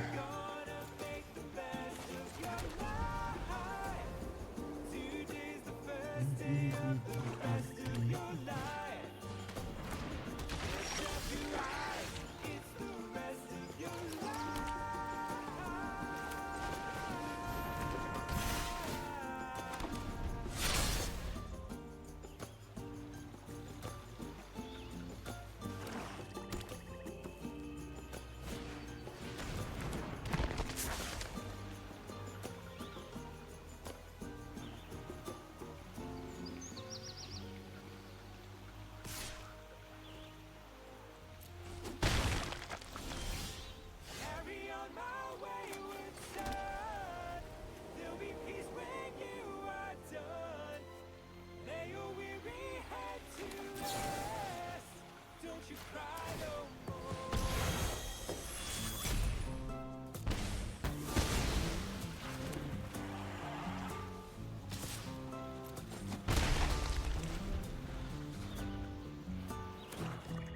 Give me a mountain, please. That would be helpful.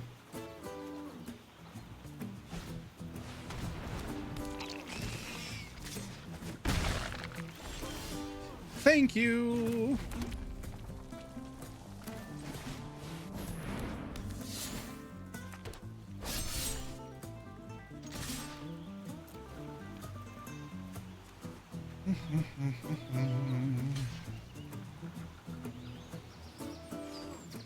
Yeah, you want to do that?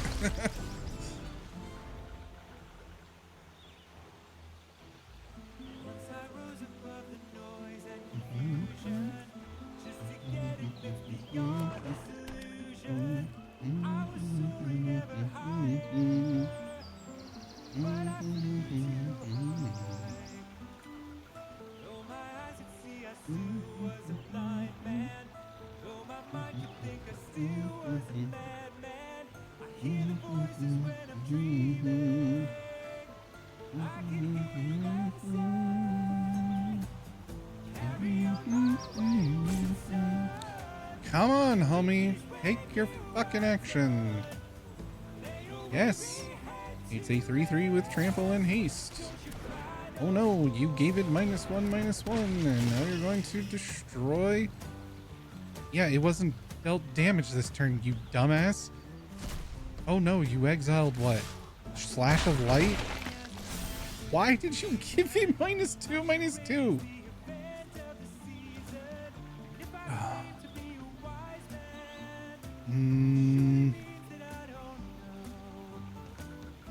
Unfortunately, the equip cost for Murasame is fucking expensive. I don't have enough for it. Oh, do I want to be that kind of dick? No. Maybe.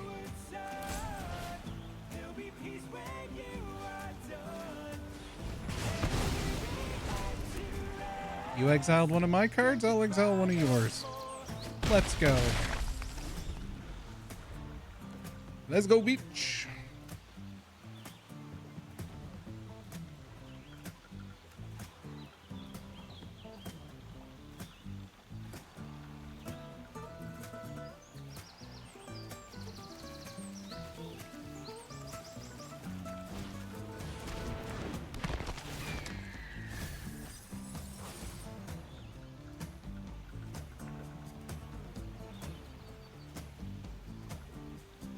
Come on. Strike me for 4. I have no defenders. Good boy. Sucks that he comes in tapped. But...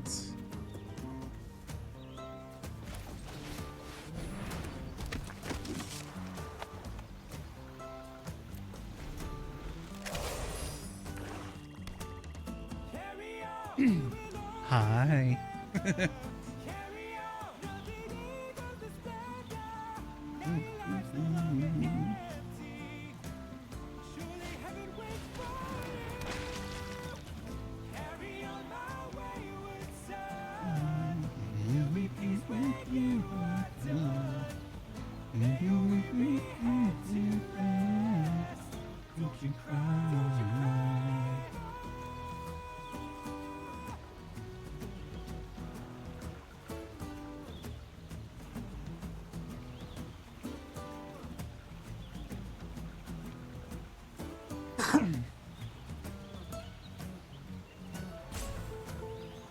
Come on.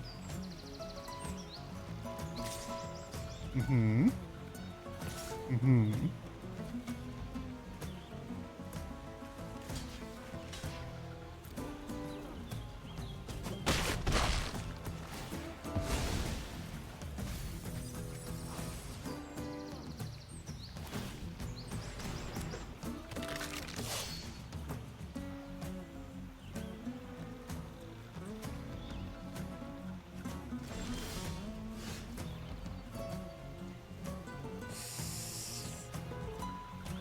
Now the question becomes,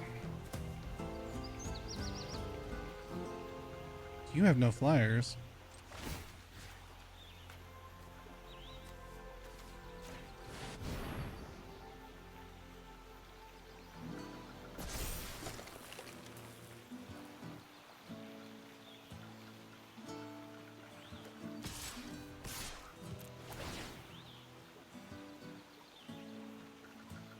I fucked that up.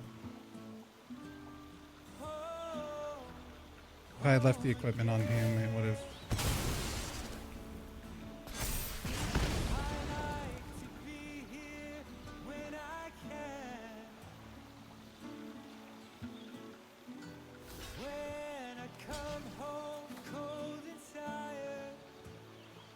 No, I want to kill that big bitch.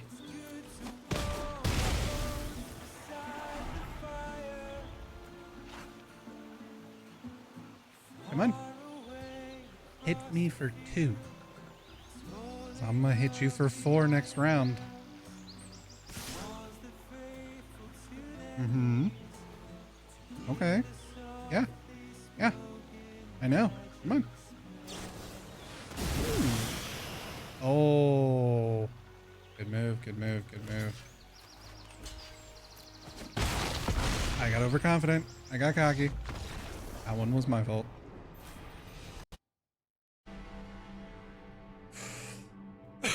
But in all honesty, I don't give a shit. I just want to get these stupid challenges done to get the coins to buy booster packs.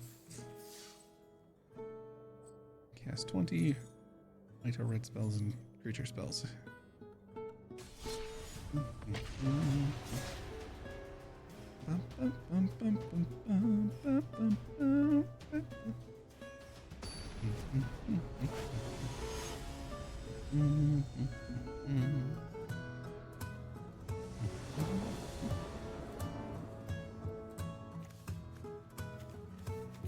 This is kind of a shit hand, not gonna lie. This isn't any better, to be honest.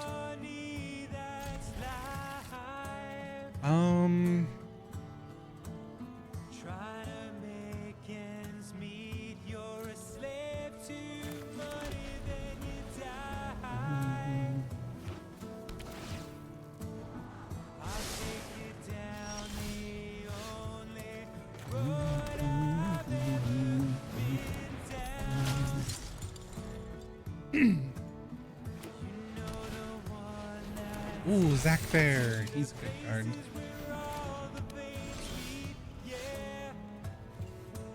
What the actual fuck?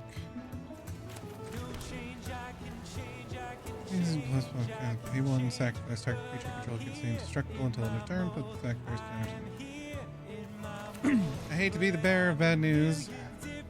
Actually, get rid of that card, please. Thank you.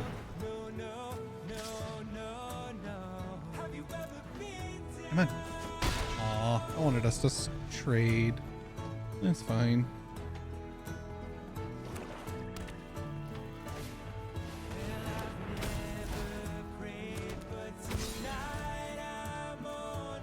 Equipped creature gets +3/+0 and is a knight in addition to its other types. Chaos Bringer equipped, pay 3 life, activate only once each turn.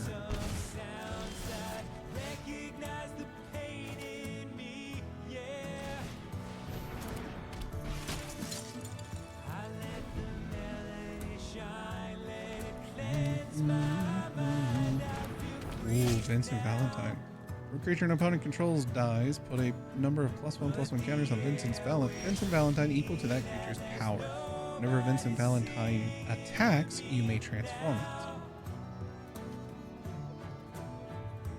And I am fucking mana screwed.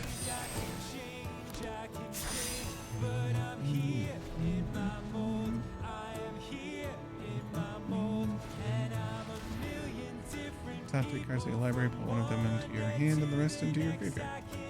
Nice.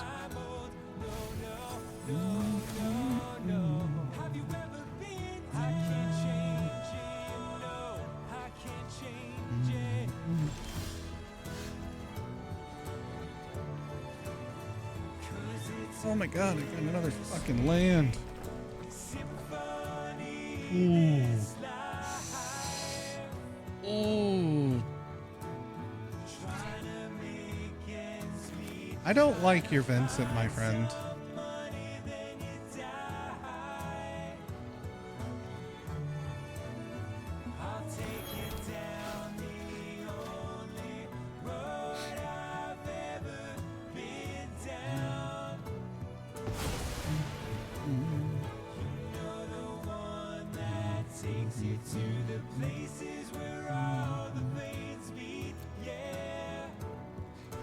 But don't worry, your Zach Fair's next, my friend. Oh, yes, indeedy.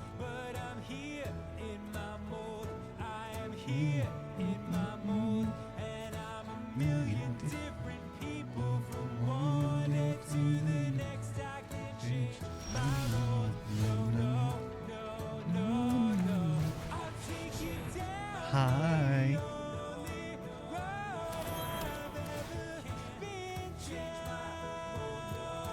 I would like your Zach, please. Thank you. Nice. Very nice. Nice. Nice move.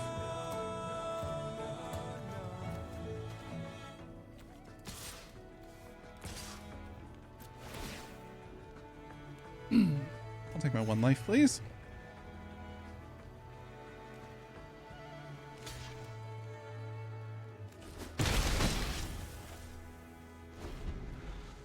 Oof. Oh no.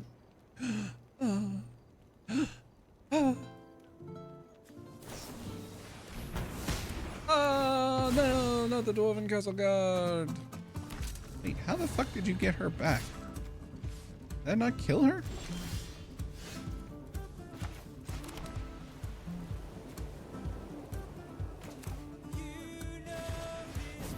Cookies for real.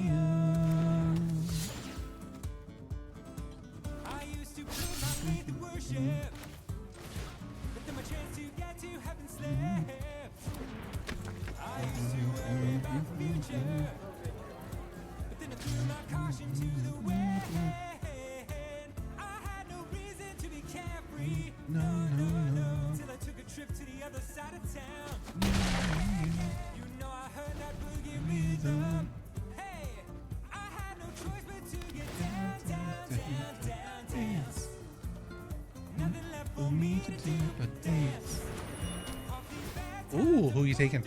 You take my item shopkeeper, or you gonna take my samurai, my katana? Of course it's the katana. Punk bitch.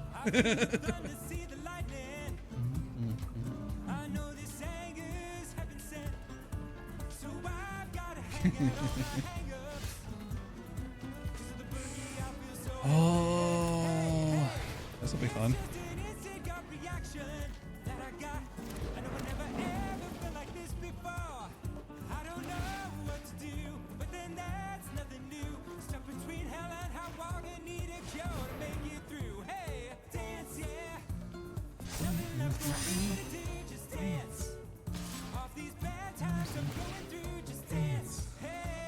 I can't heat in my heels tonight, baby. This boogie is for real.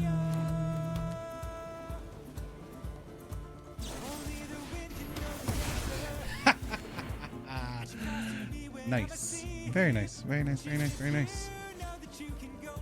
Yeah, go ahead. Attack with it, Dolph. Oh, that is most unfortunate, my friend. I'm so sorry, my friend, but it looks like you cannot do that.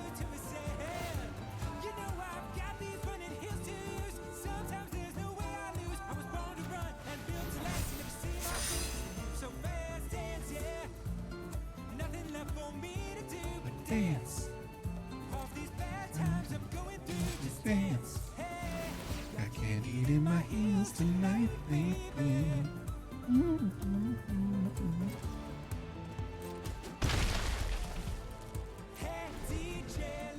Music play. I'm gonna live this party life. I'm gonna live this party life. Oh, nice, nice, nice, nice, nice, nice, nice, nice, nice, nice, nice, nice.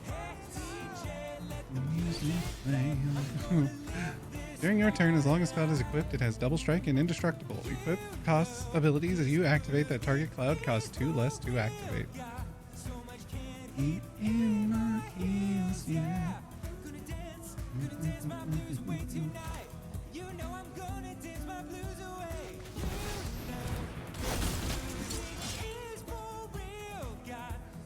Can't eat in my heels, yeah.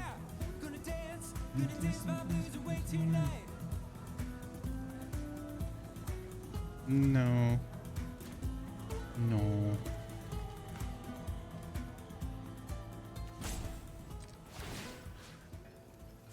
No, no, cancel, cancel, cancel, cancel.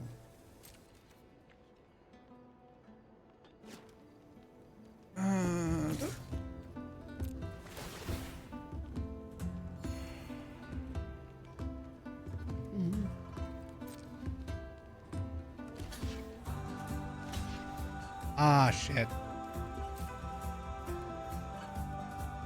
Can't kill either of them. That's fine.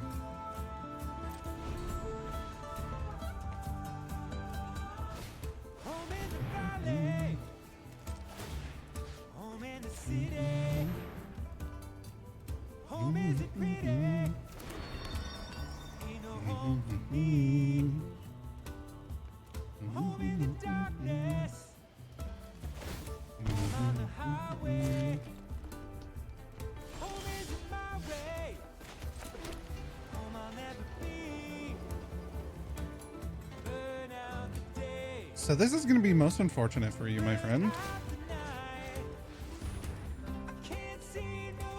He will become a 5/5. And then I will tap any of your creatures. I'm burning for you. I'm burning for you.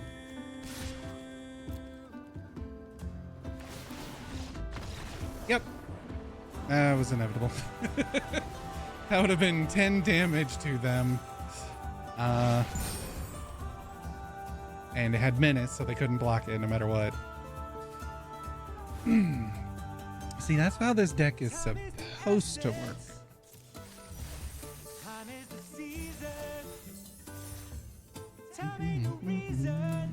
Ooh, we got a free pack.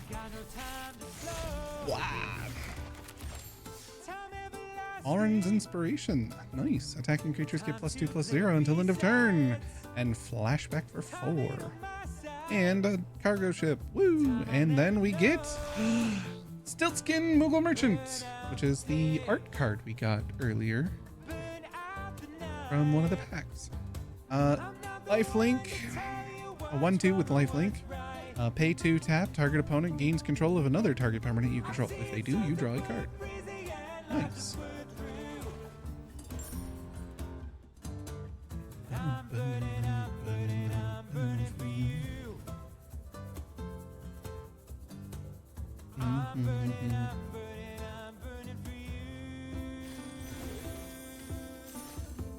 We're gonna open these. We're gonna claim these and open these.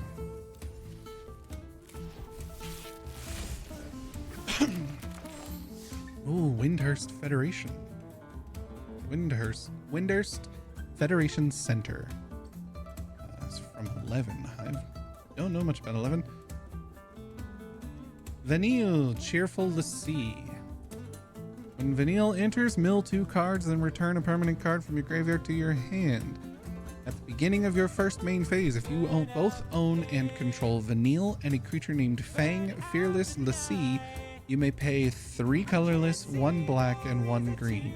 If you do, exile them, then meld them into Ragnarok Divine Deliverance.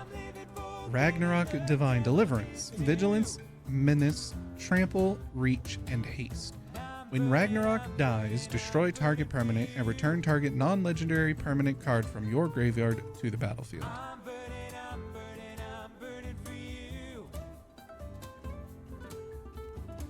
And our final card, Von Street Thief.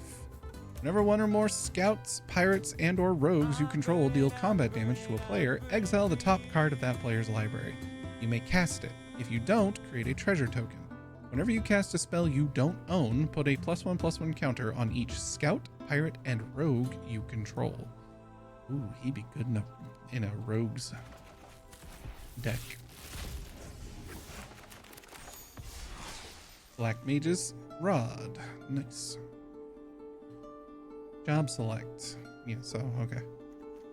See, this is the only thing I really hate about them. Magic MTGA stuff is like, I've got a packet of boosters. The only thing I can think is I got cards in here that I already have 4 copies of in my collection. So they're like, here, just have these so that you can, you know, spend it on what you actually want. Viridia's Return. Creatures you control get choose one. Creatures you control get +3/+3 until end of turn, or return up to 2 target permanent cards from your graveyard to your hand. And the Wandering Minstrel. I already have a couple of him. This is the one that really made me want to build a town deck. Lands you control enter untapped. The Minstrel's Ballad. At the beginning of combat on your turn, if you control 5 or more towns, create a 2/2 elemental creature token that's all colors. Scobards! It's not just any bard. This is the Wandering Minstrel, who is who you talk to in after like the basically he unlocks the quote-unquote extreme modes of certain boss fights in FF14.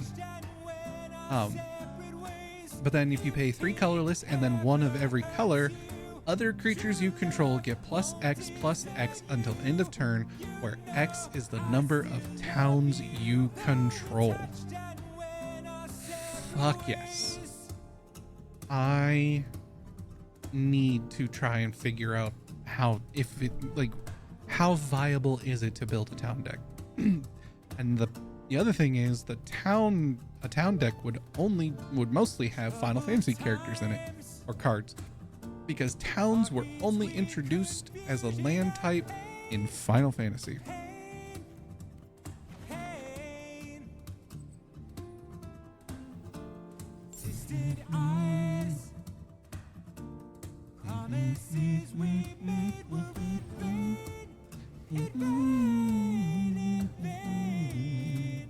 Oh, maybe I should. Okay, I might clip this next part to post it on like Blue Sky or something. But so there is a land cards that I want primarily in Magic the Gathering Arena. I would love to have the physical ones, but they were secret layer cards, and it's not possible. It's gonna be way too fucking expensive. But I would, if somebody who has it and has the code and has not used the code would be very kind to give it to me, I would greatly appreciate if someone would give me the code for these land cards, because they're very pretty and I really like the island one. For no particular reason do I like the islands one. Yeah, these were a secret layer lands, and in order to get them in MTGA, you have to have bought them and you get a code. So if anybody knows has a code that they are willing to part with for free, because sadly I have no money, but this, I really want this. No reason in particular. Vagina Land, yes, I want it. There was another land artwork that I really liked.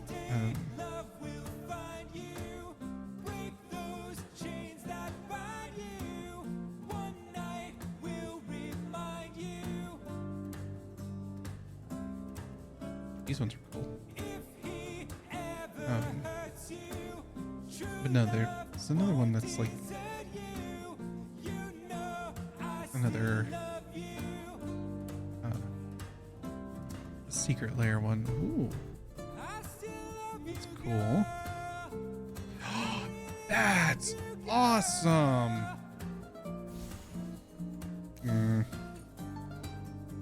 Ooh, that's cool.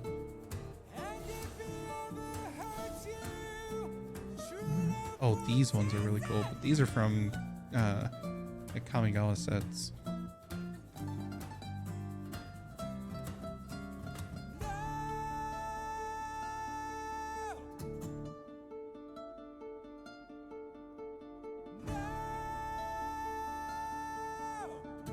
Oh, that's cool. Yes. Yes, I want the kaiju ones. The kaiju ones are cool. I would love those too. Again, primarily would want that. I'm primarily asking anyone who has them, who bought them through Secret Lair but doesn't do MTGA and would be willing to part with the code. Like, you're not losing any money, and to be honest, if you were to just give me the code. I would really like it and really appreciate it, but yeah, you wouldn't be losing anything because, you know, you spent the money on the physical cards. I don't want the physical cards. I just want the digital code that lets me have it in here.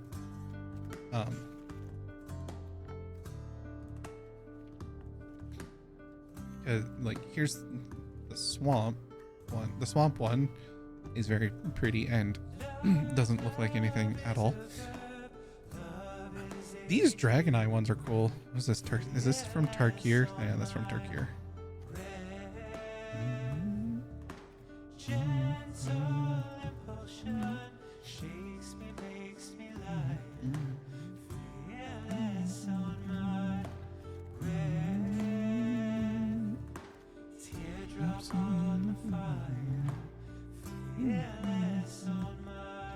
What's the red ones for? Ooh, the red ones. Ooh, that's pretty.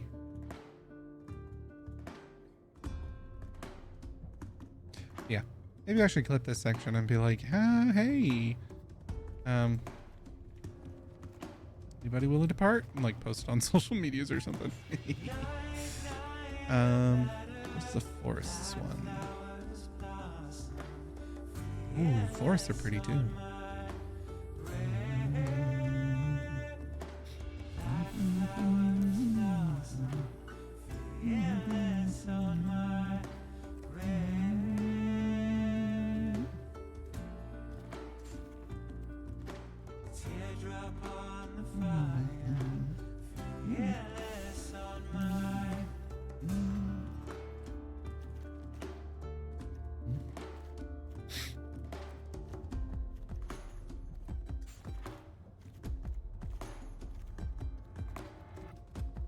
is unfortunate that they do not give you all of the, like, let me get the, why don't I have these? And why can't I acquire them? What the fuck?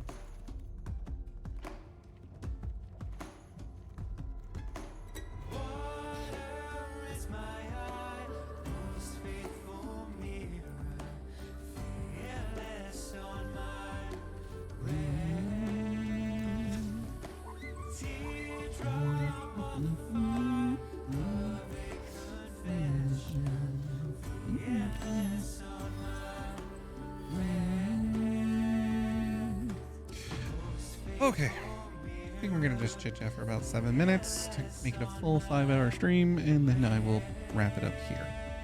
Because we unwrapped. It took me longer to open up those packs. Honestly, I think it took me the longest to go through the Terra Commander deck more than anything. But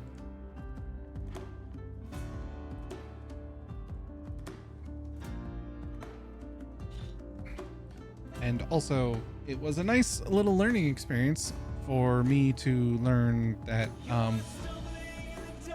I definitely need to figure out a better means of doing capture, like IRL capturing with a camera of some kind, because the phone was fine except it kept losing signal, and also the fact that it killed my battery so hard. Like, it just tanked that battery.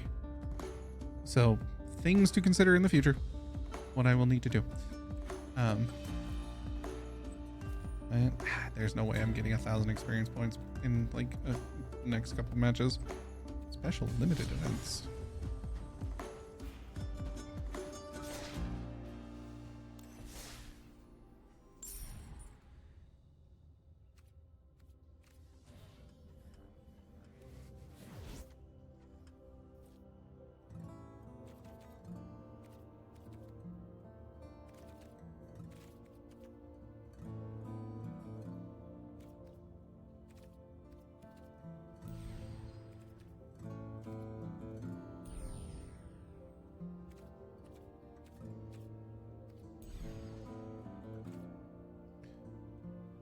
Oh, you have got to be kidding me. These are all the Commander precons.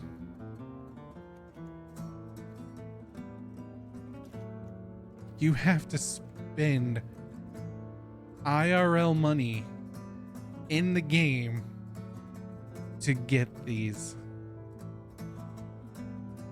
That's some bullshit. 12,150 duplicate discount because I have some of the cards that are already in here. Okay, 12,150 gems. How much is 12,150 gems? 12,000. So they want you to drop $100. $100 to get one of these, and then have some extra. Because $100, the two will not get you enough to get two of these. That is some fucking bullshit. And you know what really is dumb? Want to know the really dumb thing? I bought this. I have this. I have this thing. We opened it earlier on stream. There's no code that I can input to get this. There's no code on any of this packaging. There's no card with a code on it that lets me input to get that.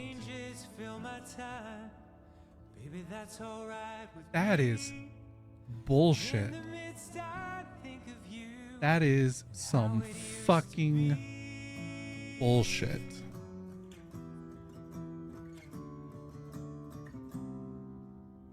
Wow. That is fucking asinine.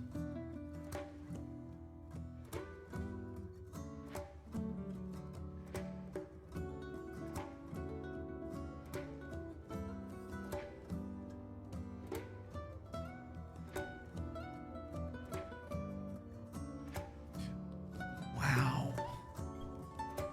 Wow.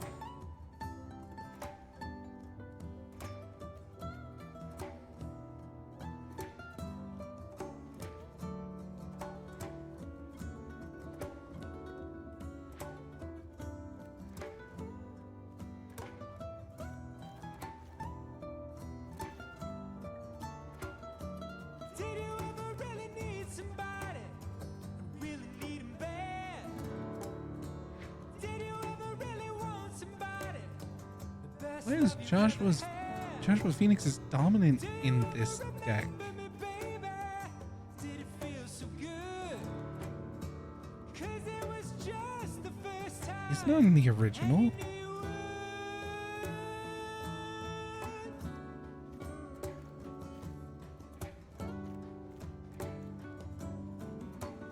The following cards are already in your collection and are not included when determining the final price.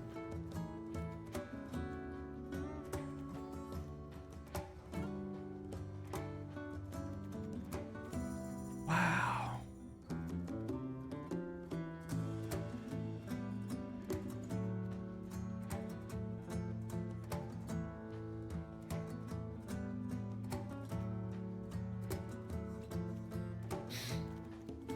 And it's not even, yeah, it's not even the same.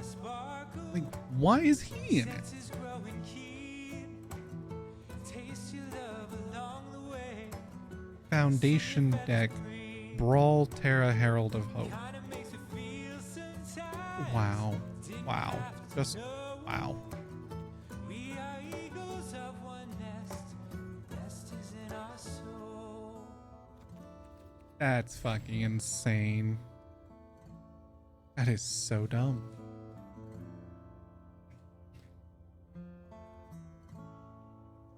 Vixen in my dreams, with great surprise to me. Never thought I'd see your face the way it used to be. Oh, darling. Oh, darling.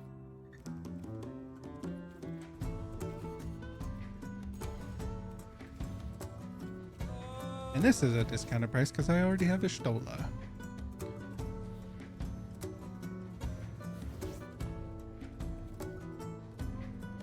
Oh, darling.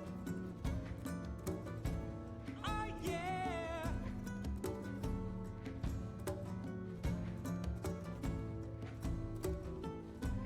Never gonna leave ya. Borderless Styles. Never gonna leave ya. 10 years gone, holding on. 10 years gone. 10 years gone, holding on. 10 years gone. 10 years gone, on and on. 10 years gone. 10 years gone, on and on. 10 years gone.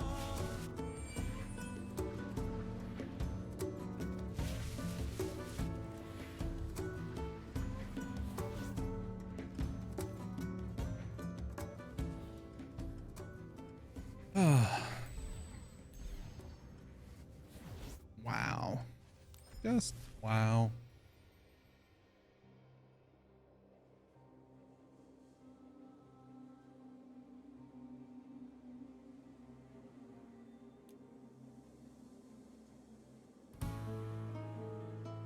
Okay, what is limited? How do I play limited? Oh, you get, okay, so if the season ends and you're bronze, you get a free pack. If you're in silver, you get a free 1 pack and 500 gold. If you get to gold, you get 2 packs and 1,000 gold plus 1 card style. Platinum, okay, yeah, okay. Sure, 1,000 gold and 2 card styles plus 5 packs. Is it really worth it?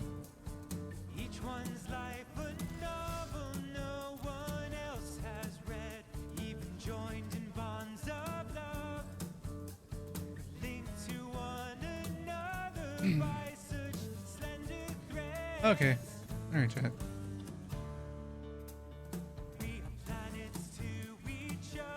I think we're going to call it here. Oh, I mean, 5 hours isn't too bad. It's mostly opening up the packs. That's some pretty good cards, though. Like, I think it'd be nice to, you know, excuse me, do some more card opening stuff. Like I said, if I can get a good setup and good lighting and everything, I might even do things like, you know, build Lego sets and stuff. That'd be fun.